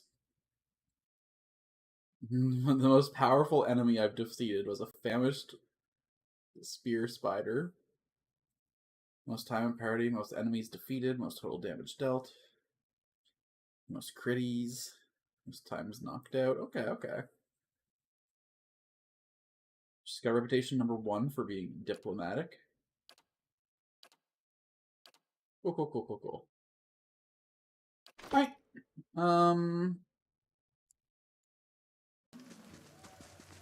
What's our current objective here? Seek help for your conditions. Search the temple. Alright. We're going around town looking for a doctor. A smithy, Ingrid. Let's go see if Offra's got anything to offer us. I told her, that's not the pistol. Oh, yo, I didn't see you up here. Hello. Who are you? Oh, just a villager. I think the rain would be a boon for the crops. Not if they're drowned out, friend. Not if they're drowned out. Like rats, they is. Okay, so we're not gonna go near the tree. But, hey, what are you doing outside of Iridra's house, huh? Touch knows me one of the best smiths in the Deerwood, but his stock's been lousy recently.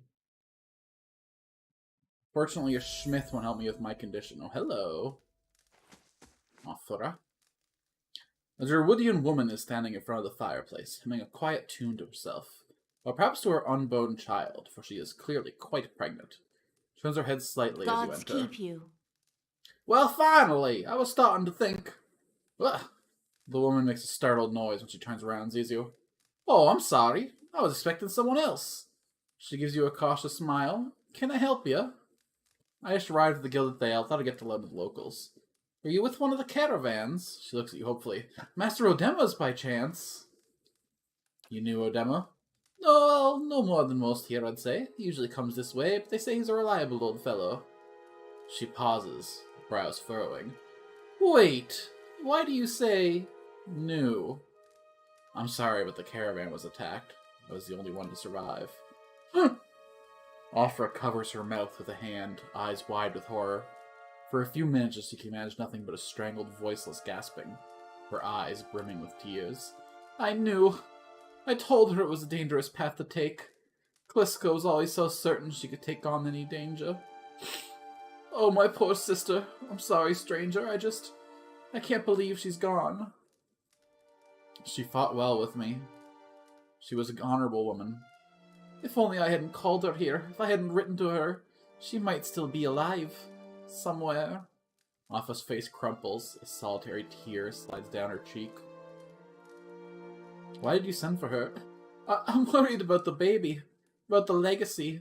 I told Kalsa as much as I could, but I know for a very long time now, every child born in Gilded Vale has been soulless. Empty. Every child? Oh, I thought they were saying that it was happening to a few people, not every single kid. It's happened to so many mothers. And Lord Raedric, he's exiled all of them, calling it a sign of the gods' disfavor. With my Hathorth gone, I don't know if I'd manage if I lost my home too. Kind wayfarers or gold-pack knights, excuse me. I hope Kalska could help me. They say Rango, the old midwife, knows a way to prevent a child being hollowborn. But she moved south to Anslog's Compass 2 seasons ago. The journey's too far for me. I can't make it as I am. I don't have anyone else now with Kalska gone. Please, can you help me? I'll find Rango for you. Oh, you will? Oh, gods bless you. Here. I'll give you coin to pay her with. You needn't trouble yourself with that. I think it's a drink she fashions out of... Well, I'm not sure. But it shouldn't be too much of a burden to carry back. Ansel's Compass is what we call the lagoon to the south. You'll have to cross the wilds to get there. That's what keeps me from trying it myself. She clasped her hands together. Thank you again, truly. You'll be saving us both. Puts a hand on her stomach, smiling through her tears. That was enough to level up me wizard. Okay.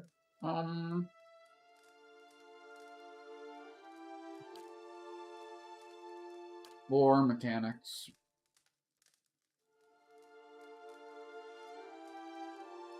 Give him a little bit of survival. Ooh, second level spells, you say? Oh my goodness, so many options.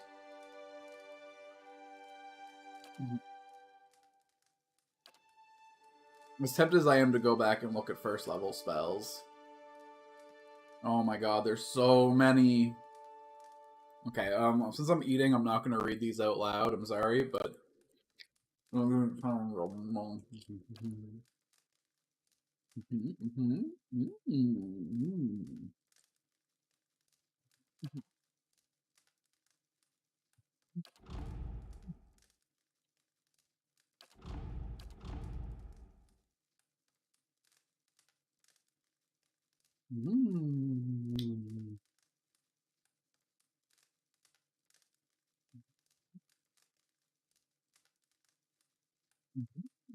Interesting. So it's an AoE attack, and every time you hurt the enemy with any other attack, they also get stacks of burn.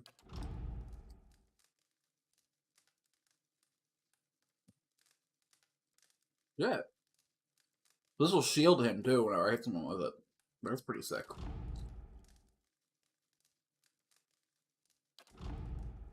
"26 seconds is a pretty long blind, but... double my level 1. So scale's pretty much, actually, exactly.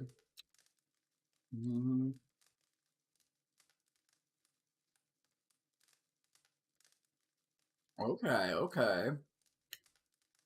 Paralyzes one guy and sickens all his friends and his enemies in range, so...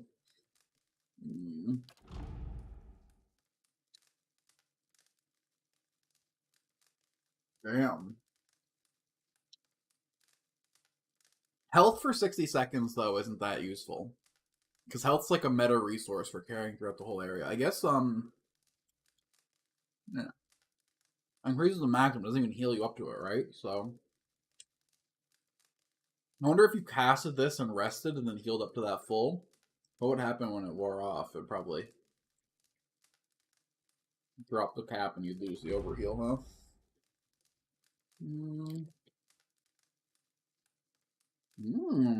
Okay. Only works for the caster, though, lame. If I got those crits...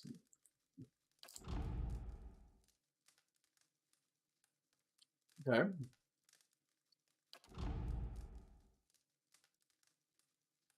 This is an upgraded version of the level 1 spell he already has.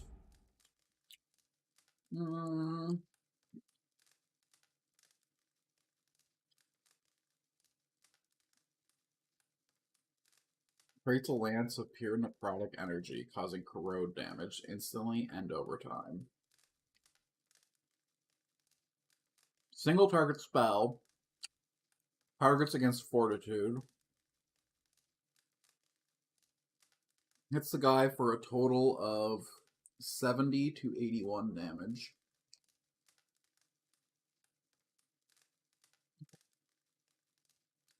Not horrible.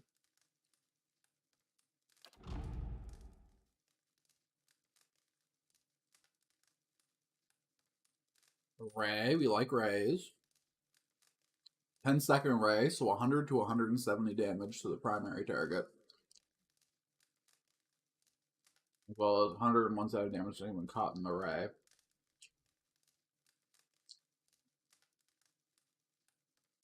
Okay. Notably significantly better than the Necrotic Lance. Although this just like hits. This they have to keep maintaining for the full 10 seconds, I guess. So you're leaving out other sources of damage, like auto attacks with wands and scepters. So that might factor into the math in ways I'm not considering.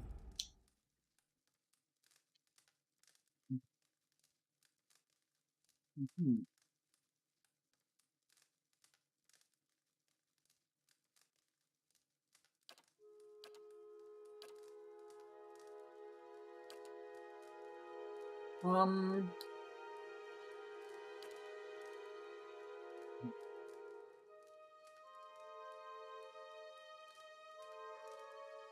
This could be really funny.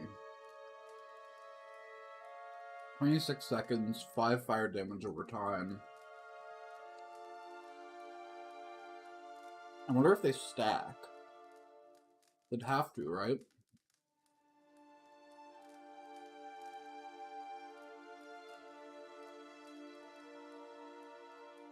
I want to take 2 different fire spells, that was the only thing.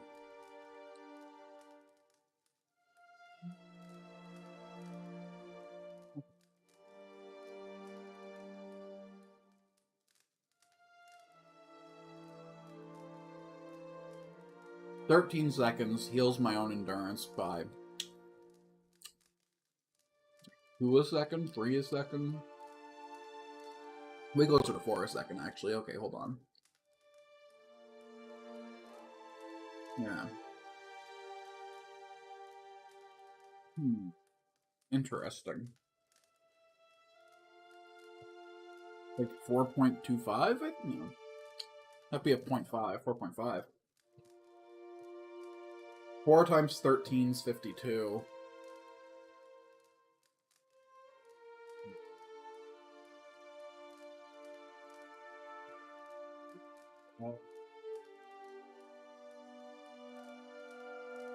The fact that he gains the damage as... Okay.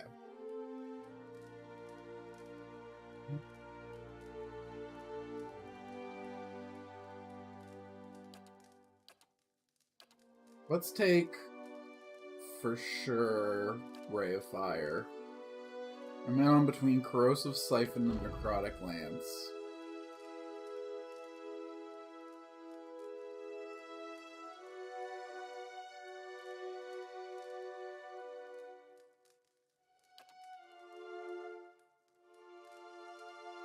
Okay, so this is a total of 56.5 damage and 56.5 healing.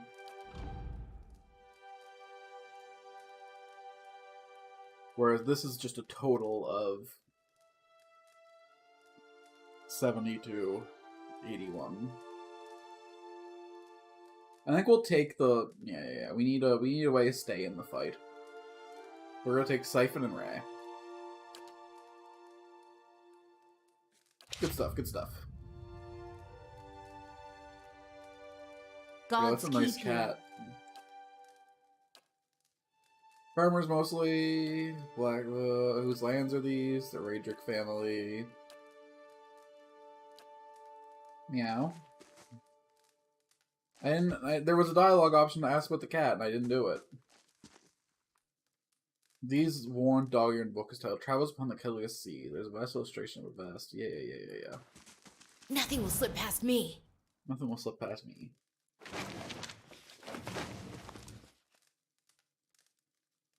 Aelith, you idiot. Aelith, you dum-dum.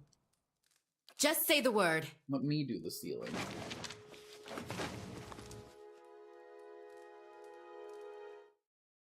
Me, you dum-dum. Be sneaking for steal. Oh, Nothing will slip past me.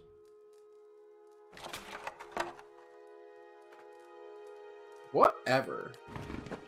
Let's sacrifice my reputation for some milk. For some milk? Can do. Right, let's get moving. She don't have the way for me. She's generally anything but a quest giver.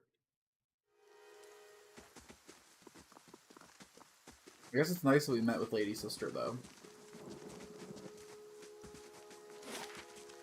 Niku's desired in-law. Too soon, too soon.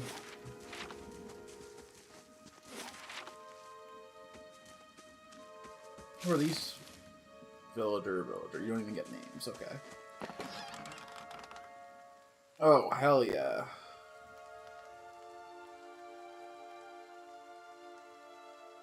Remove Goldratt True Crash. Goldratt True Crash after 600 seconds.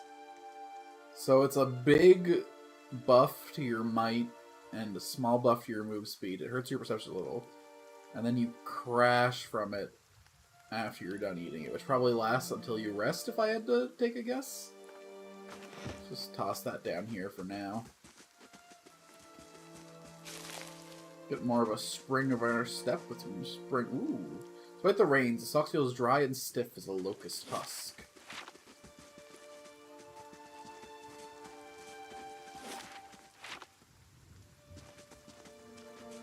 Let's check out the house first before we go off elsewhere, but good to know there's a map transition up here.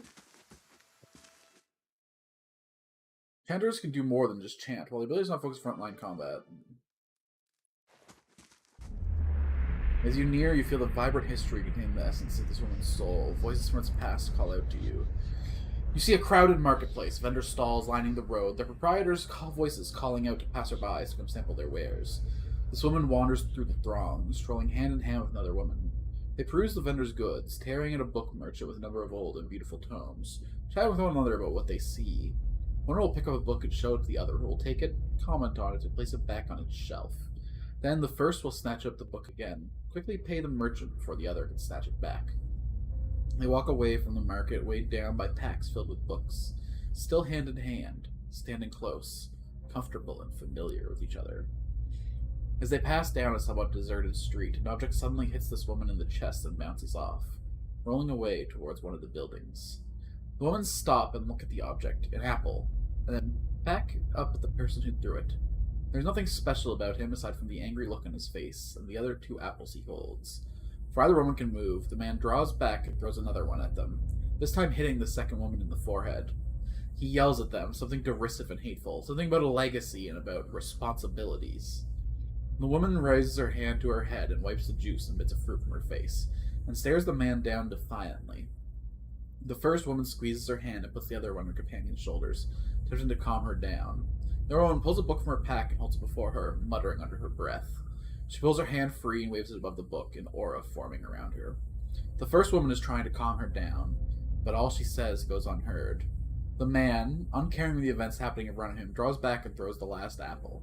As it arcs through the air towards him, the second woman brings her hand and points at the apple. A glowing orb of energy flies from her hand to strike the apple, calling it to explode, raining bits of apple down the road and buildings around them. The man's face changes, anger joined by fear. Look like he's trying to decide if running or attacking is the better course of action. The second woman has started chanting again, her hand glowing, her eyes narrowing. The woman steps in front of her, placing herself between her love and their attacker. Touches her face, gently stroking it while whispering calming words. A kiss. The woman's countenance changes. She calms, her eyes softening. Her lip regains the lost smile. The first woman smiles as well, and kisses the other. "Wizard scum!" the man behind them says, and the two women turn to face him, staring him down defiantly. They join their hands and begin walking again, moving past him without so much as a sideways glance. Damn, girls. Aw, so you two like a couple that ran out here just to... How may I help? Okay, well, do all characters get that, or can this guy talk to him? Nope. Okay, understood. Just say the word. Aye? Aye? Okay, so I get 4 first level. Is that how many, like, spell slots I have, or just do I get each spell once and then it's over? Just say the word. I need to test it in combat next time. Okay, okay, Edelin. You see a key turn gently, steadily, and hear a ghostly click as the door swings inward. 2 figures slip in, locking the door behind them, and begin to prowl. Their hunt is efficient, and it takes them little time to acquire a sizable collection of documents in oddly shaped velvet pouches. Quick hands fill pockets, rucksacks, and bags. The door opens downstairs and everything freezes. Footsteps, a tired giggle. The thieves are all eye whites and short breath as they empty their pockets of all but the necessities. Anything noisy hurriedly replaced. Silence from downstairs. The attendant steps up the staircase. A voice calls out. One thief creeps forward, the other gesticulating wildly for him to return. He continues forward, crouching by the banister. He sees a gaudy shoe and shoves. The woman falls with a cut-off scream, rolling lifelessly to the floor below. Sweating, the second thief grabs her brother and they make an escape, collecting whatever valuable they can on the way out. I see. Okay, so you and your brother were thieves together, and then you got out of that life when you fell in love with this lady. She's a wizard who almost blew up a guy who was, you know, hating on you because you're lesbians in love. Okay. I'm on it. Okay. Nothing will slip past me. Anyway. What do you mean I was caught stealing? I'm the sneakiest gal who's ever lived, but whatever. Can do. Whatever. I want your shit anyway. Nope. Peace. Through their sneak ability, Rose is the highest weapon damage output of any class. Interesting, interesting. Hello there. Careful if you head east. Gods will the eastern wood, but not the Black Meadow. No. You just leave the Black Meadow to its own devices. Doran I shall be discreet. And, I'm sorry, who are you? Rudolfer Nekotore. Okay, more souls to read. One sec. These are so long, I need to...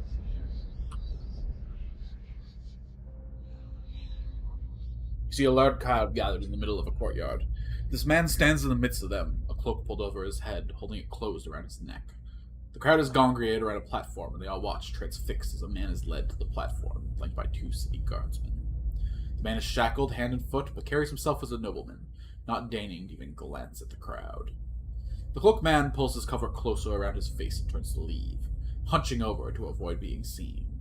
A crier on the platform unrolls a parchment and begins to read, but the man pays no attention, intent on getting away from the courtyard. The crier's voice grows louder, more intense as he reads, and voices from the crowd start to punctuate sentences. The jeers and shouts grow more frequent, and with each one, the cloaked man flinches and his shoulders droop. He breaks from the crowd, continuing to the edge of the courtyard as the crier reaches the end of his proclamation. The crowd grows silent again, save for the occasional shout. The man turns back to look at the platform, seeing his father kneeling before the block, neck exposed. The executioner moves into position, lifting his axe to strike. The man turns suddenly, unable to watch. There is a wet thunk, and the crowd breaks into cheers and applause. He leans against the wall, regaining his composure, then straightens up. With obvious resolve, he strides off, away from the crowd and his legacy. You see a pair of immaculately polished leather boots and an impeccably maintained goatee.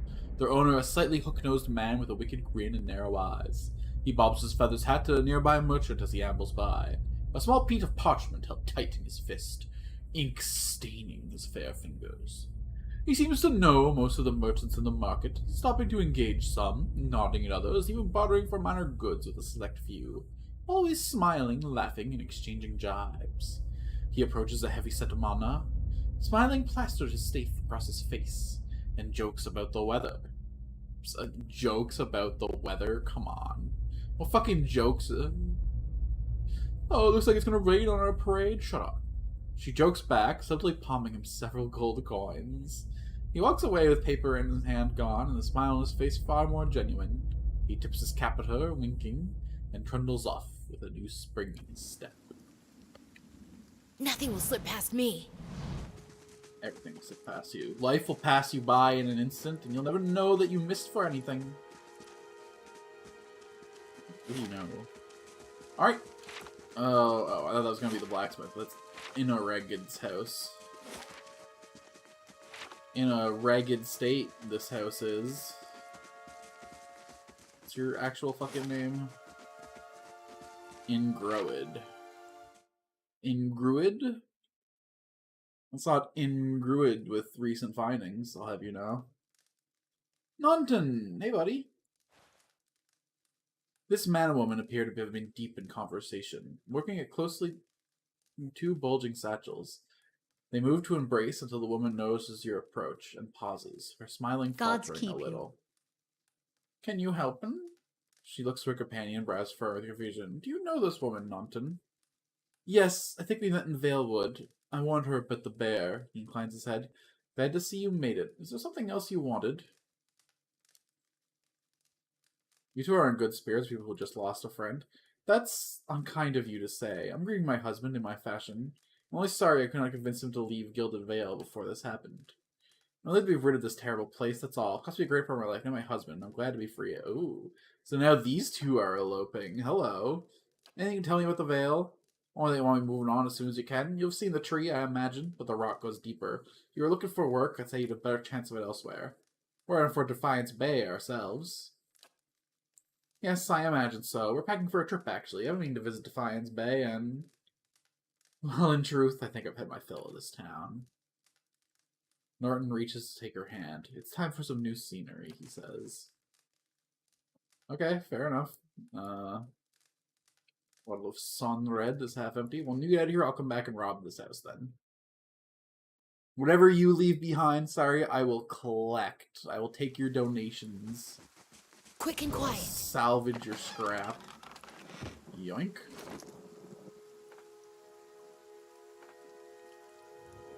Whee!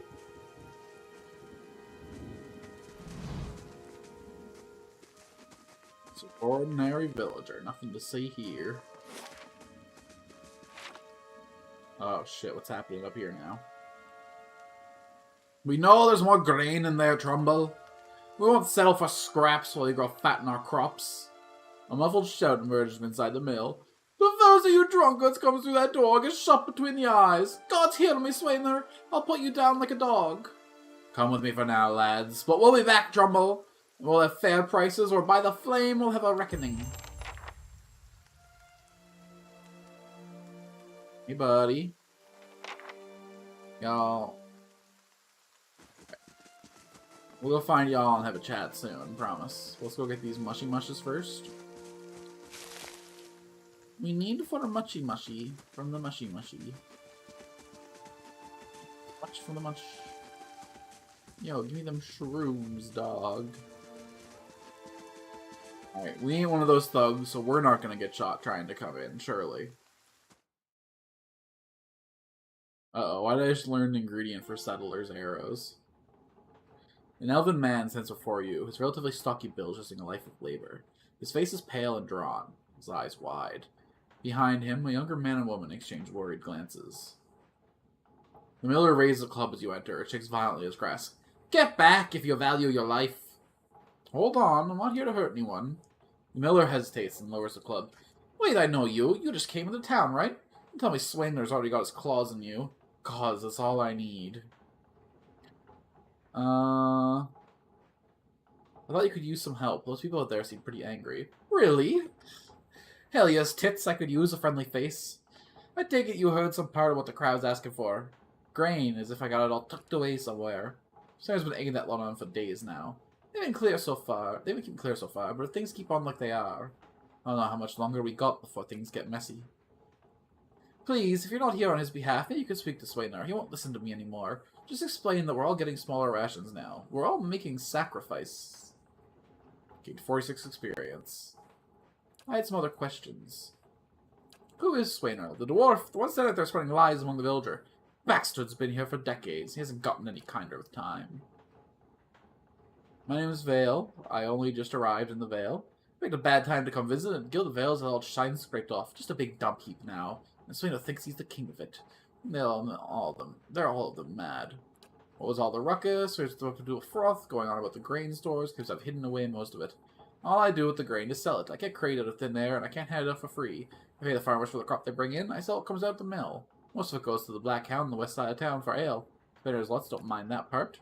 Take a look at the fields on the way into town. The crops are blighted. Most of what I've got from the farmers, it's gone off, rotted through. I can't pay top prices for blighted wheat, and I barely got enough good grain to go around.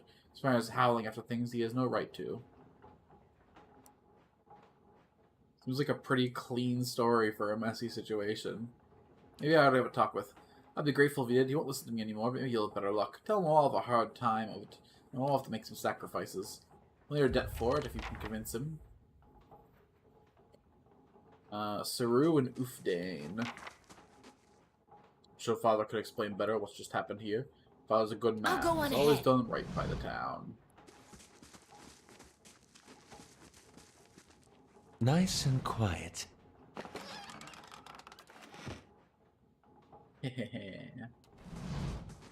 Migraine now. It's a pain to be without grain, after all. Maybe I can give it to the thug, huh?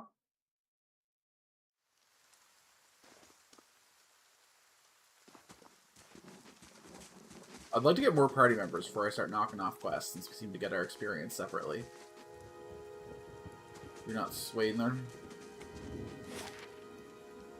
You're not swaying mean there. Duh. Swayer doesn't appear to have, like, a dedicated house, so he must live in one of these. Hello, Mr. Cows. What would it take to move you?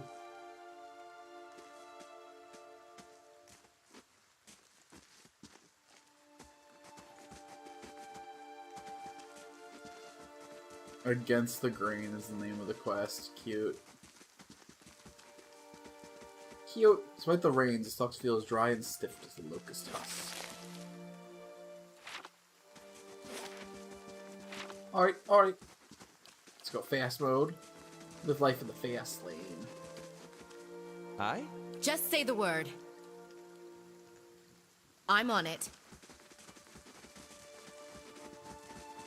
This is the smithy down here, is it? Villager, villager.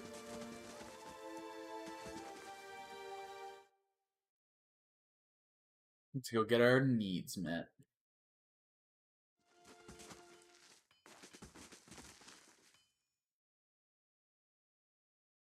Wantanu, this man, Amawa, this Amawa man is of impressive build, towering above the countertop. His skin is dusky blue of the deeper ocean, and his thick arms boast cord and muscle.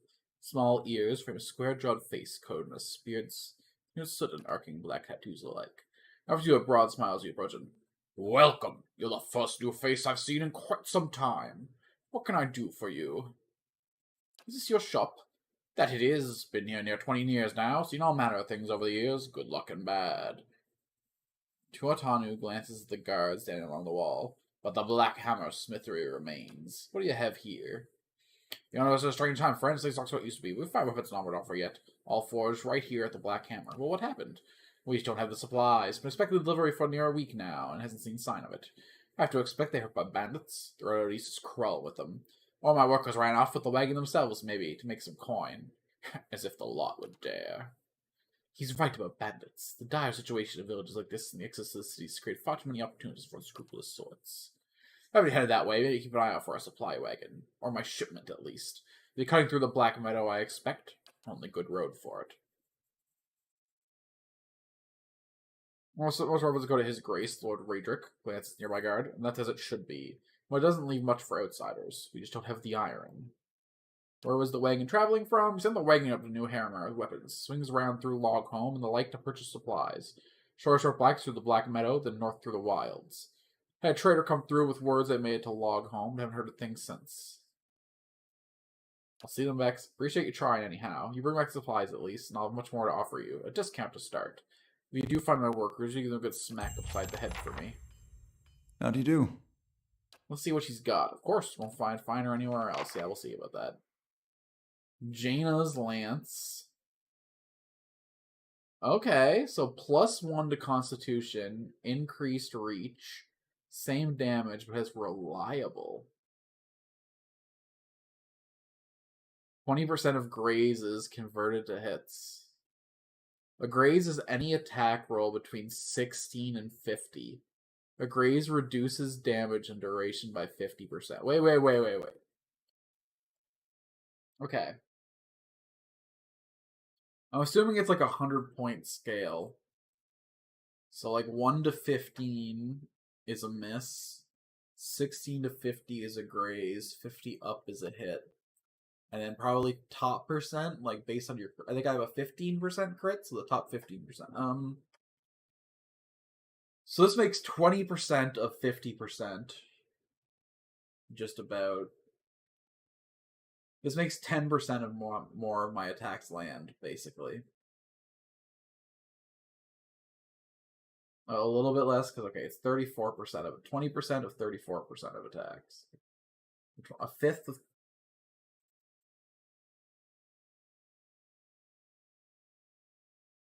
%. Those... like 6.8%? This makes 6.8% of attacks that would miss hit. That's interesting. That is interesting. I think the reach is longer than my current weapon too, isn't it? No.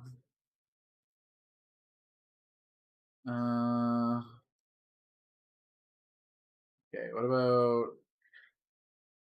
Well, actually, a proper lance or a pike weapon gifted to an Orlon maid along with a goat by her wizard master, Cabrindo, who was forced to show her the door after a number of episodes of remarkable clumsiness and brash carelessness, with his grimoire waterlogged and his laboratory in ashes. The gifts were all a soft-hearted wizard could do to staunch his guilt. Wandering from place to place with only her goat, her pike, and a reputation for negligence that precedes her, her fortunes changed one day when she carried a pair of soldiers trapped by a group of bandits. Too short to wield the pike properly, she climbed atop her goat and spurred into the fray, leveling the pike like a lance and running one of the bandits through. Frightened and confused by the display, intimidated by Jaina's coarse language, the remaining bandits fled, and the soldiers' lives were spared. Her actions earned her a commission with the local fort and served distinction in the cavalry. The original experience had given her such pleasure she always found a place at the front of any charge. Eventually this took its toll. She witnessed every unit in command to charge a group of trolls.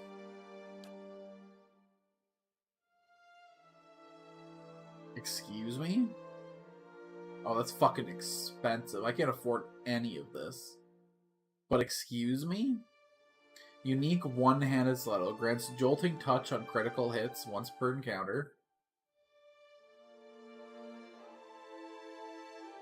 Okay. Ignores up to 3 DR.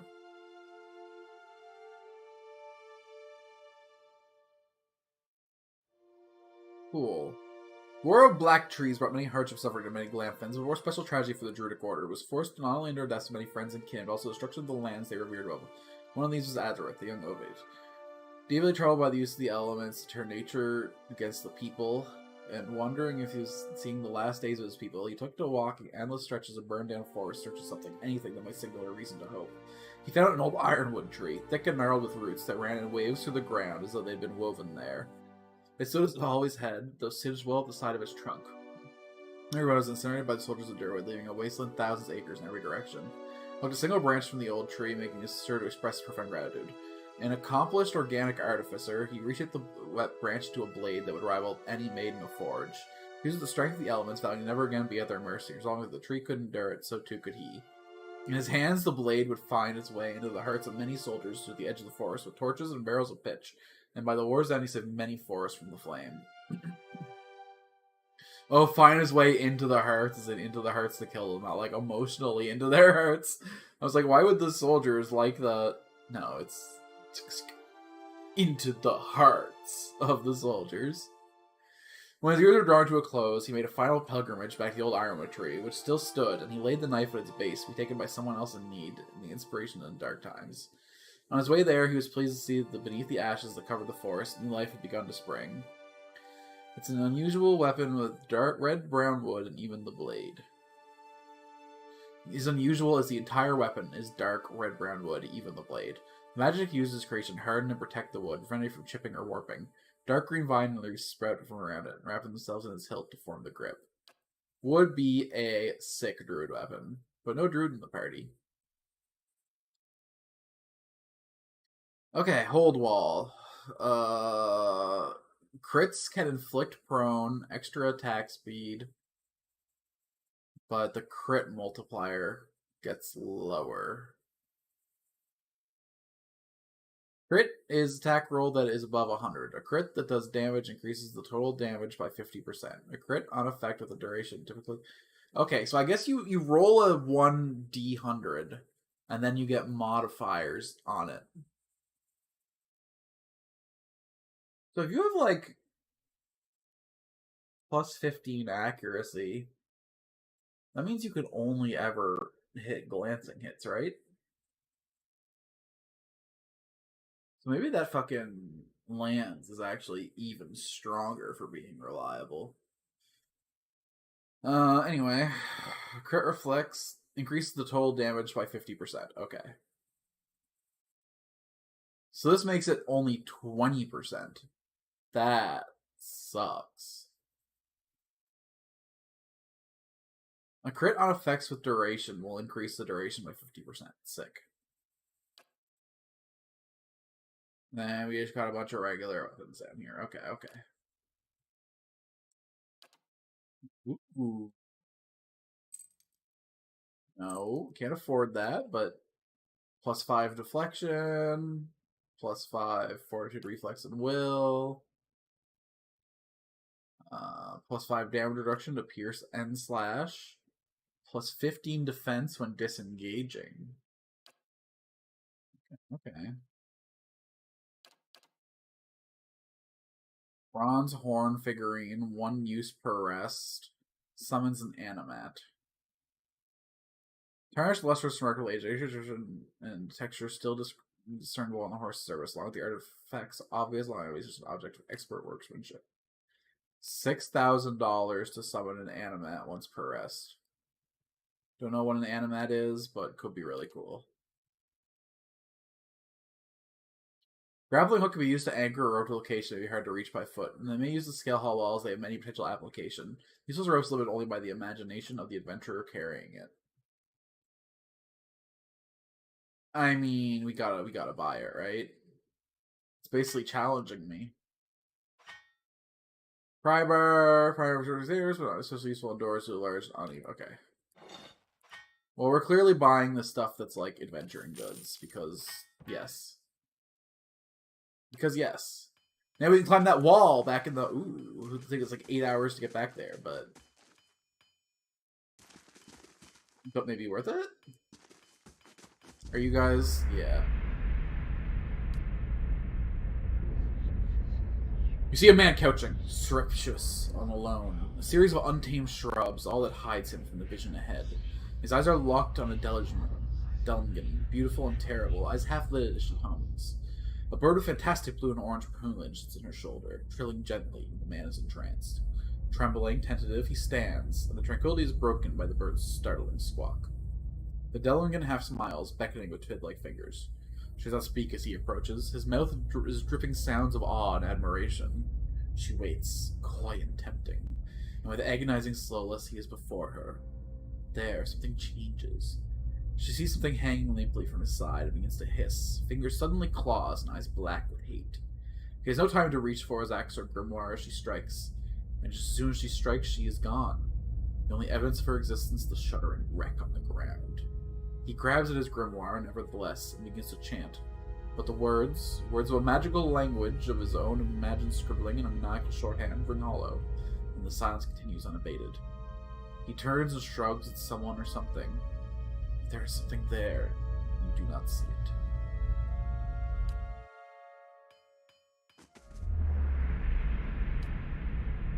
You see a group of adventurers surrounded by a crowd of attacking Zorimps. This man is with them, seeming unconcerned by the battle. even detached from it as he stands in the middle of his comrades, chanting, his expression bordering on elation. His voice is powerful and deep, booming out across the combatants as a rich counterpoint to the chaos of their fighting. With every phrase, the battlefield changes. His eyes glow with pulsing blue light, freezing the Zorps that surround him. A blazing pyre erupts from the ground, cutting and burning the creatures, and sending them scattering. One of the following Zorps suddenly explodes as 3 giant grubs crawl from its corpse and attack the remaining enemies. The man continues to chant, thoroughly enthralled in the joy of the moment. Finally, the creatures have been reduced to 1. His allies stand back as the man approaches it, still chanting. He moves his hammer and swings it at the Zorp. His phrase ends, the hammer connects with his head, puncturing the spell and bringing his song to an end. Wait, so some of these people be dead? I don't trust Hana, but I think it doesn't over the first fires when you have the edge on them.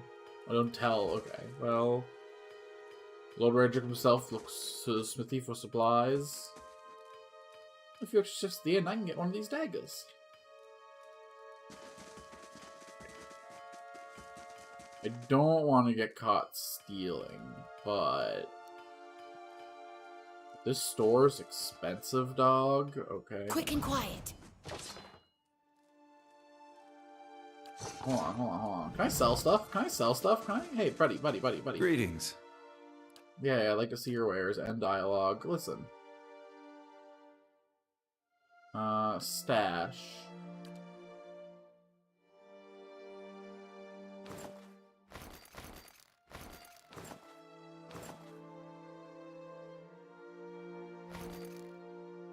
Let's hold on to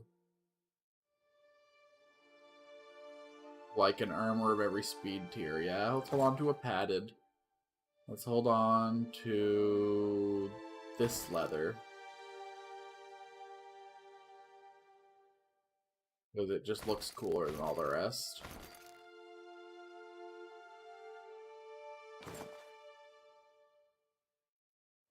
Keep the scale, we'll keep the hide. We'll keep one of the other leather. Interesting.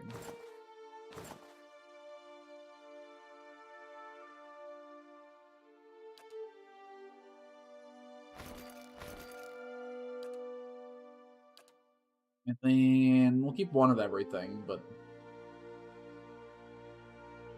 12 minus 4, 8. Interesting. We'll keep 2 of everything in case we want to dual wield. 5C, dagger, 10 to 15. Okay, no differences here.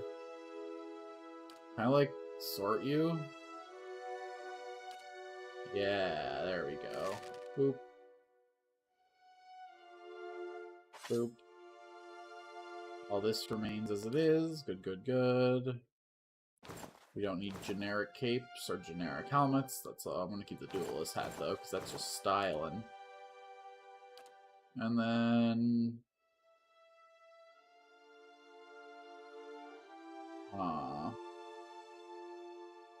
sell all the wolf hide. Sell the torch.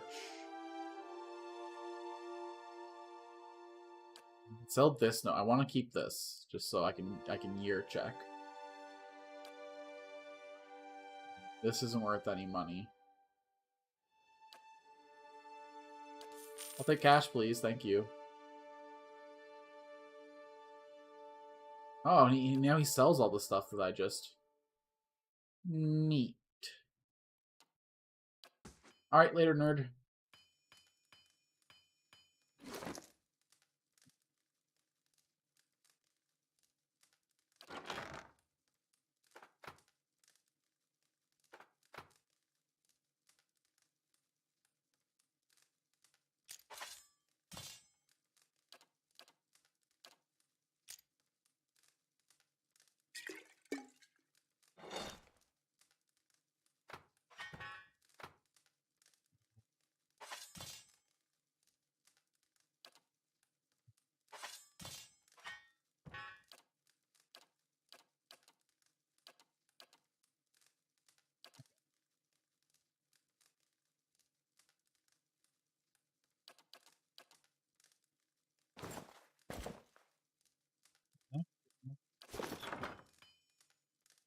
Nobody else to talk to in here.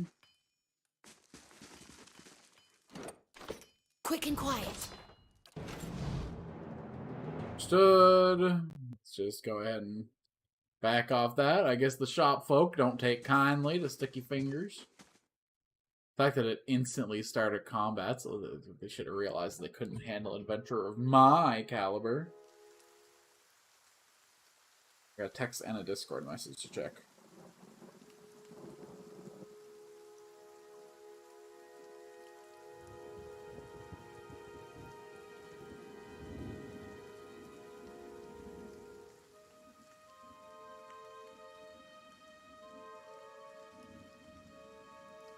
Hey, Brecky tomorrow with the rents. And this is just someone's going live message. Okay.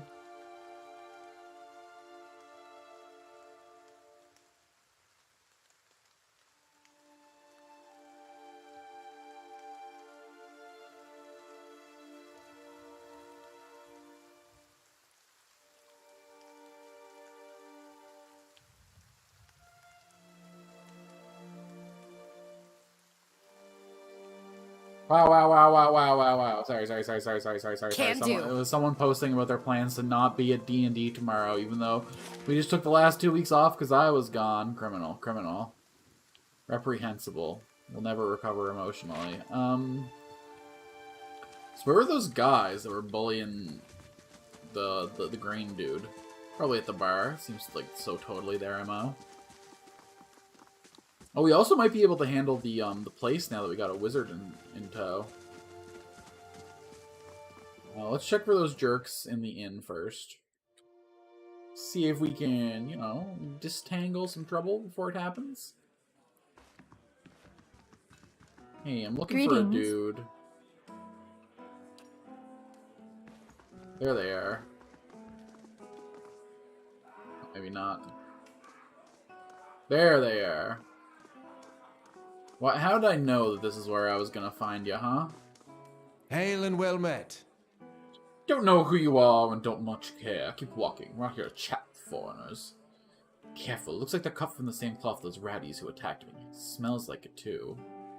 Saw you outside the mill. What was that about? Well, someone fancies themselves a meddler, eh? What's that about? Got Trumbull think he's the king of the town. Account he's got the mill to his name.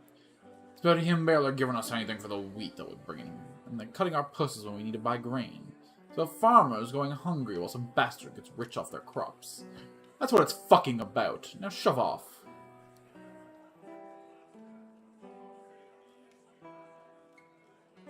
What are you doing here then? What's okay? Drink until I forget how much I want to put a pitchfork in Trumbull's face. Oh, I bet he has all nobility, that Trumbull. 2 big, strong kids. Pure soul in all the gilded veil. Coward sending out messages to handle his business. Then you can go and tell him we've had a solid meal in days on account of him. We can't afford a drink on account of him. Won't be bullied by some foreigner on account of him. What if I buy you all around? Will you talk to me then? Fair enough. You bring something to our throats, then I feel better up to trading words. Hail and well met. I brought the drinks. And so you have. By the flame, I never thought I'd be so happy for a mug of Blackhound shit beer. Well, that's good. Alright, then you got my attention. What does this say it's worth a round of all these drinks?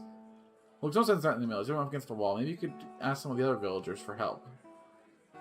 Then you can tell me more about what's going on. Resolve 16. Requirements not met.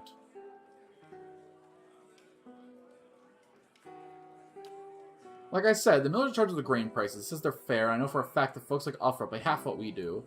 Maybe they've been a bit rough with him, but what are we supposed to do? We can't keep paying. We're gonna starve. Do you think Trumbull's gonna be sorry about it when we do? You think we'll get through to him when we haven't? The man's as thick as a peat bog. I hear he's got his soul red. Found his kin used to grow sunred trees for the Adrian lords until they figured out their side was losing. So why his knees still ache to bend whenever lord or lady crosses the road? Well, that mill for days, the coward. Hey, if you want to give it a shot, then good luck. We'll owe you one if you manage it. Oh, this is a lot of back and forth messenger bullshit. We're gonna have to pick a side. We're gonna have to either fucking lower this guy's prices or...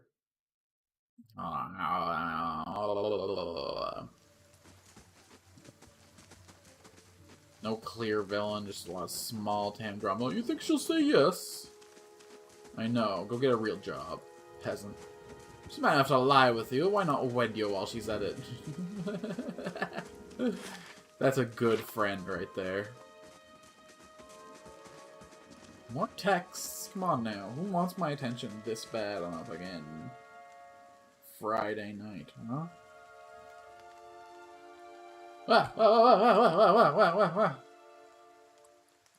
Yeah, went over to my destination. Perfect.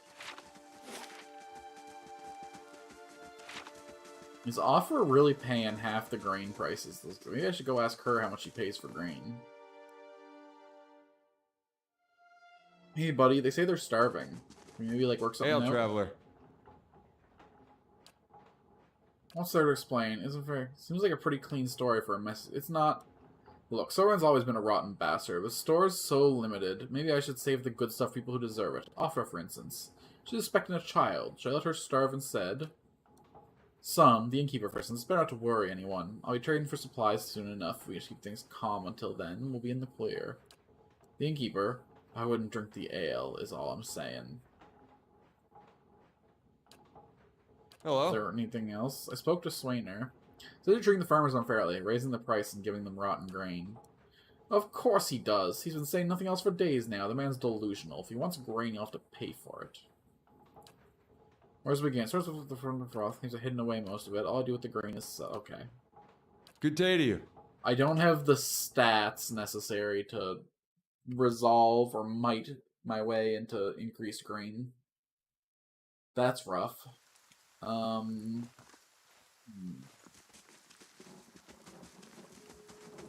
guess we're gonna have to kill boys.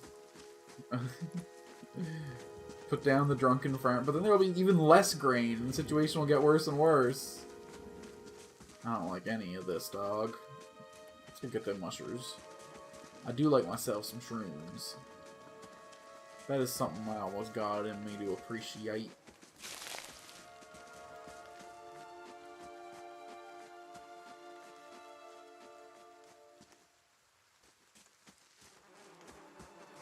Yeah. Give me them shrooms.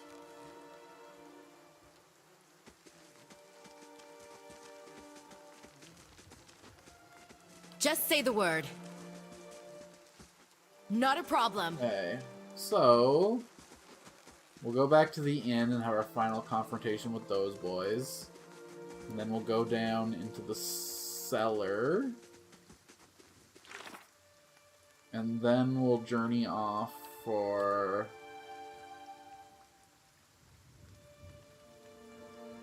This one seems the most, like, pressing. I wonder if there's, like, time limits and stuff in this game. Maybe the only way to, like, make the travel times matter, right? So they'd have to put some limits in. Or else, like, why specify every time you leave a zone just how much time you're losing? Oi, oi, oi, oi, oi, oi, oi. Oi, oi, oi. Well met, friend. Her eyes you for a long moment, drinking deep from the bug, and says, "You're right. Things won't like this. We're gonna have hanging from that tree out there. Tell Trumbull we'll leave him be. Don't know what we'll do now if the crops fail, and haven't got trade to speak of. Think Pascal needs a hand around the inn."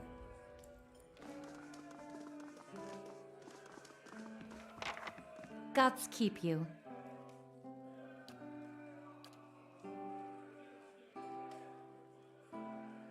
Sold all me beer. I didn't sell, you know what I mean. I used it all for the quest. I trade for some burr. You use it for crafting, so it's probably useful. What do I got that I can sell? Here, buy my clothes. Oh, no. These are the ones that I wanted to hold on to. Hold on. But there was nothing I wanted to be rid of in my inventory. My bad.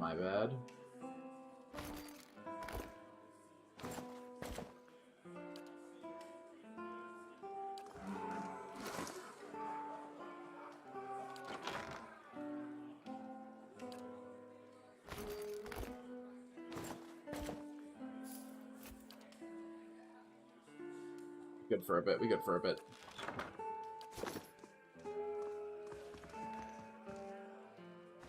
Okay, now we go to Trumbull. Hey, buddy.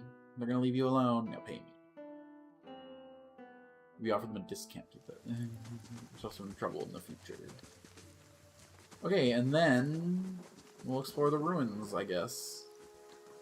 We'll ruin ourselves trying to...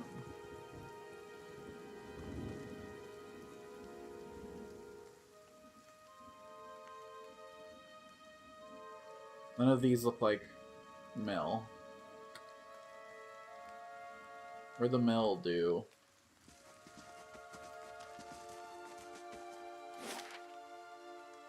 Does it? That does it. Perfect, perfect. Okay. Ba-ba-ba-ba-ba. Quicker than I thought it would.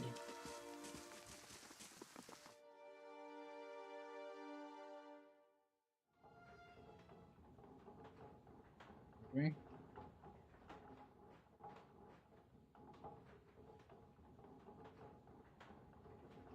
Okay, hey buddy. Hail and well night. Things are going good. I spoke to Slayer, convinced him to leave your family in peace. Well, that's great news. I wasn't sure if we get through to them. They're their minds to drink half the time.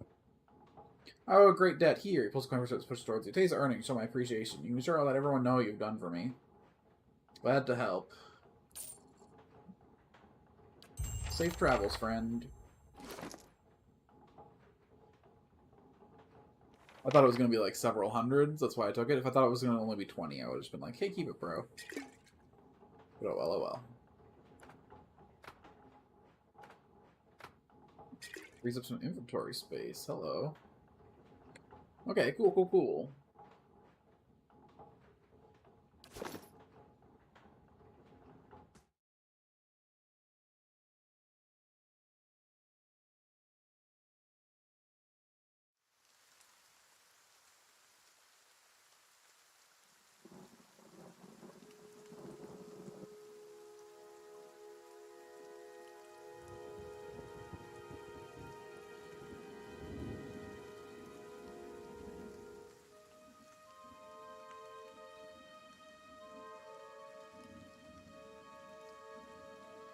Interesting. Where do I want to go from here? Road south, road north, road west. Oh, let's go check the... Let's go mess with those spiders a bit more. Now we got a wizard on the team. We need to learn more about how spellcasting works, just like our spells per rest, or... Oh, hello. You see a pennant waving tall and sluggish in the wind, a rising sun embroidered on the banner, the vanguard of a small troop of paladins. The atmosphere is buoyant if restrained, and the armor has not yet been tarnished by the elements. This expedition is fresh, young, filled with zest and zeal. At their head stands a commander, awkward in full armor, but determined in step. Despite the excitement of his fellows, he does not smile. There's a twist to his mouth, his countenance grim. He throws up a hand, halting his troop. Silence falls among them, revealing a dark thunder, deep and low. He orders them to array their weapons and spread out. His eyes dart from horizon to horizon. Neck twists to see the source of the sound. In the distance, dust and lightning rise from the ground as a Stygian cloud races towards them overhead. The soldiers stand, only the staccato movement of their breath betraying their nerves. The commander closes his eyes, calling a blessing down over his troops. Invigorated, invincible, they wait as the enemy draws closer, poised to attack. Got this villager hanging out up here. Carefully head east. Gods patrol the eastern woods, but not the Black Meadow. Okay, okay. Okay. Someone who has something to say that isn't fucking weird memory shit. Good to know, good to know. Alright, we'll get to see if our dog fights. We'll see how our wizard spell works. There's a lot of information we're going to get down here. Information is key in an RPG. See? So I noticed that me and the wizard have the exact same amount of endurance and health. So I feel like I shouldn't be in melee on this character, like, at all. But, like, also, like, who else would be in melee, though, without me? So... we're gonna have to, like, figure out another... Maybe I should start using, like, a bow. Just say the word. What? Then this spell would be, like, absolutely useless. Oh! The cone comes off the back of the target, not off of me. Well, hold on. That's crazy. Okay, let's control this spider. You're mine! Sweet gods.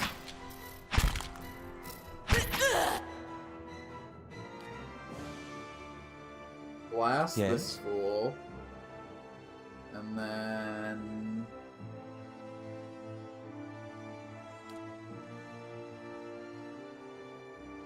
One. Lava beyond sea. Ow, okay, fair.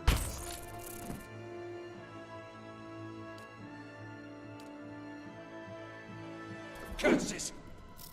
Aztec worth and wrath!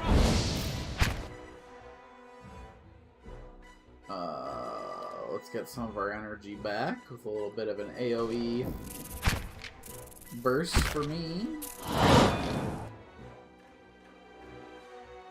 Okay.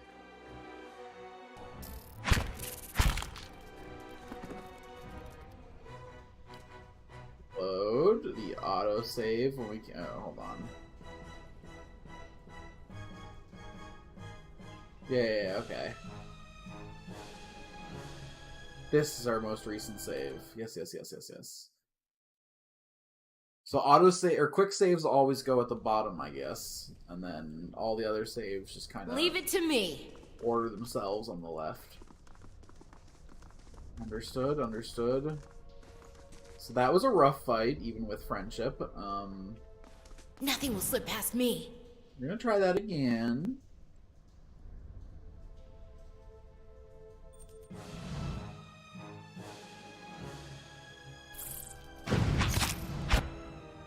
I feel... Poison? That's fighting dirty. You better run! I don't think you can blame the spiders for fighting dirty. They're like ambush predators. Okay, regen all of our resources before we go a little bit deeper and find the other two that we know are hiding. Yep, there we go. There they are. Yeah. Okay.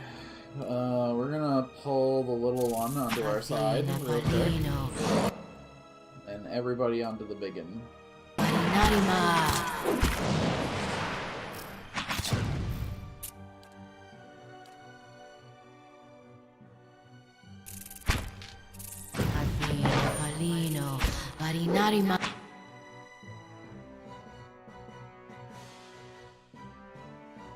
How may I help? I see.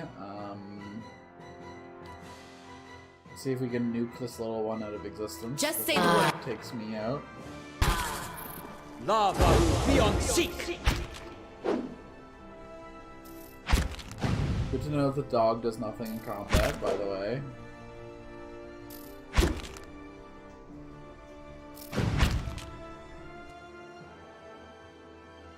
Unleashes a bolt of magic damage from the Grimoire, deals raw damage and dazes the targets in an area.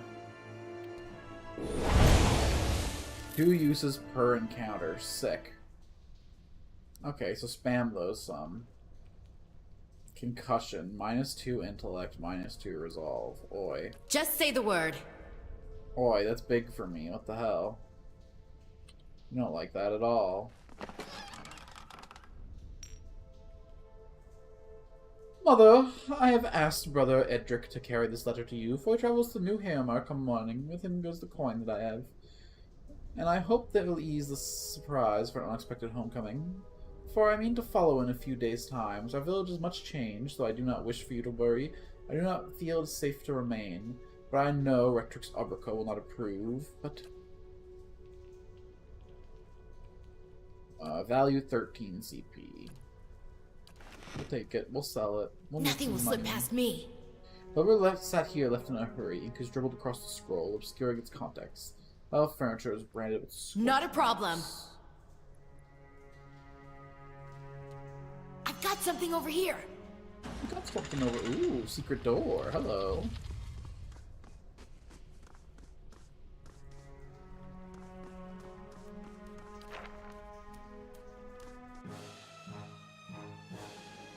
We don't want to use our camping gear, but we should go to the inn soon in that case. Death to our enemies! Let's, what's this do? Party AI is active. Yeah. Oh, I see. Let us... You're mine! Yes? Just say the word. Fascinating. These sculpted stones are pocked with burrows and narrow crevices, claw marks and dung marks, the passage of beasts. Leave it to me. How may I help?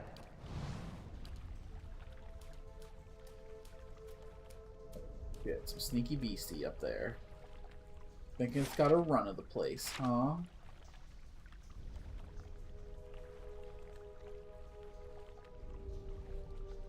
We probably fought that guy up there before cornering our... That ain't no whelp. That a full-grown laddie down there. Whelp? That's not a whelp. Okay, hold on. Aye? Just fucking start off with a fucking bang. Lava! Just say the word. Be on seek! Yeah, we fucking nuked that fool. Excuse me?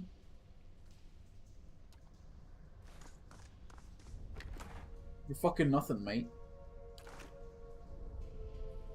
Vermin have scoured these plates. The mold still grows in green-black clumps across the table. I'm on it.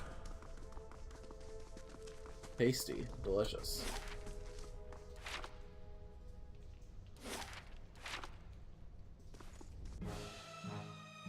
Yeah. What's going on in here then, huh? Yes?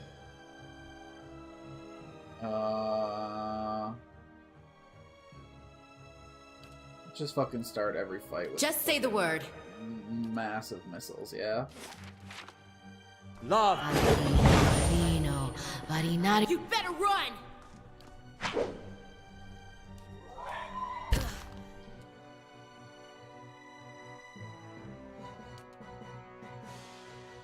Not feeling my best. Accuracy a little bit. Oh, that's a Love, tough spell. be on seek! Oh, don't love that for us.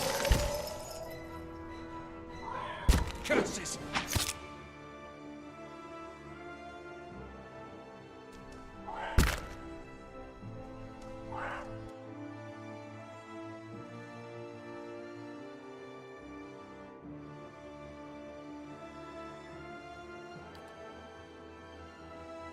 Aztec worth and wrath!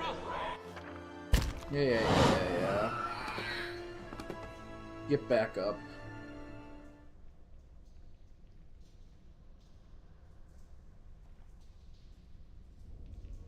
Concussion and Just say the word. Easy. We got this.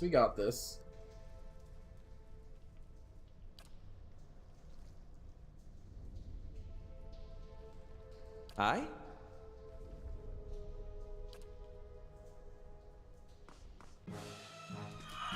Aye?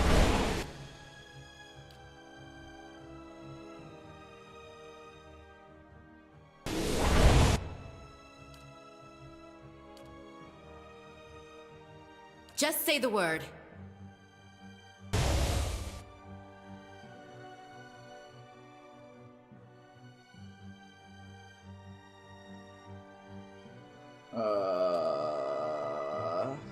Okay, 80% chance. This is good. Lava room, be on seek! Oh, did we target the same guy? We targeted the same guy. Oh, that's awkward as fuck.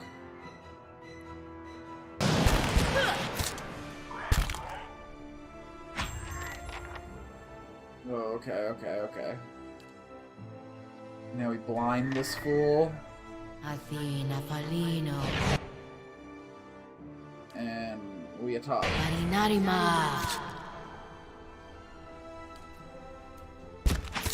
Okay, and when we get to 20, we blast. Oh, we don't even need to blast. Oh my goodness. Yeah, we're pretty tough. We're pretty strong. Twisted ankle, his reflexes are down. Look, we're a little battered and bruised. That's not enough for us to back out of a fight. I'll tell you what. Yeah. Monsters of the Deadfire Archipelago. The archipelago winds its way between the Great Eastern Ocean and the Restless Ocean, hundreds of small islands in the midst of the water. Isn't Deadfire the sequel to this game, too? Anyway, few dare brave its treacherous rapids, and fewer still have returned to tell tale of their adventures through it. Travel between the two oceans is virtually impossible. Great storms hammer any ships foolhardy enough to attempt to navigate, and this alone should have to deter anyone from attempting the voyage, as untold ships have gone down, tossed against the rocks. The weather and treacherous rocks are only a precursor to the actual horror of the archipelago and the terrors of the deep. No one knows how many creatures stalk its oceans, waiting for unsuspecting sailors to drift into their waters, but we do know of some. The Barbed Ravager, a giant shark that is known to ram passing vessels, trying to knock sailors off the deck and smash a hole in the hull. It has tremendous spines protruding from its sides and back that are presumed to be poisonous. The largest sighted Barbed Ravager, with survivors, is estimated to be almost 30 feet long. Whining Serpent, smaller than the Ravager, but potentially longer. The Whining Serpent attacks in small packs, usually 3 to 8. They have long, sharp heads, somewhat reminiscent of a barracuda. Like the Ravager, they repeatedly slam into the side of ships, hoping to crack a hole in it or knock someone from the deck. They have also been known to swim to the depths, shoot up from the ocean, landing on the deck, coiling and winding their way around, stabbing up any crew before they can be plunged back into the ocean. Imagine the largest whale you've ever seen. The Leviathan is at least 10 times that size. By the time a ship sees the Leviathan, it is already too late. As they rise from the depths, the water around them begins to spin and sink, creating a whirlpool. The Leviathan's body surrounds the hapless vessel, preventing escape. As it goes down, the enormous mouth opens, filling all aboard to a watery death. The Palpavir. All the creatures in this book are nothing compared to the Palpavir. Barely the size of a man, what they lack in size and strength, they make up for in numbers and terrifying viciousness. Their lower halves are massive tentacles, like an octopus or squid, but more numerous. The tentacles are long black whips with such on the side and small thorny barbs on the top. The sheer number of tentacles gives them frightening speed when walking on land, pulling themselves forward almost as fast as a running horse. While they vaguely resemble a human from the waist up, any examination proves how wrong that assumption is. Long, stringy black hair falls from the top of their head to cover a face directly from a nightmare. A wide, gaping mouth cuts across the bottom of its head from ear to ear, full of wicked dagger-like teeth. 2 large, round eyes are sunken into its head, black as coal, shining with a malevolent fire. A small antenna protrudes from the vent of its forehead, ending in a small nodule that can glow in an eerie blue light.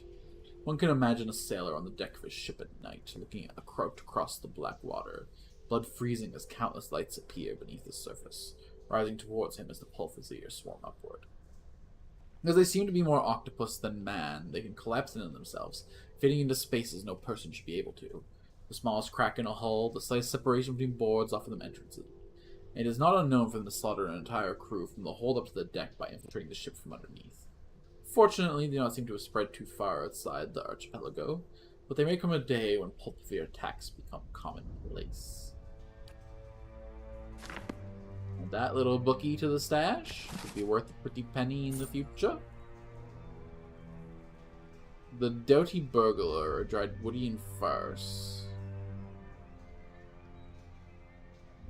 I'm not here for jokes, bits, and gaffs, okay? I'm here to learn the source lore of this world. So that I can make jokes, goofs, and gaffs playing Avowed later. A fine sword. Extra accuracy, extra damage. Yo. That's pretty sick. That's pretty sick. How does it compare damage-wise to my current loadout? We'll take you. We'll take you. We'll take you. I'll take you, alright. I'll make you something more than you've ever been before.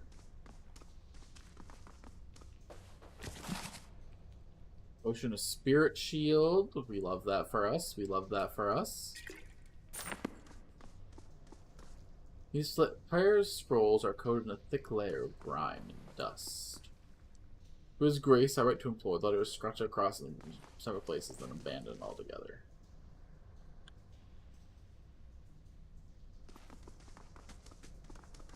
I'll have this open in no time.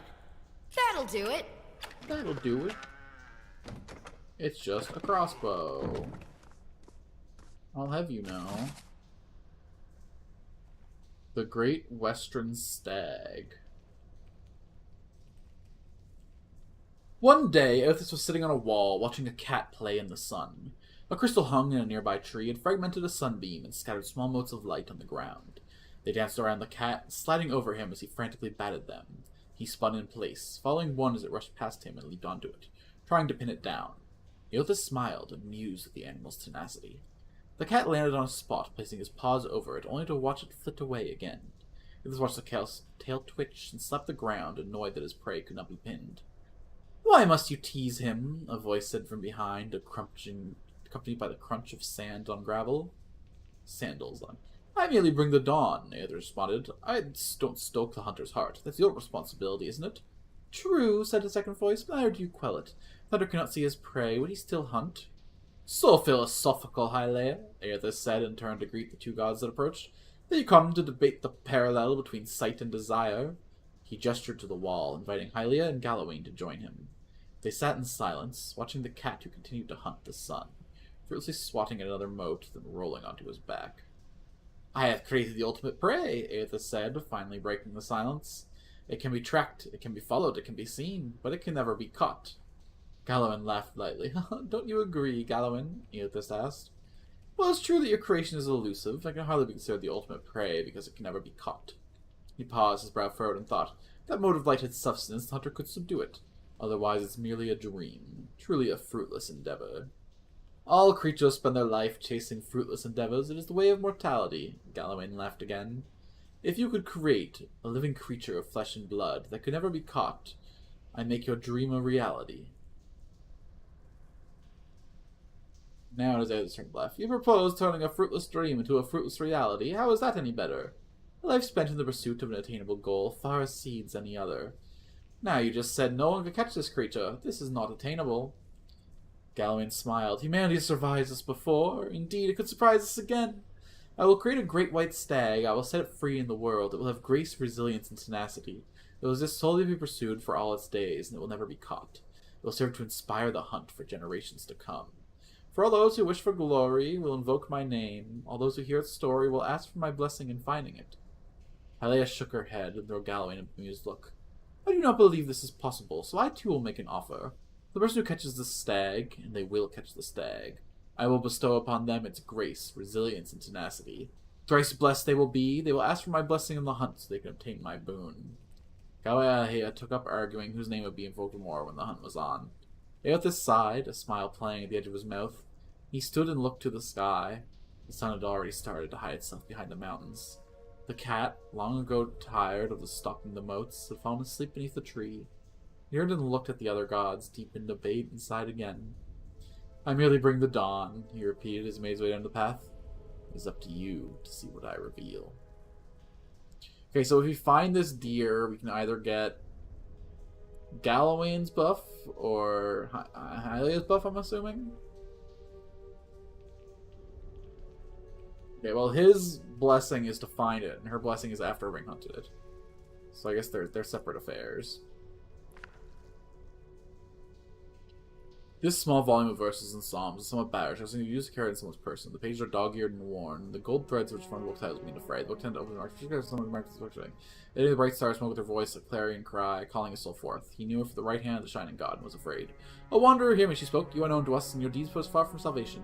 And he wept, for he knew that his sins lay bare before the great illumination.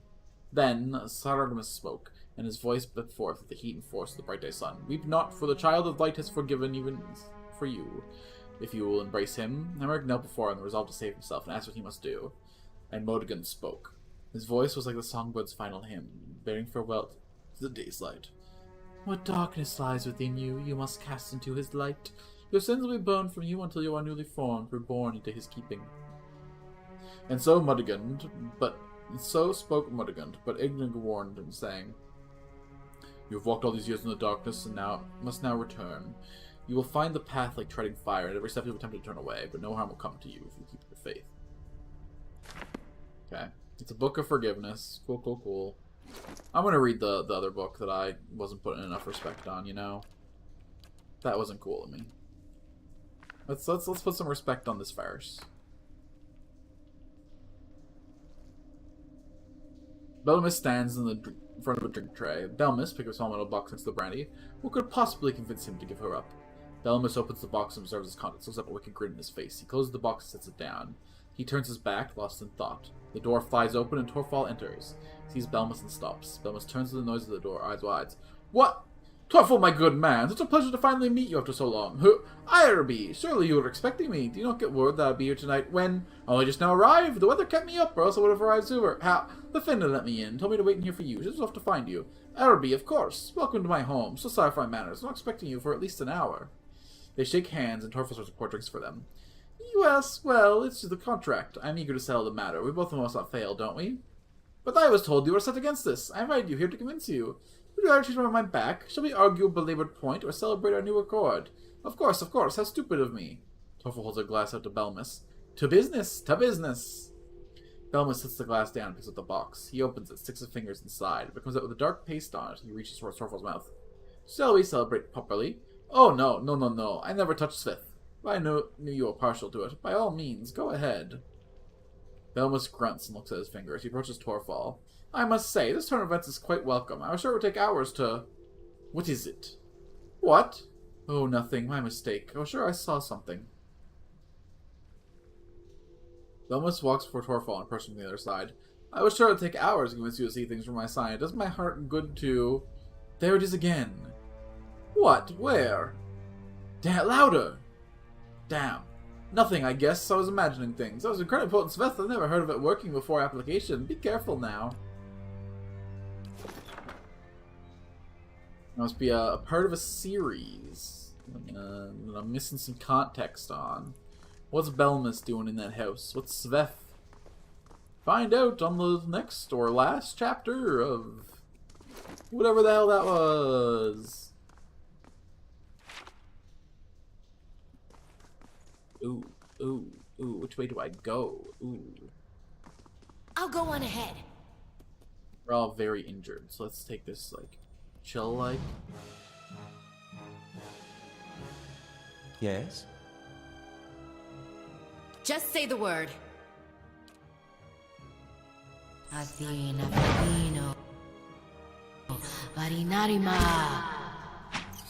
You will not be beat. Fuck him up. I'm on it. Aye? Just say the word. Can do. Just say the word.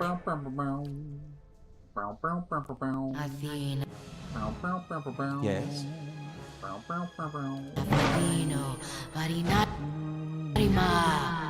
I didn't believe them until now. The stupid spider's gotta die. I'm gonna stab him out. What do I do? The fuck me up they do. Do. I have no spells left on this man. Who in the world is calling my phone? Hello? No, I don't want to talk to City Hall. Fuck City Hall. My opinion that you're scum. Okay, just say the word. Boy.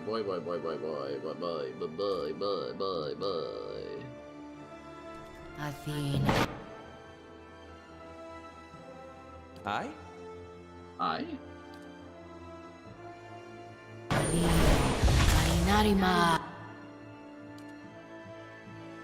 Not feeling my best here.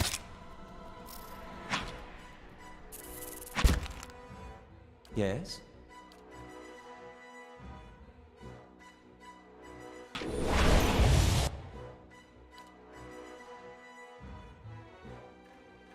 Okay, I could be actually killed if this thing does 11 damage to me, so, Yes? Curses! Oh, I probably could have used second. No, I didn't have the athletics. Come on, fuck him up. Okay.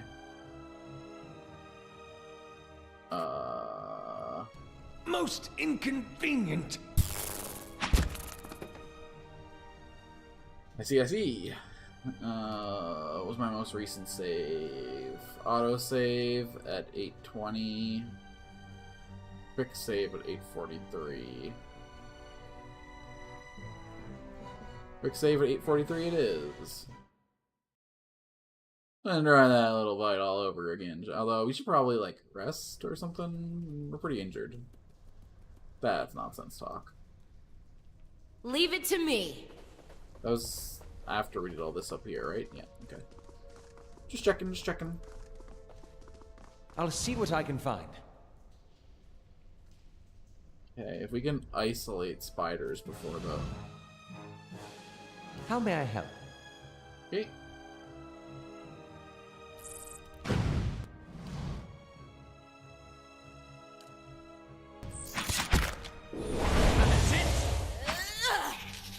Easy, easy. Lemon squeezy. Well, shit. Hey! I can't... Interesting. Move! Not feeling my best here.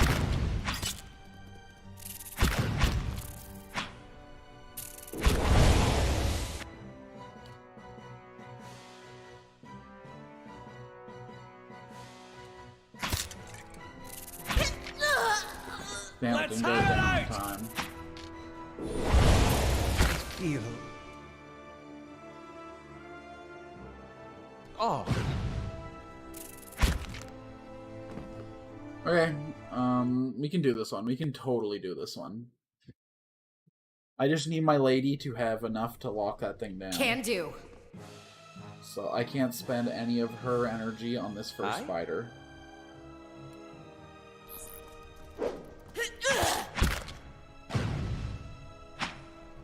Indeed. Yeah.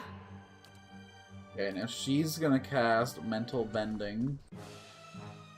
Mental Oat.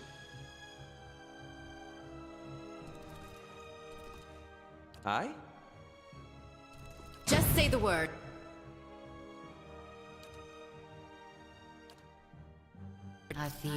Preserve some of our health for a second. And then regenerate our energy.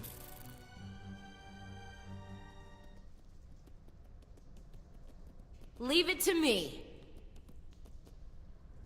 How may I help? Yeah. Quick save go. Ooh. That was probably a bad time to quick save, huh? Just say the word. Shit. This won't hold me for long.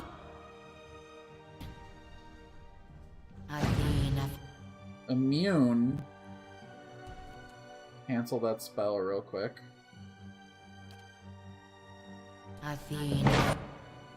Aye?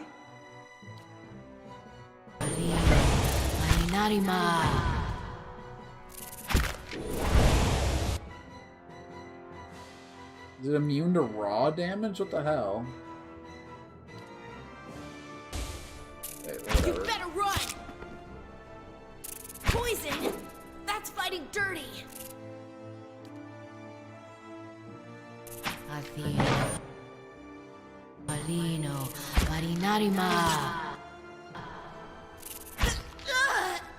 Okay, whatever. We're gonna have to do the sloppy style.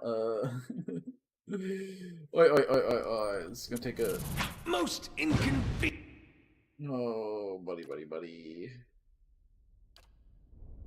Convenient.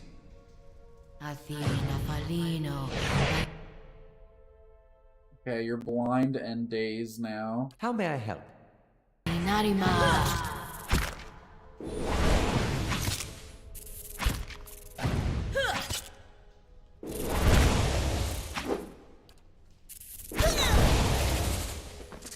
Okay. 1 health left. Maimed. We're totally fine for another fight, right? Totally. Aye? Indeed. He's even got 71 health left. Look at him go. Boy, Just say the word. I Yes. joked, but oofy. I shall deal with this. Boom. Yeah. And then... boom. What? Athene.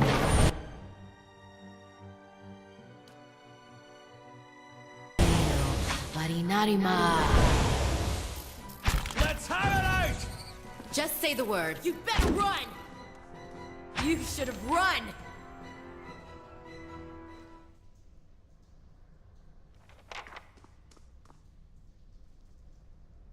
I shall be discreet. Can do. Okay. So this is gonna be worth the nearby crystals light the cracked mosaic floors in shades of orange. At certain angles, the metallic symbol beneath your feet gleams gold. You look on, the air shimmers as if with summer heat. The very dust and air seem to pull together until a thin, growing mist shape appears in the forehead. Thin, glowing mist is where it is rippled and gleamy. You sometimes think you can see the shape of a man, features rendered in broad strokes of air and smoke. Who are you? Your voice sparks movement. The spirit surges with sudden, blazing light. And in the next moment you are somewhere else. Your mind assailed with a sudden wave of fear and noise. You are in the chapter hall. Priests and faithful have gathered to a great crowd, spilling into the hall. Bodies press against you, surging forward to listen. Your own grief is mirrored in the faces around you. Some of the initiates are weeping. Someone has snuffed the candles and the room is dark, save for the podium. From behind, two people stand before it, lit in silhouette. A man is shouting, voice so ragged with fear you can't understand what he says. But the rhetoric stands calm, unmoved. Her strength will see you through these dark times. You feel that hope like a spark in your ribs. Somewhere behind you, someone begins to sing. The spirit tears itself from with you with sudden, dizzying force, and you find yourself back before the ruined altar, swaying. The spirit fades as suddenly as it appeared. Alf looks at you through narrowed eyes. Are you all right? You seem lost just now. This happens a lot. You'll have to get used to it. That's good to know, but I don't suppose you could tell me what it was all about. I'm not really sure. It just recently started happening. Indeed, at the risk of sounding patronizing, you should probably have that examined. It's a shame that Lord Radrix hanged half of Gilded Vale. The Valen Dwarf might know something about your condition.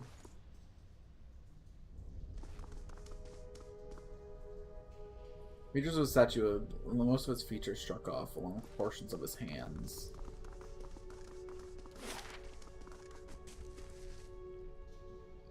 We should head out and rest for now, cause like, yeah. Let's just pop on out here for a quick bite at the inn, and then we can head back into the depths. We've used pretty much all of our adventuring strength.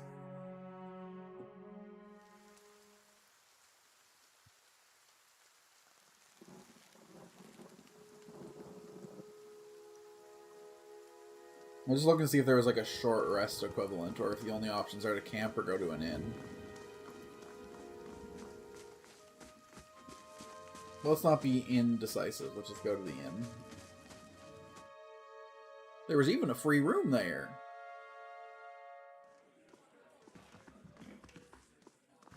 Gods keep you. I'd like a room, please. The common room for 0 copper. That we will. Ooh. Something happens in the dreaming. This is going to be my life every time I rest. Your sleep is restless and feverish, altered by hisses and whispers, blanket with suffocating anxiety. You open your eyes to awaken and find yourself in front of the Gilded Vale's gallows tree. The creak of its ropes going louder in your mind till the sound is deafening. Hanging from the tree is an old dwarf woman whose face is shriveled inward like a molding fruit. Her head hangs limply to one side. His look seems larger and larger in your mind, inches from your face. Suddenly her head snaps up and her eyes open. They are empty, and behind them is a vast nothingness that makes your stomach drop. Her mouth slowly parts, and with a gust of rancid air, she speaks a word. Watcher! You jolt awake, the foul smell of the dwarf woman's breath still permeating your nostrils. Sweat runs down your face in thick droplets, and your skin is soaked from head to toe. You remember the woman, You remember seeing her decaying face when you spoke to the magistrate. He called her an animancer.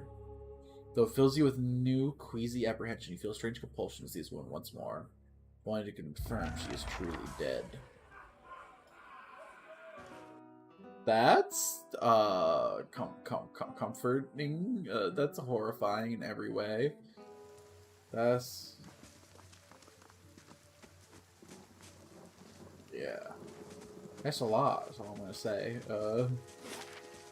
Spooky stuff. We'll go address her when we finish down in the hole. Actually, there's a whole lot of stuff we gotta do down here, ain't there? Okay, I didn't fail no quests, did I? No quest failed at this time. Good, good, good.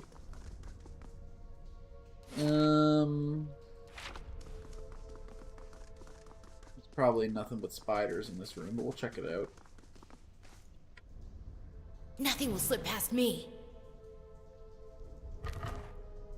We love that for us. Will of Wisp.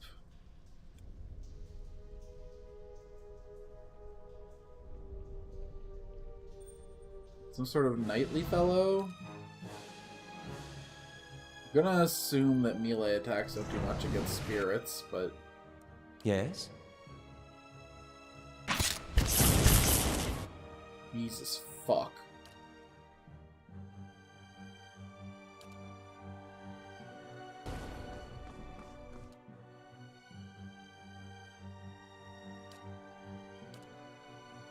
How may I help?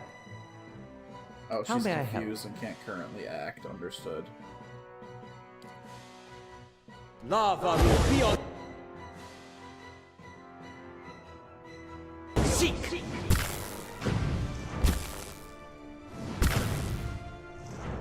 Lava will be on. Seek. Yeah, we love. I shall deal with this one. Let's Excuse me, what just healed him? These ones are in for a walloping. Just say the word. These ones are in for a walloping. Aye? Let's nuke this thing down. Lava will be on seek. Any more damage on our girly? That was rough. That was rough. Be discreet. Wizard spells very strong. Nice like Parchment is worn and tattered. The ink is faded. At the time of Parchment must have been as much most faith in ourselves. Okay, so no loot in that room. That room was just a drain in our resources. Not in love with that, but... I was kind of scared to use my ray attack, because I feel like it's going to nuke my girly, too. So I think we should send the wizard in first to this next fight. Blast those fools with our ray. Put them into disarray with our... Yeah. That's the plan, methinks.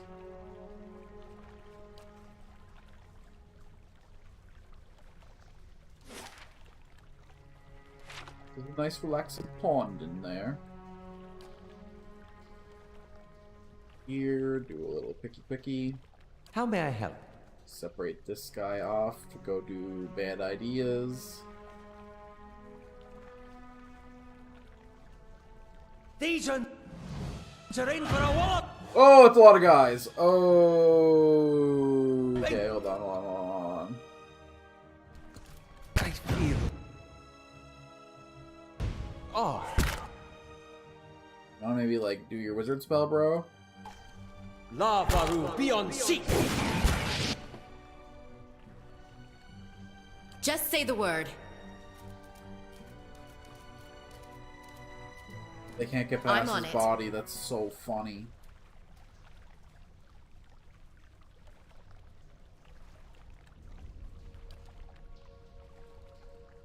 Yeah.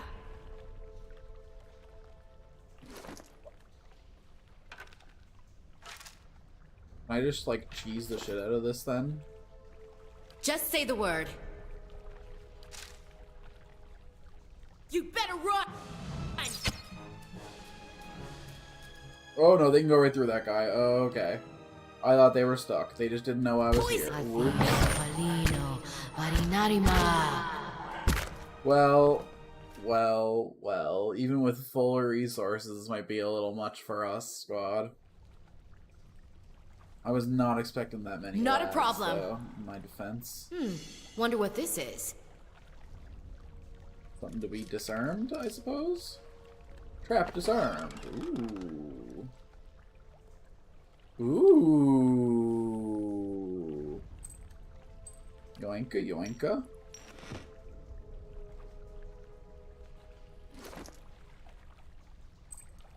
Wearing that, I will.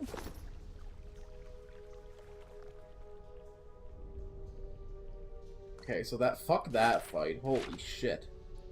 Please be something a little more reasonable up here.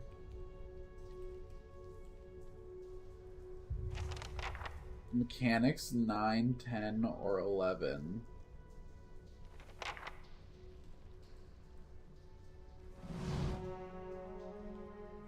Three bells hang from the stone, but use of dust to grime the coat. There's one large bell flanked by two smaller ones. Examine the bells. Okay, I had a note that said to ring the second one first.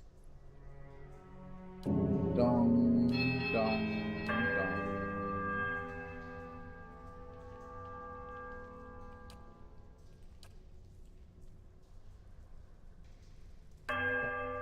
Dong, dong. Dong.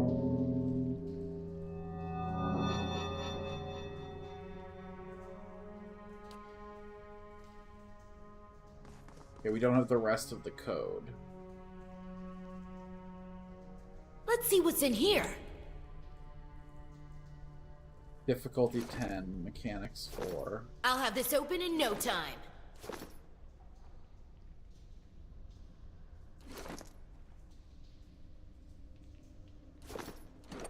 See something real quick. Yeah, okay. I see. So you have to be a fucking elite lockpicker to handle this shit. That means there's gotta be information down in this room that I'm missing. Okay. Fuck. Quick and quiet. Figure something out. Maybe if we can lure them out 2 at a time, this should be doable.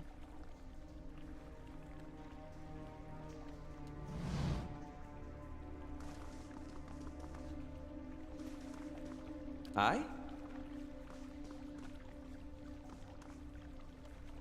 These are in for a walloping!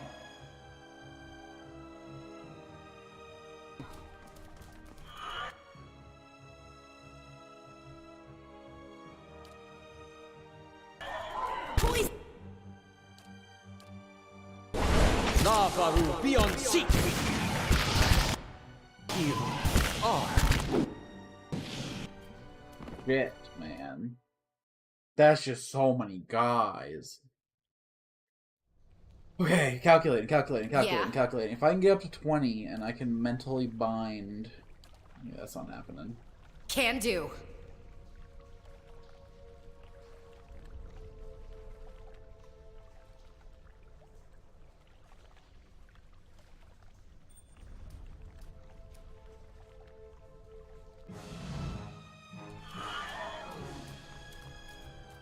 Thought for a second I got the one guy on his own. I was like, sick!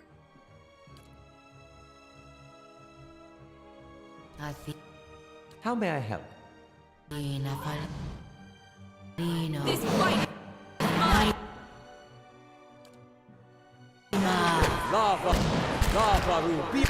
Lavaru, be on seat!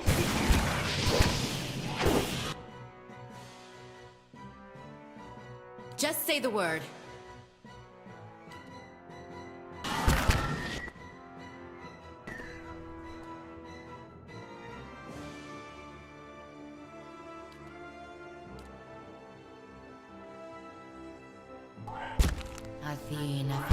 Athena, Falino.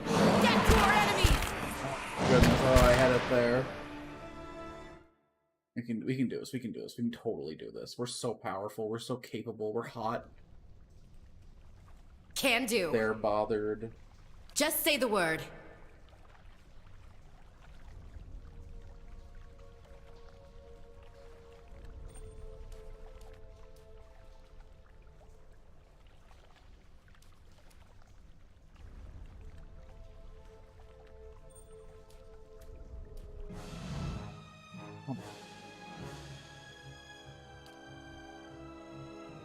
Athena Falino. Aye? Narima.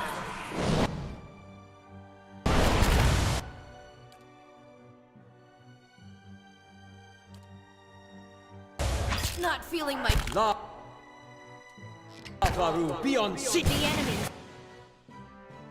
Over that.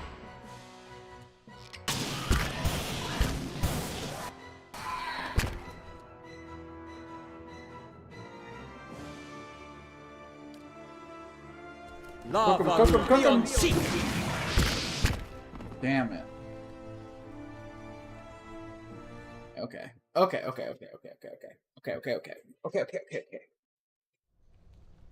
Getting the early mind control off is really big. We should gotta be ready for a second mind control too. Not a problem. It would be even better if we could lure out just like a couple guys at a time though.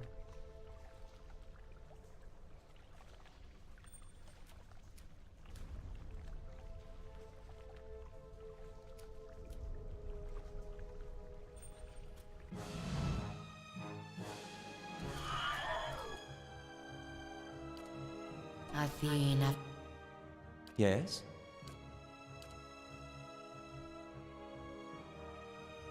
Falino. Lavaru, be on seat!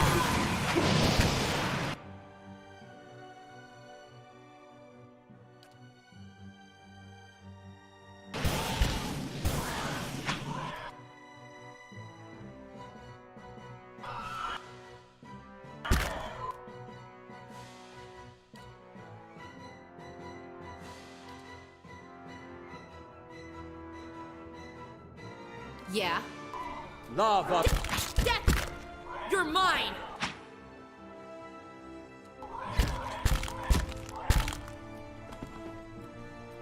Oh my goodness. Okay, load.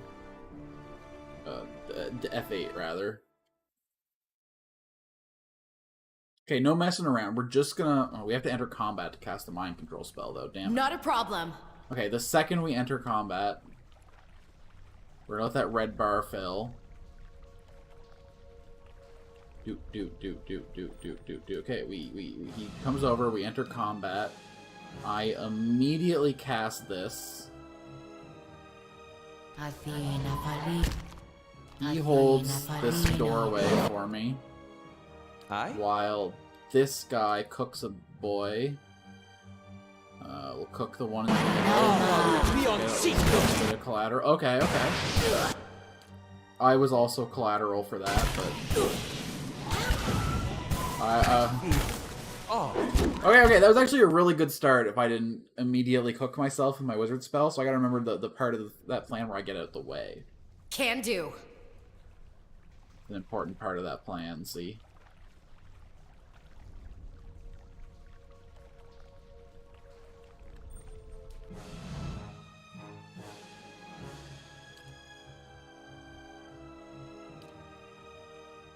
Athena Falino. Narima. Aye?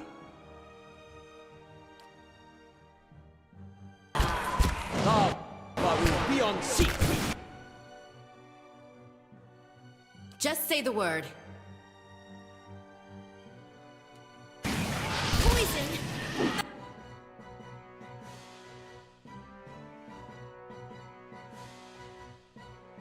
That's fighting dirt! Oh.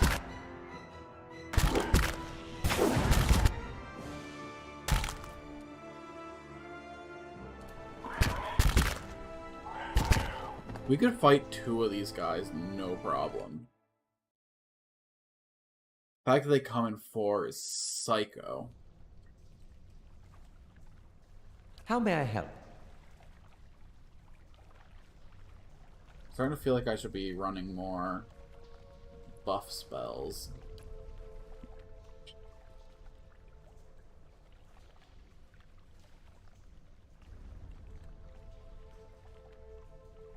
Attack speed reduced by 15%. I think that'll help us too much against these guys. Even if I had full spell slots, because I have both of my 2nd level spells. Just say the word.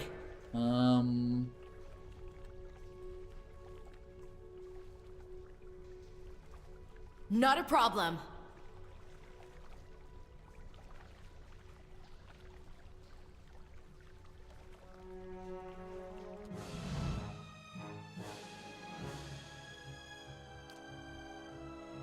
Athena, Falino, Marinarima.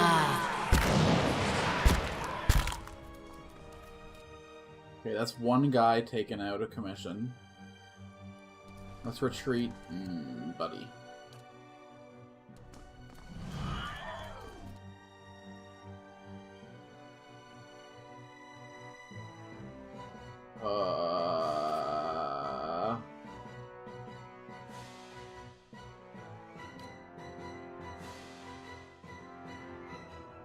Lavaru, beyond Lavaru. Okay. Just say the word. Beyond seek. Yeah, fair enough. Fair enough. This is brutal. I don't want to see what this is like on the higher difficulty.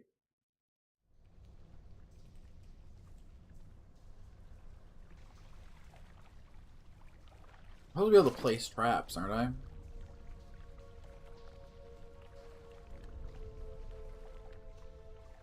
Okay. Okay. Hold on.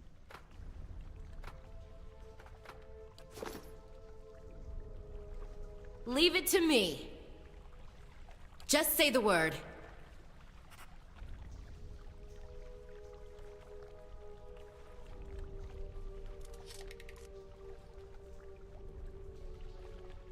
Okay. Now we'll drink an ale. Then I will equip a bow.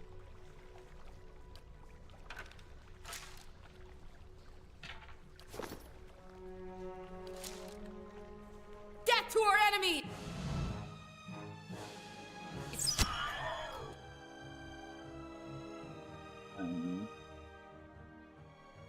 Ooh, hold on. Poison! Athena. Aye? So then he can cook everyone in a row. Athena. Lavaru, beyond. That's it.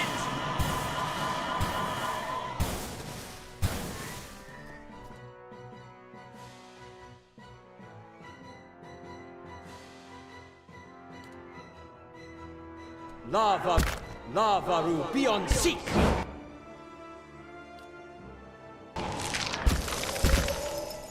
Damn it, that was way closer. Okay, hold on.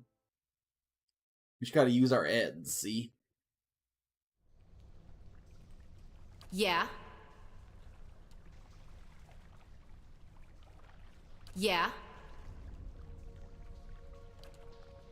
Let's revamp this again. Crossbow. Weapon slot 2. This on the wine slot. Quick save. Toss this in the ore away.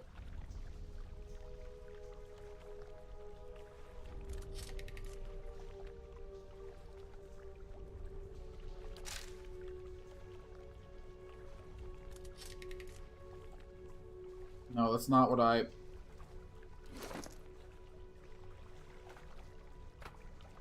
Mind you, I don't know how useful this trap's like, because it doesn't like stop them from moving, but...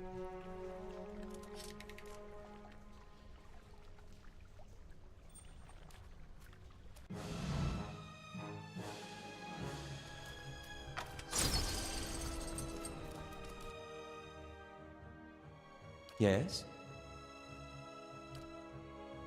Lavaru, beyond. Yeah.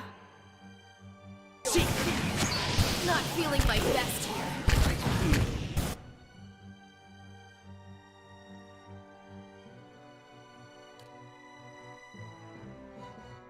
Oh.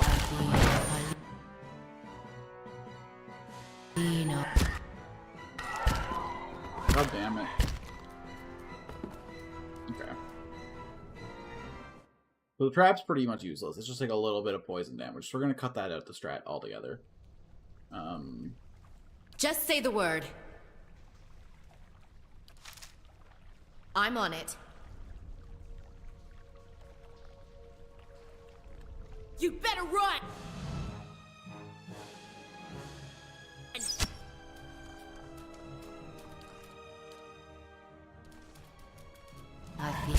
Athena Falino. Lavaru, be on seat!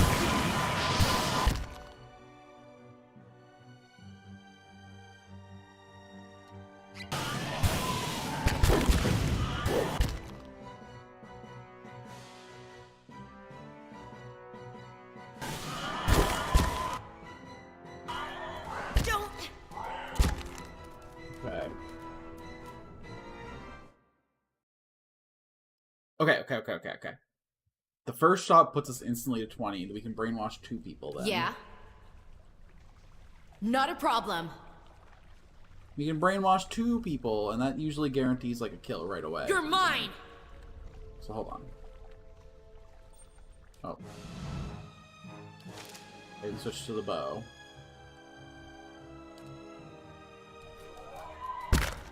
Athena Falino. Marinarima. You're mine!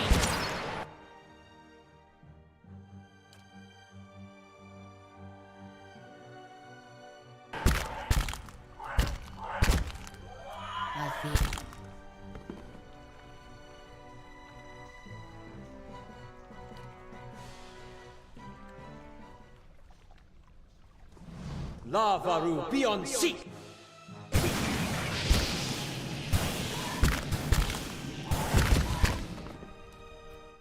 Totally got this one. If I had just switched the weapons right away, then we would have totally... Okay, watch this shit. Just say the word. Watch this shit. Not a problem. Switch to bow. Here. Shoot this guy once.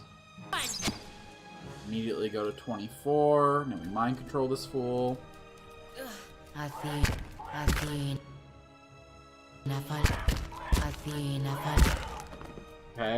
We could have done better with the mind control on that fool. I'll be the first to admit it. Okay. Just say the word. Switch to bow. How may I help? Move this guy to, like, here. Yeah. Come back here. Quick save. Not a problem. Move to here. Quick save again. Come down here. Enter combat. We immediately cast this.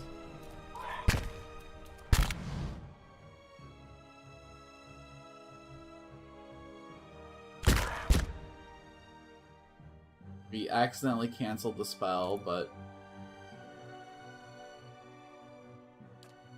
it's fine. We can pivot. We can pivot. Lavaru, be on seat!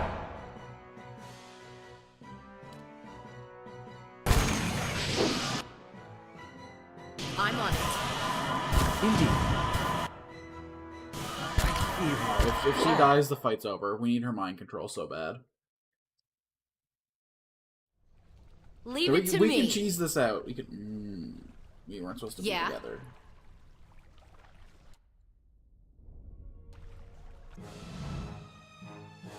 Okay, this time we will successfully cast the spell before things get out of hand. Not feeling. Athena Falino. Motherfucker. Okay, hold on. I don't want to make Wizard Guy tank, but we kind of got to make Wizard Guy tank. Aye? So I guess I can use my level 2 spell to tank. Just say the word.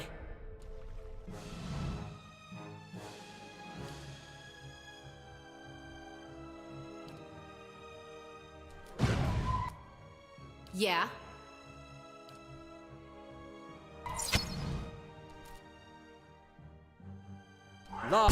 Lavaru, be on seat!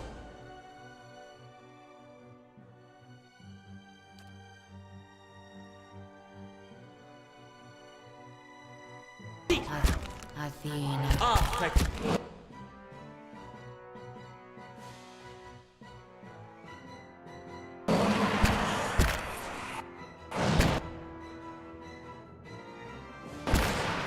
Not feeling my best here.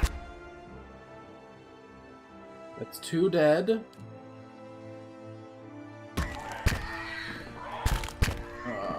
Whatever. Jesus fuck.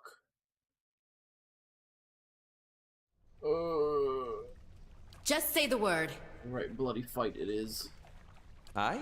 People who play this game on Iron Man mode must be built of stoner stuff, I'll tell you what. Indeed.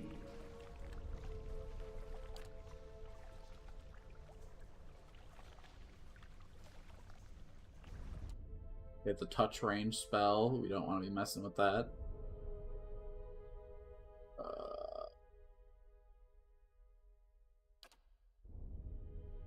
Lava will be on sea.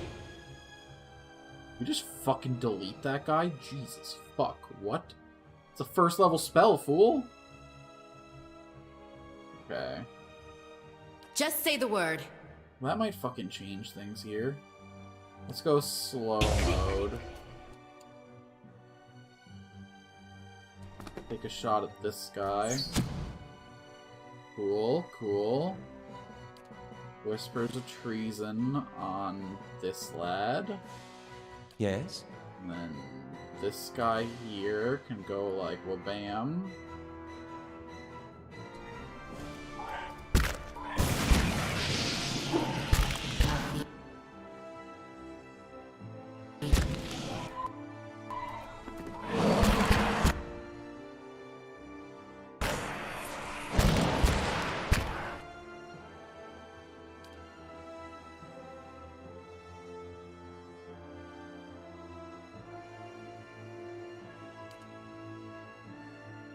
Athena Falino, Marinarima.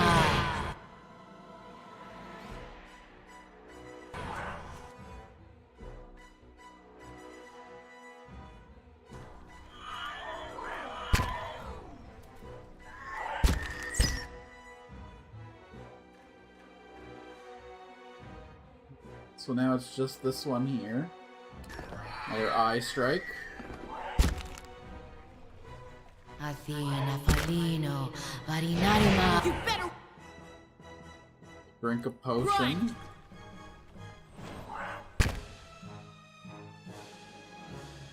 He's still blinded for a second. You're mine! Motherfucker, that one was so close! Okay, well now that we know that our fucking Grand Wizard can just one-shot one of these fools with his first level spell, though. I have to Yes? say, it makes the second level spell feel a lot worse in comparison. Indeed. Can I just spam my first level spells, please?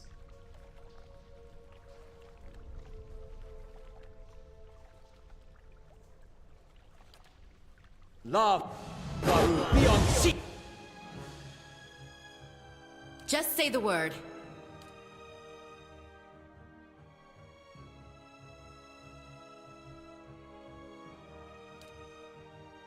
How may I help?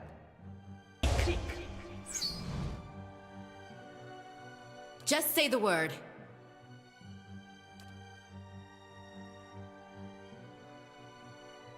Yes? Yeah. Can do. Yes? Just say the word. Athena Falino. I shall deal. Legions are in for a war.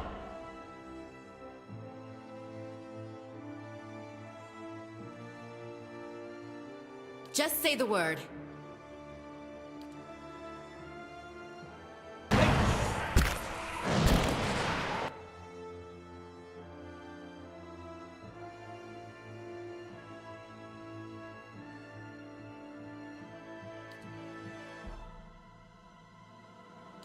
%60 versus 48%. Okay, so they're dex focused.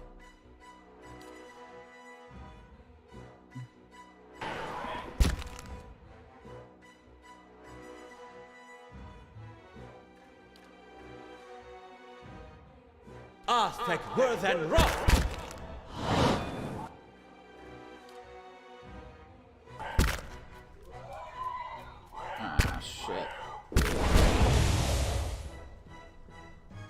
Okay, okay.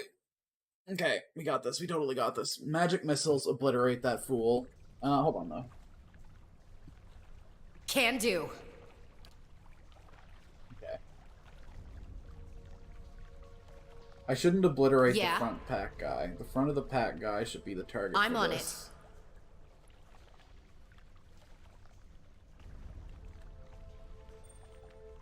Trigger over here. Yeah. Okay. Excellent, excellent, excellent. So we will mind control this guy. How may I help? And then we will magic missiles this guy. Lava will be on seek. Just say the word. Aye? Athena Falino Marinarima.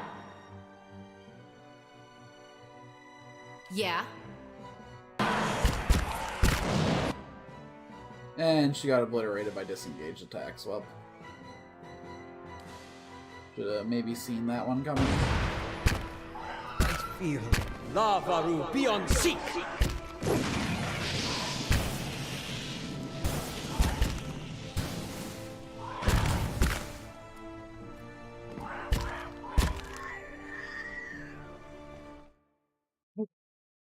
That was better? I just didn't micro my main character out quick enough. Just say the word. Aye? I shall. Just say the word.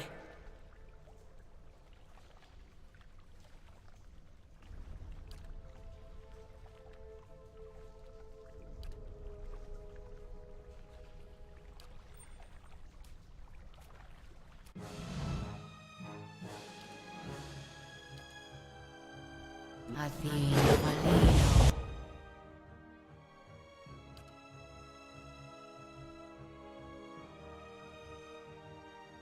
Just say the word. Narima.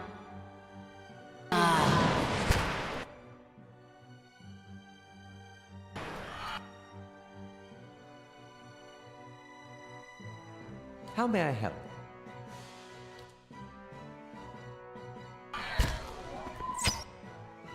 Just say the word.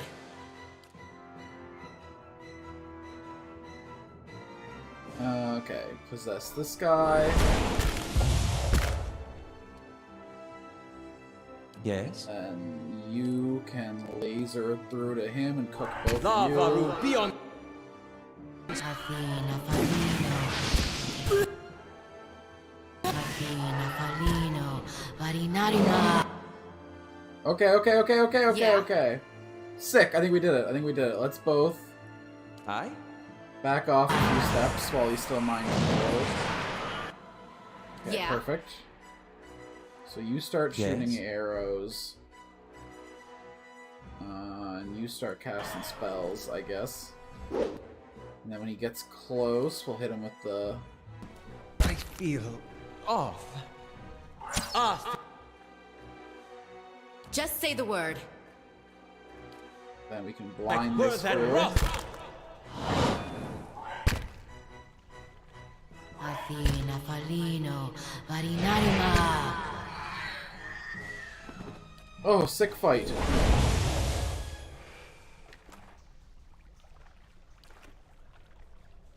What's this spirit doing in here, huh?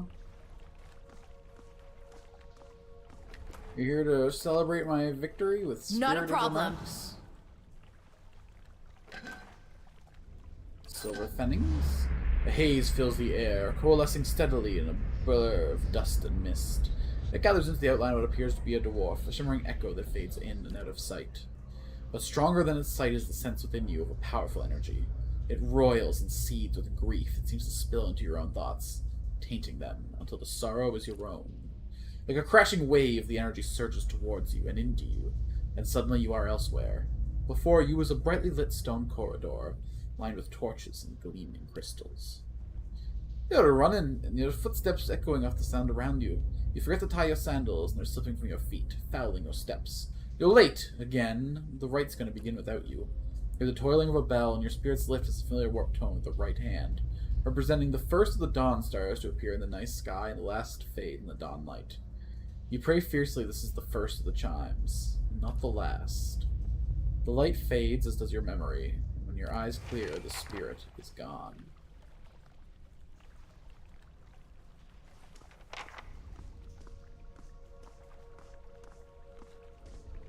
Okay, interesting. Buried secrets. Lord Raedric has rededicated the...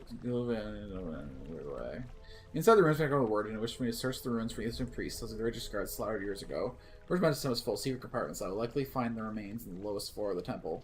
Raiden also warned me, however, the temple is become infested with spiders and Skulder. The door to the lower floor appears to be sealed with some enchantment. There's a set of bells beside the door, which must be played in part. Which must play the part in opening it. I see some rare spirit, in memory at least. In the memory, I call neither the raid nor the ringing of the bells. The first and last of these tolls, apparently, is that of the right hand, which has a distinctive warped tone to it. Okay. Just say the word. Cool.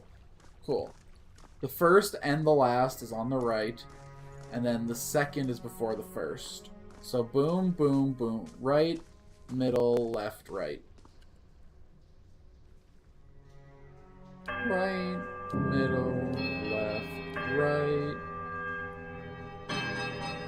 There's a quiet, melodic chime from all three bells, where the discordant voice meets one powerful Russian rise. It seems to fill the whole temple, a driving song that drowns out all other thought.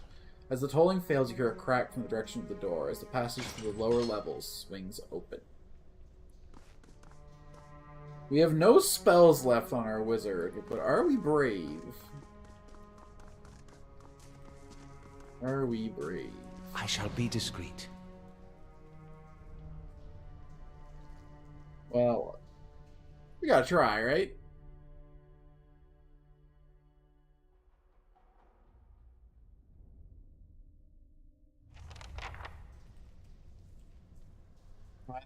Means the Oathen Priests.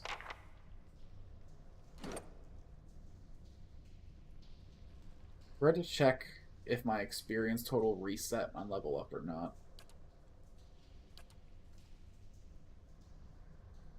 Oh well.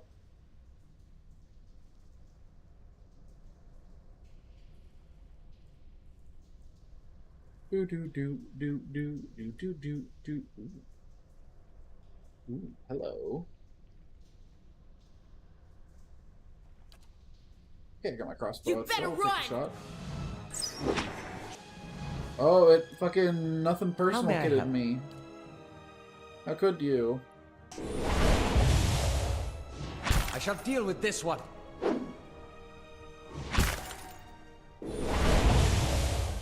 Let's have it out! Boom, blasted. Cypher, please.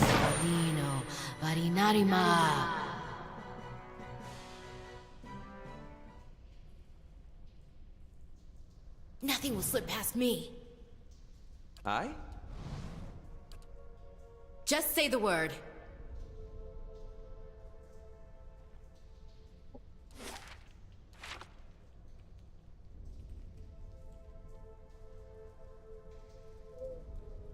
So we got a face check, huh? Okay.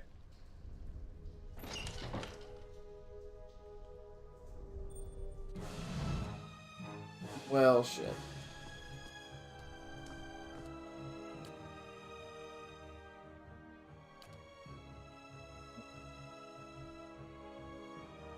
You there, join my cause.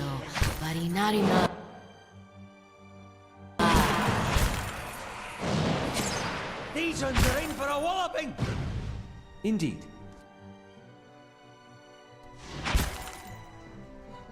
My shadow's losing to their shadow. What the hell?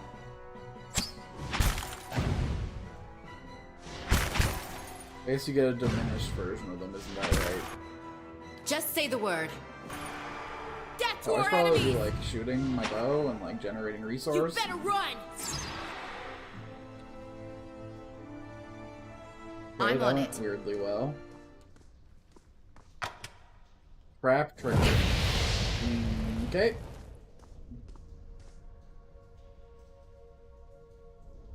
Severe burns. -2 dexterity, -8 damage reduction. Boy. Ooh, a deflection ring. We take it, we take it.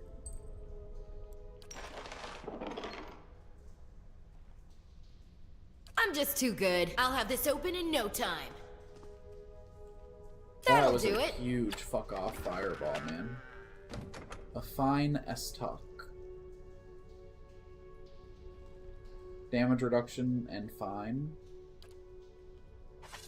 Hold on to you. Could be a useful showpiece. Can do. So we should go rest somewhere. But fortune favors the stupid.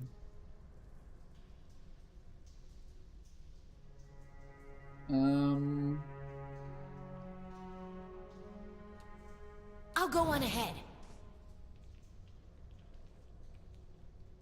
Death to our enemies! Death to our Just giving them a Yes? fair shot.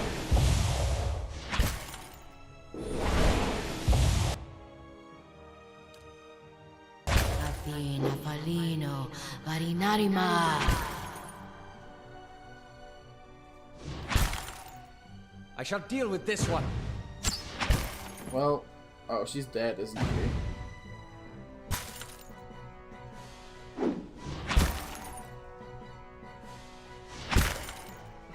Curses! Go ahead and pop that one back. Let's slow our roll just a little tiny bit here. Excuse me?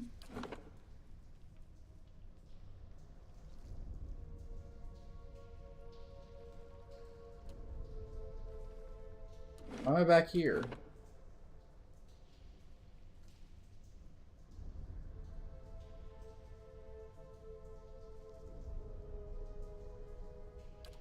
This one?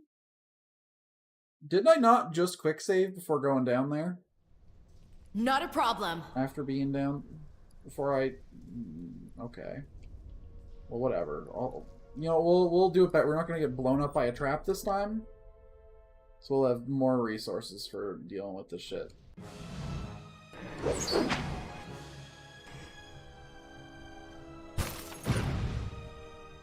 You fucking hit that thing, please, just once.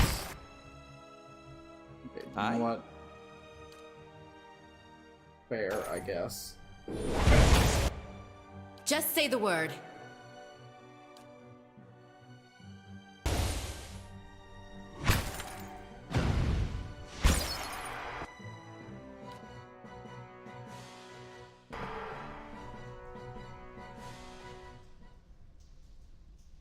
Leave it to me. Gen back, that's fine. That was really fucked up. Took me so long to land hits there.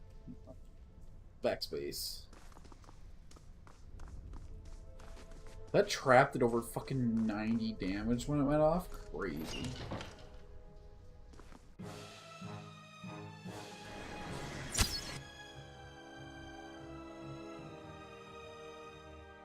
How much health do they have? Would I be better off just nuking them? Try just nuking them.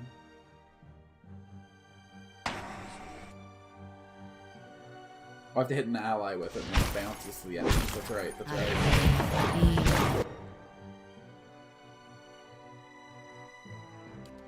Okay, How may I help? Varinarima. Fair, I guess. This time I surely quick saved after I won that fight, right? Not a problem. I sure did. Alright. Open door. Enter Nice and stealth. quiet. Walk in. Take a shot.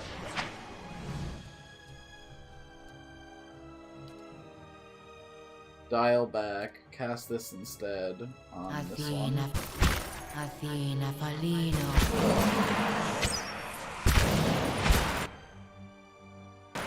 Curses!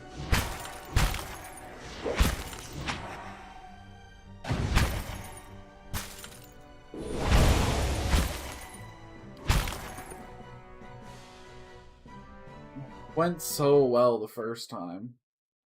It's usually how these things go, right? You nail it in the first go, and then... Not a problem. Nice and quiet. Nice and quiet.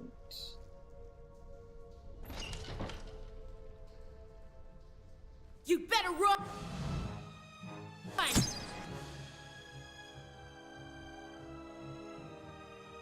Just say the word.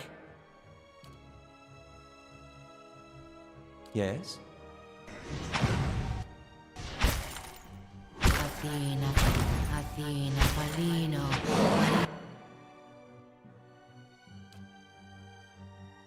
Narima.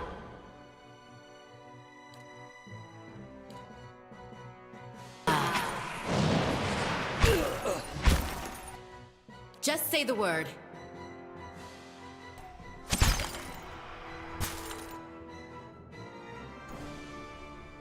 Shot, another shot, another shot, another shot. Fucking hit it, girl. What the hell?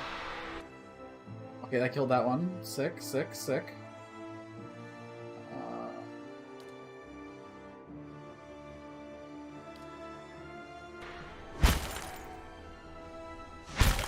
Damn it.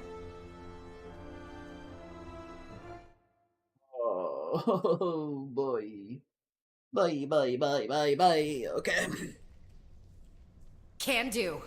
What's different between this and the first time we did it? Quick and quiet.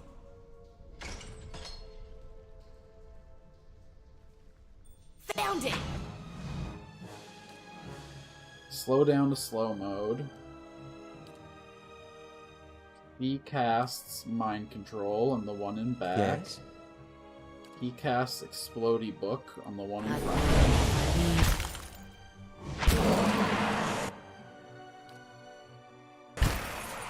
He disengages while this one goes in. Just say the word. Don't know why she shot the one. She went through all the trouble of mind control in there. How may I help?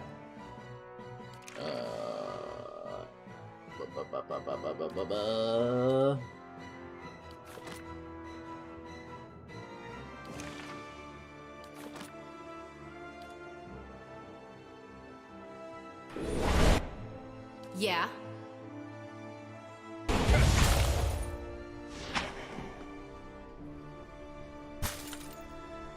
You better run! Slippery devil! You're mine!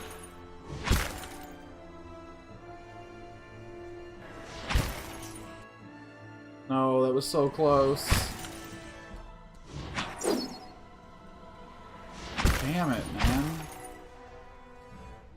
The 14% hit rate is crazy, though. No wonder this is so tough. Do I have an easier time hitting with a melee weapon? Was I, like, not a problem. Overthinking things with this ranged bullshit right now? Just say the word.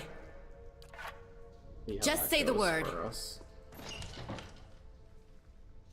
I'm on it. Athena, Palino. How may I help? Narima.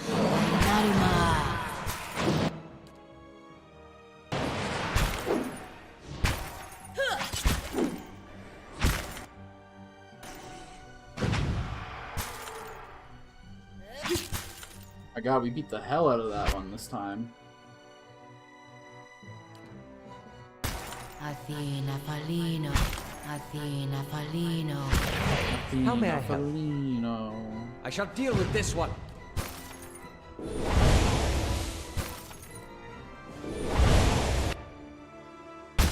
Come on, fuck him up, fuck him up! Last 18 health says what? Damn it! Okay, okay. The melee strat was definitely working better. The melee strat was definitely... Leave it to me. Not a problem. Preferable. How may I help? Just say the word.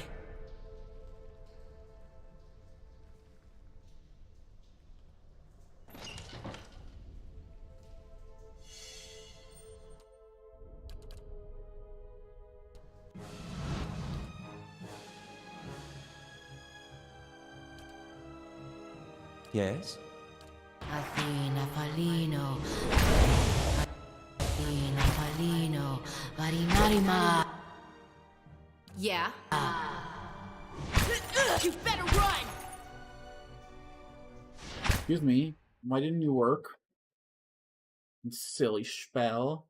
Spell it out for me. What am I doing wrong?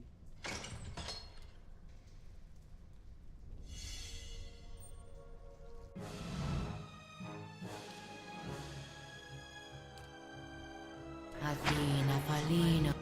Yes? Varinarima.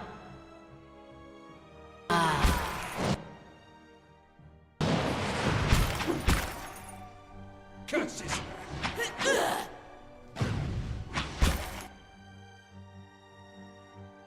Just say the word.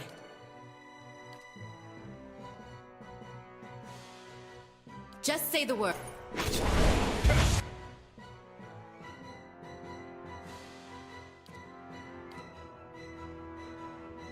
Just say the word. 1.8 seconds left on the charm, and I haven't generated any resources since. Death to our enemies! Yes? Just say the word. Death to our enemies, death to our enemies, death to our enemies. Can you hit one fucking attack, please? My god, generate a resource, bitch. You're mine! Fuck.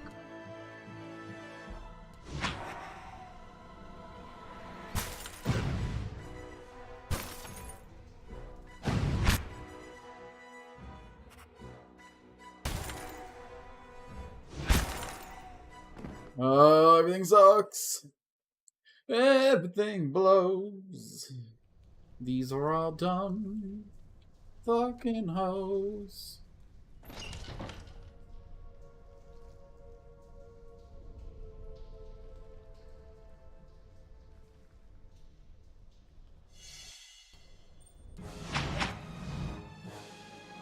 Just say the word.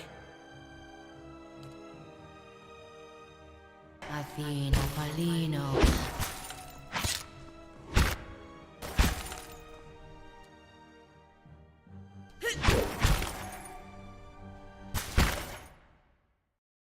I'm even gonna let that one play out. Oh my god, it's almost been 7 hours since I started the. Maybe I should think about ending the stream. Okay, listen.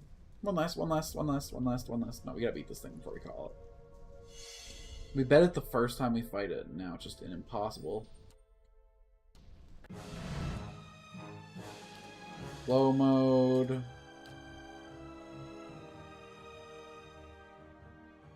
Amina Felino. Yes? Athena falino. Legion! I shall deal with this one.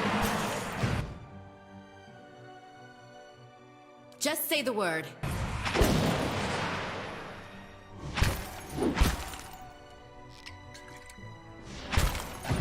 You better run!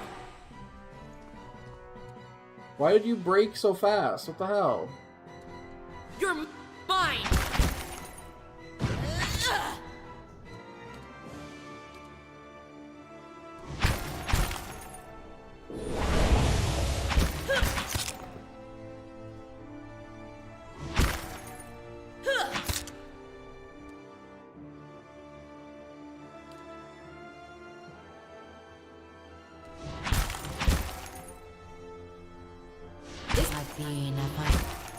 Damn it!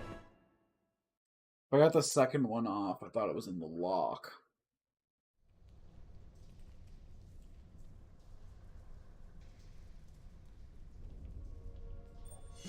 No. Slow down. Hit the mind control. How may I help? Get the book ready. Hit them both if we can.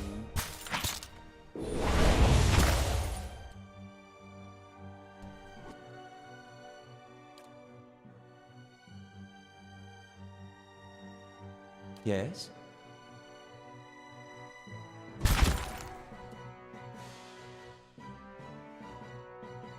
Athena falino. Varinarima. Just say Did I just immediately kill the one I mind controlled? Oofies. the word. Athena falino.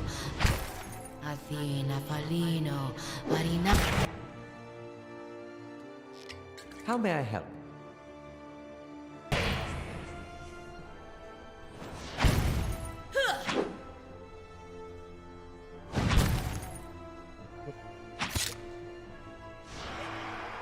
Holy. Just say the word.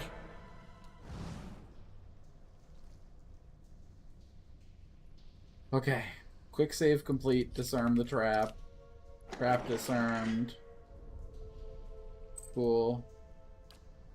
Cool. I'll have this open in no time. This one popped open. That'll do it. Cool.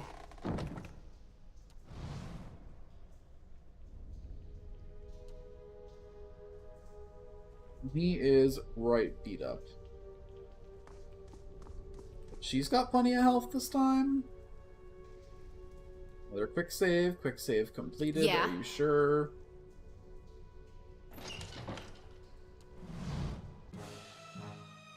Yeah.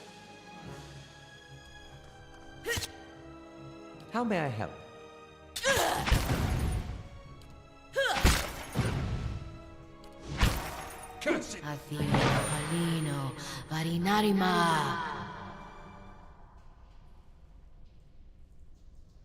Gen back up to full, why don't we? Let's keep on scouting. You got this, Scout. I believe in you.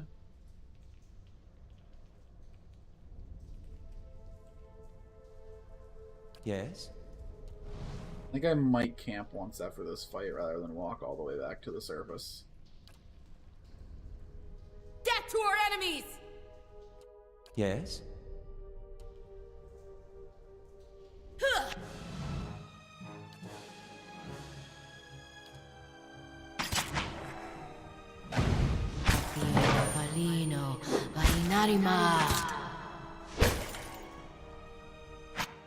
Uh-oh.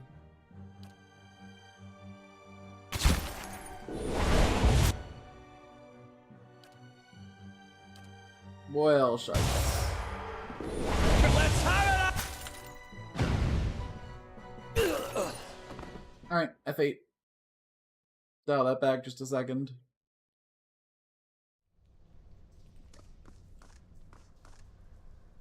Let's, use a camping bonus, you say? Would like damage reduction on both of those.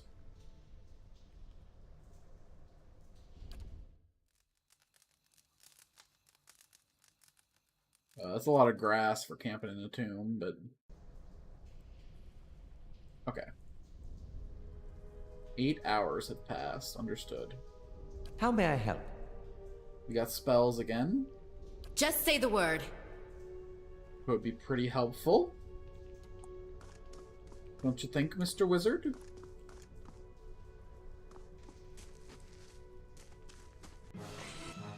Aye?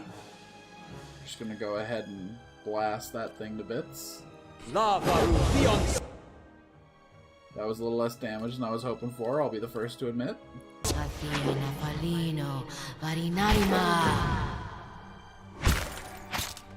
These ones are in for a walloping! I shan't. Well...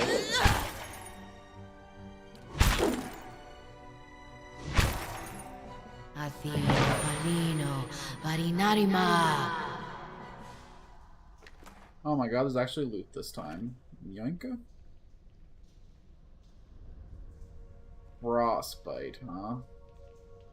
So you have extra damage from freeze. Nothing will slip past me. You better run! Slippery devil. How may I help? Level spell. Spell. That boy, we love to see it. Alright, we got this shit on lock. When fighting spirits, just spam spells, silly. Aye?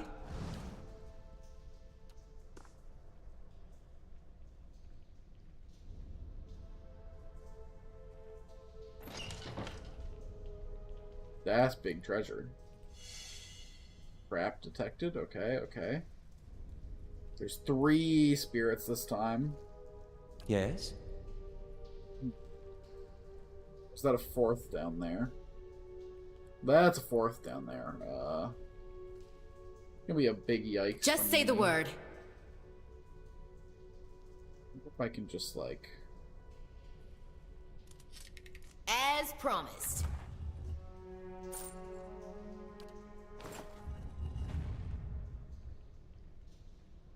We still big sneaky. We still big sneaky. I've got something over here.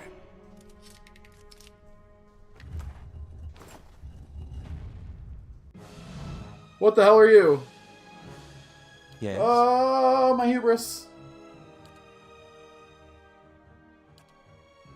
Oh, okay, okay. Yikes. How may I help?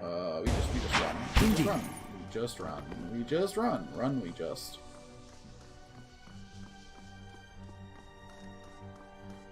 We don't need any of this heat.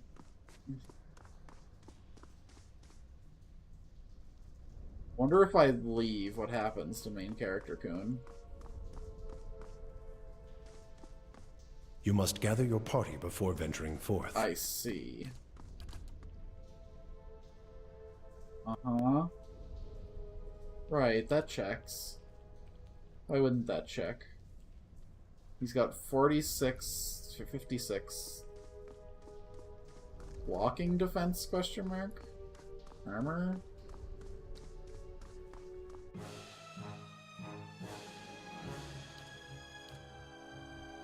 Lava will be on sea.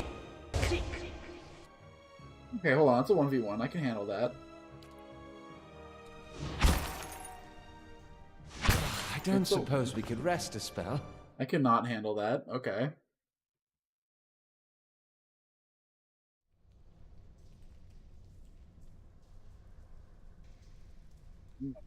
Let's split the fuck up.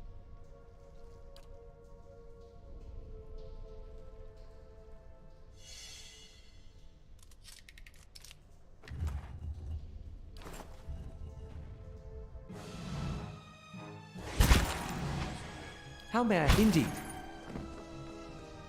You know what? I don't think that's gonna be doable. We're gonna chill on this. I feel like we're in an area that's like way outstripped us. I feel like we're supposed to go do like other quests first and then come back to this. Because this time I'm not going in with a million injuries. This time it's just like this. This area could be a little above our pay grade. How close am I to my next? Yeah, pretty far from the next level up too. It's 10 p.m. and I really got to think about trying to fix my sleep. So we're gonna call this here. Thanks everyone for coming out today. All the chatters, the lurkers, the VOD watchers. I appreciate you all the same. It's so good to be back. I'll try and get a little back into the swing of things. We're going to be playing a lot of this game, and then we're probably going to start another new game next week. We'll find out how it all goes down. I have been Alex, Alchin, whatever the hell you want to call me, and I'm so happy to see you all again. I won't let anything take me away. Except, of course, the end of the day. Bye-bye for now.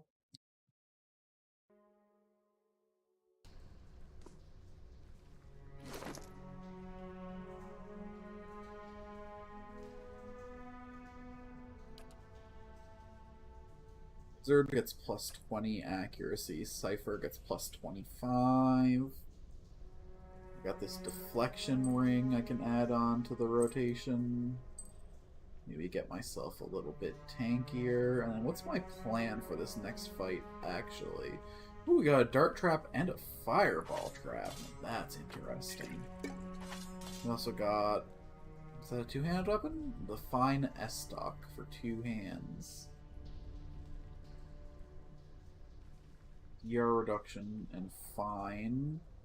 Fine gives it plus 4 accuracy and plus 15% damage. So if I replace my pike with an S-Talk,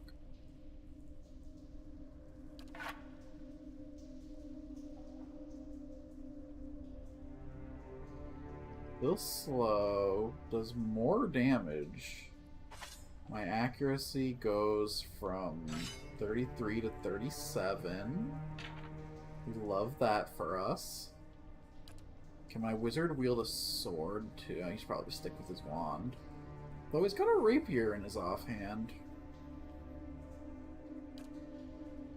I don't know. We'll figure it all out on the next stream, probably, I hope. Bye for real.